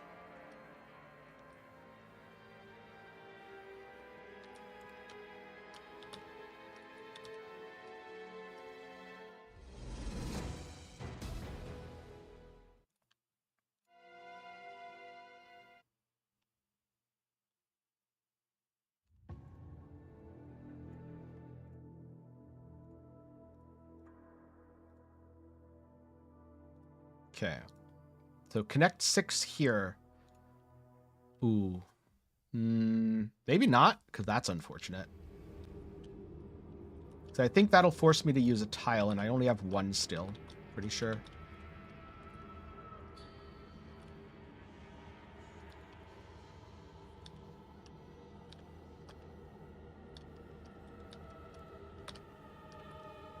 But to go back to the multiplayer topic, the devs are well aware that a lot of people want multiplayer. That's part of why it's taken this long, because they know it's really important to players, and they don't want to just release a multiplayer that kind of works. They want to make sure it's actually good.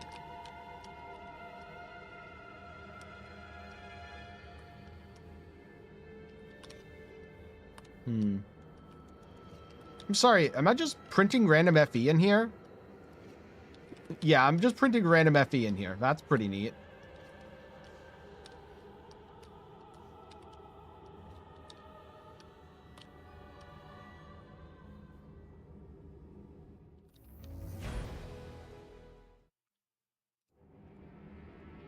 That's pretty cool.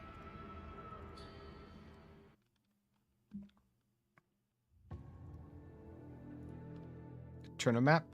So I put this here. Oh, no, never mind. That would actually be perfect because it does connect and it gives optimal connections to the adjacent rooms, which means I'm more likely to be able to connect with pick 4.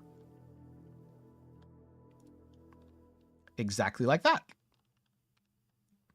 I think it's going to be pick 4, pick 4, pick 6.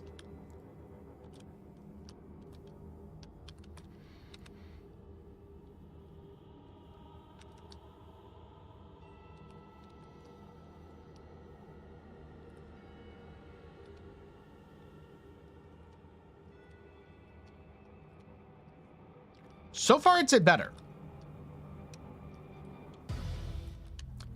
Mostly because the new seasonal mechanic is really good, and I think they've improved on City of Eterna. The game's been improving quite a bit season over season, but especially in the last 2, we've seen absolutely massive improvements. All right, yeah, this is another pick 4.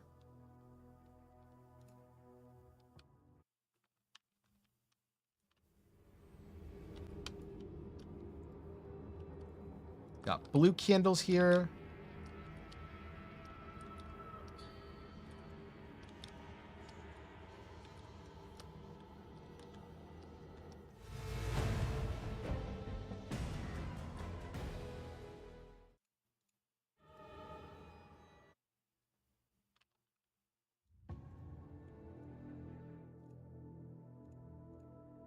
Because I can do this now.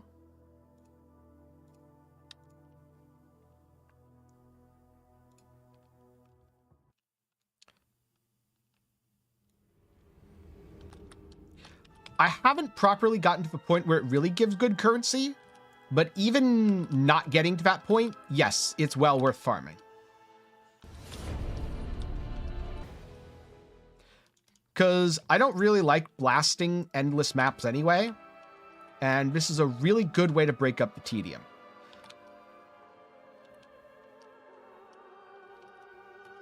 I farmed up about 30 Eterna entries, blasting through maps for a couple hours.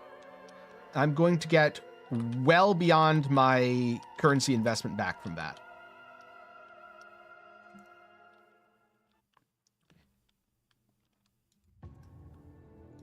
Then once I properly unlock the city and everything, I'll get even more. So if I place the mark of a... Oh. I'd have to connect... Okay. That's fine. I'll just aim for over here. Okay, it failed.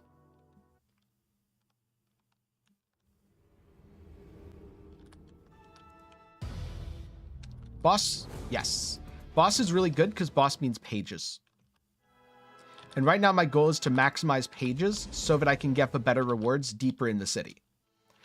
Much like Delve and PoE, the rewards scale. So right now what I'm getting, not bad even right now, but it's going to get way better later.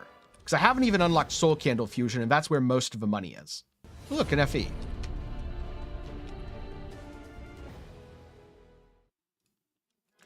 All right.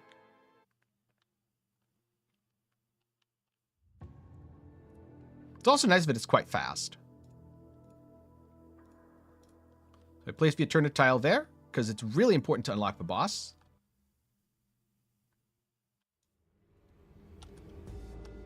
Now, we annihilate all the enemies.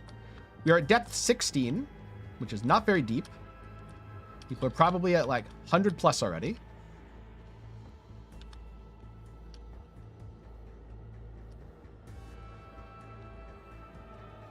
And so the goal is, right now, just get deeper, get even better loot. But the cost entries are literally paying for themselves as we go.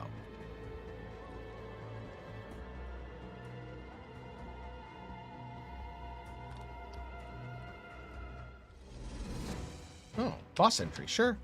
Hello. You are quite a bit tankier now that this is depth 16. Woo. And can actually do damage. Good to know. But I got a soul candle. Didn't check the soul candle. Should have checked the soul candle. Also, I should put this up for sale.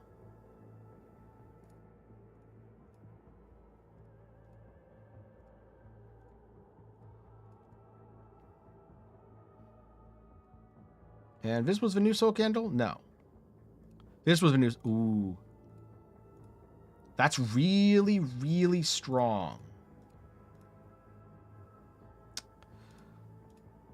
I don't think it's going to go for... Oh, wait, no.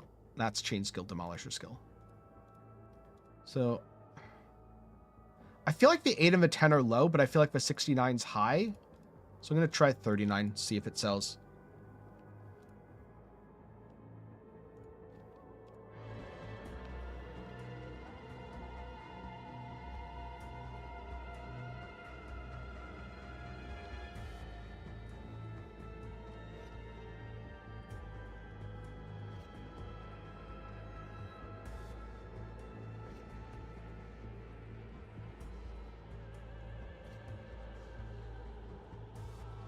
Yep.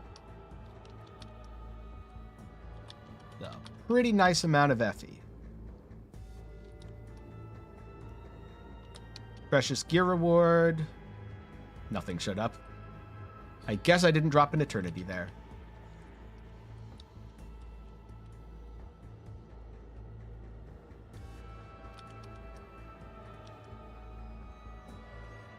Fine fuel reward. I'll get a couple FE from this.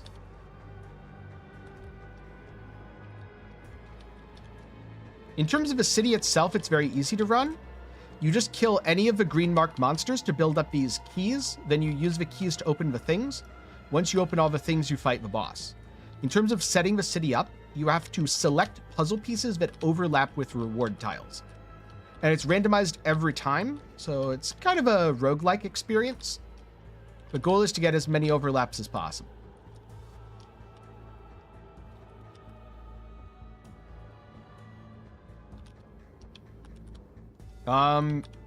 Like Twitch drops? I guess because there's Twitch drops. I don't know.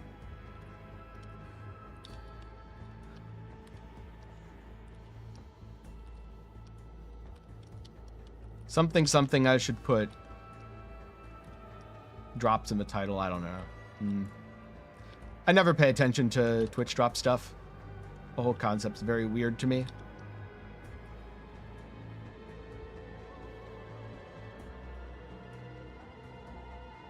Oh, thank you. I'm glad you've enjoyed the content. Depending on how it goes, I might even make a How to Farm City of Eterna video. We'll see. I don't want to promise because I don't know how it's going to go. I might decide after another 20 cities that I hate it and can't stand it. Or I might decide that it's the coolest, most awesomest thing ever and definitely make a video.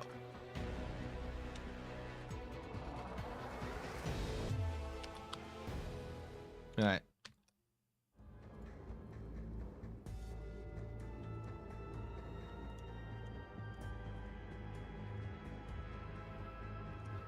If it's good and I enjoy it, there will be a video. If it's bad or I don't enjoy it, there won't be.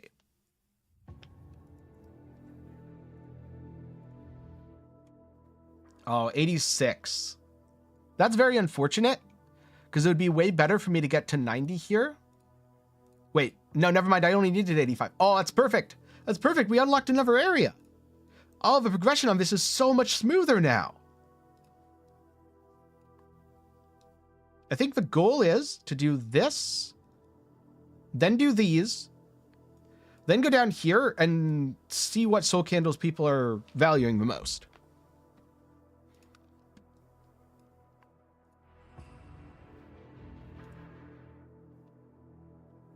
And, oh, never mind. These are not things that I need to put up for sale immediately. But there is the chess piece I got earlier. Let's do something fun with it.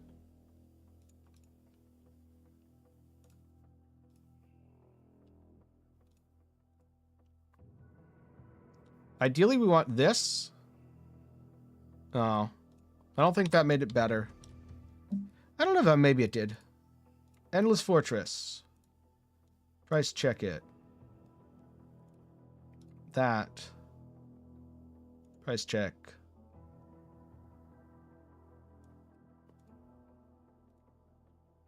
$9 FE.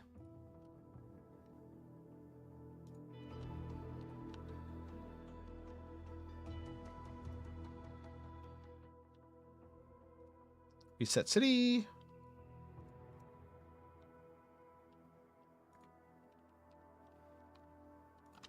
It's interesting that you get put in the bottom middle now. You used to always get put in the direct center, which was kind of punishing for placing your first tile. What color is it? Oh, purple. Perfect. I like bosses on these because it means extra pages, which means faster progression. The faster you progress, the faster you get to the part that's actually super rewarding. I like how the music is very confused. It's like, ooh, epic boss fight. Wait a minute, no, the boss is dead. Ooh, epic boss fight. Wait a minute, the boss is dead. Maybe I do too much damage.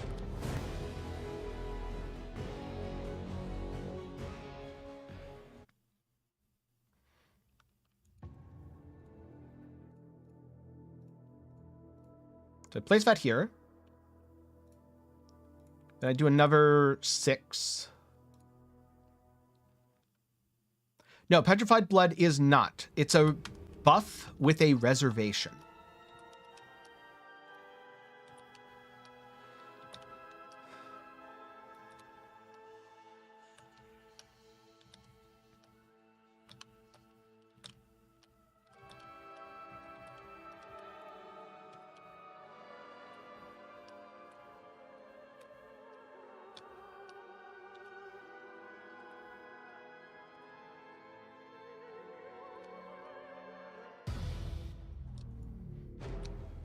There's a lot of non-aura skills like that. Arctic Armor's another one.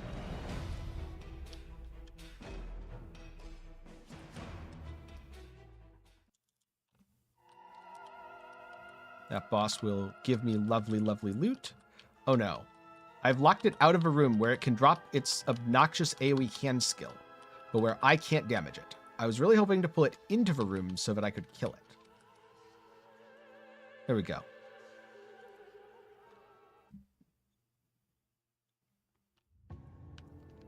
All right, I'm gonna grab the extra ones that I farmed earlier.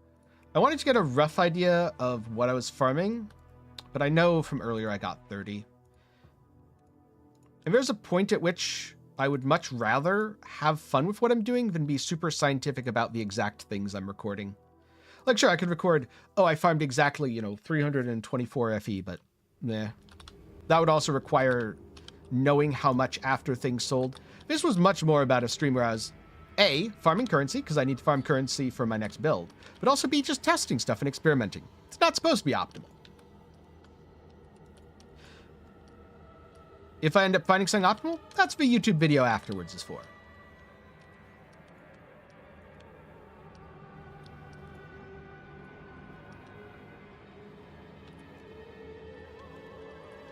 Ooh. I don't think I should stand in those puddles. The boss came in. That was nice of him.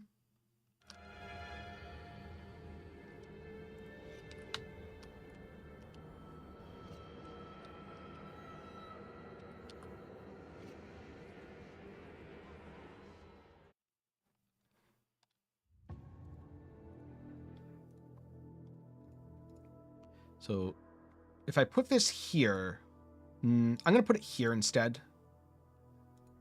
And do another connect 6 and hope for, yes, that exact pattern's perfect. I think. Is that pattern perfect? Maybe not. We'll see.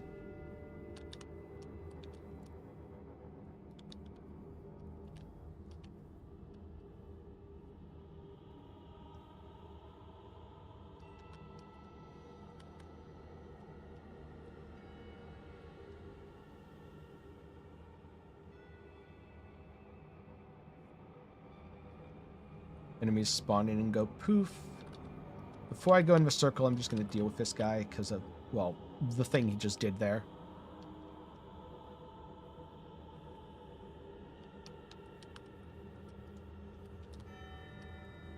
And then the boss should trickle in here and just get poofed. Oh, boss is not trickling in. Unfortunate. I guess boss gets to live for a little bit. All right.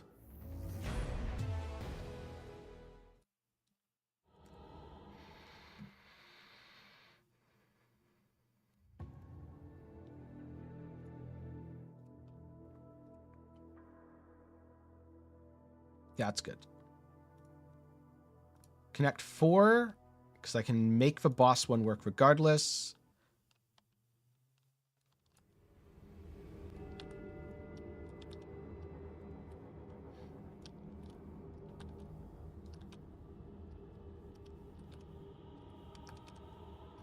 I was hoping those guys might drop some fun loot. They didn't, though.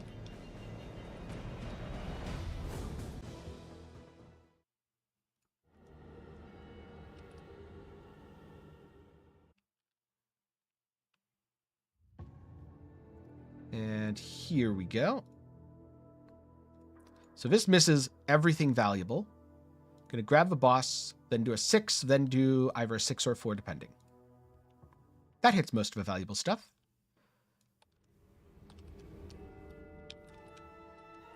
Is this the spooky guy? No, that was not the spooky guy. Trauma intelligence. Prayer's eyes.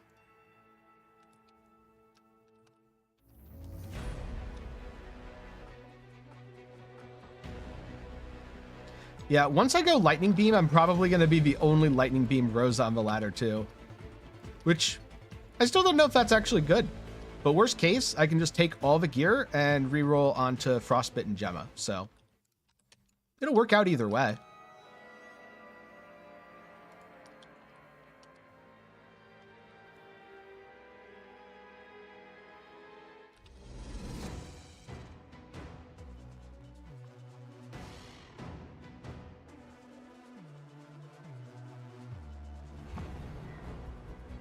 Ooh.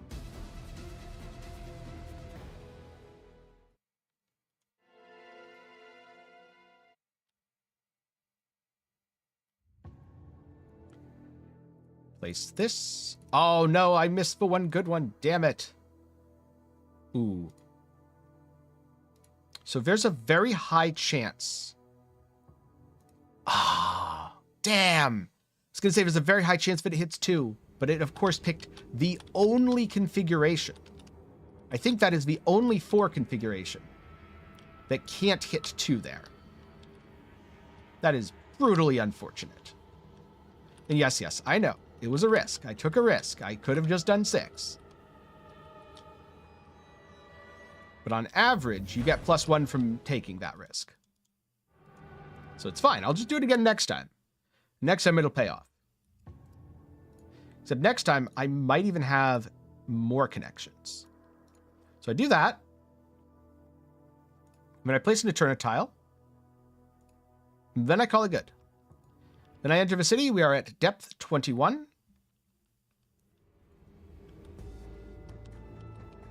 I don't think in the 83 city things are too brutal yet, though they're certainly going to get there. The reason I took the currency reward over the candle reward is right now the candle reward is still a gamble till I can start reliably blocking and fusing. Currency reward is also a gamble, but it's money, so.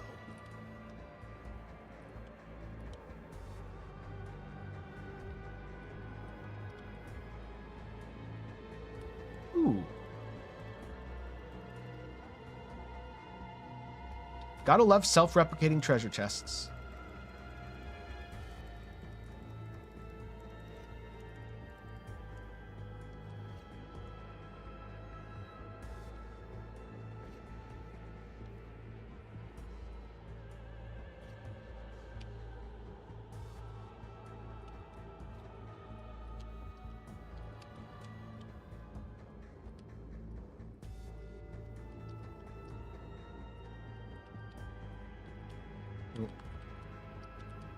Oh, I was like, why are the enemies all pulled in? It's because I was hitting my 5 key instead of my 6 key.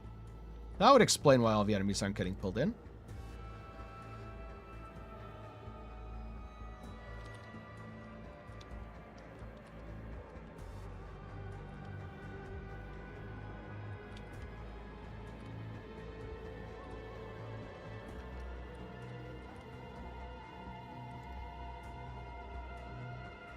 Precious Ember reward. No ultimates.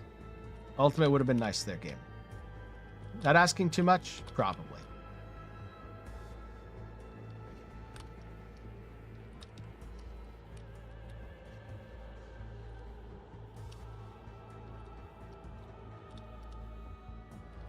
I know I have to go back, but I'm getting at least 2 keys here. Because this loops, doesn't it? Yes, this loops.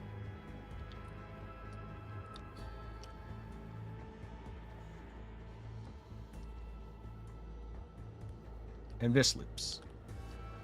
This is a good way to collect a lot of kills for extra keys. And then I loop back.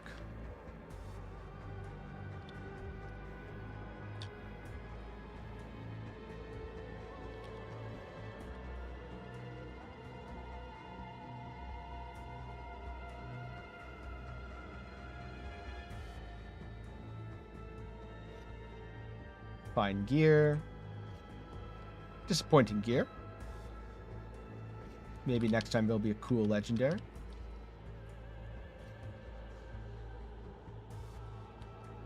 Don't remember, it's just the boss by himself, so we go up this way, and it's the extra soul candle stuff.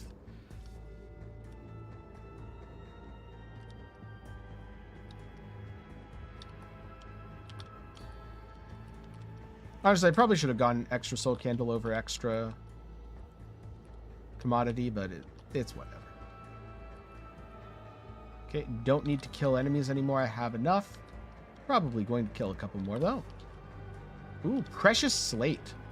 Let's go. Oh, nothing good. That is very unfortunate. The last one's right over here before we...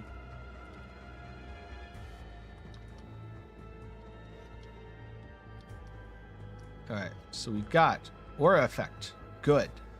Erosion pen, okay. Fire pen, okay. A bunch of garbage and slash strikes.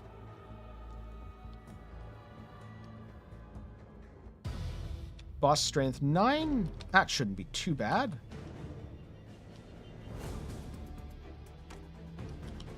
No, he ran away. Ooh, attack and cast speed for channeled skills. That's pretty good. Not quite as juicy of a boss as the last one. So I'm going to price check. I'm pretty sure that the aura effect is good. With demo skill damage, yeah, I'll go 29 on that. See if anyone buys it for as is as opposed to fusion materials. Erosion pen, as I thought, it's really only fusion. Sentry has some potential, especially with cold damage. Oh, booth full. Fire pen, cold pen. That's mostly fusion as well. And then this with movement speed. I could see someone using that. But I'll put it up for sale later. For now, I see what else I got to unlock. Small chance at an ultimate reward. Legendary reward. Do this. And then go down here after the next city event. After one more, I've got every zone of a city unlocked. And it'll be about going down here to unlock the candle targeting, which is this stuff.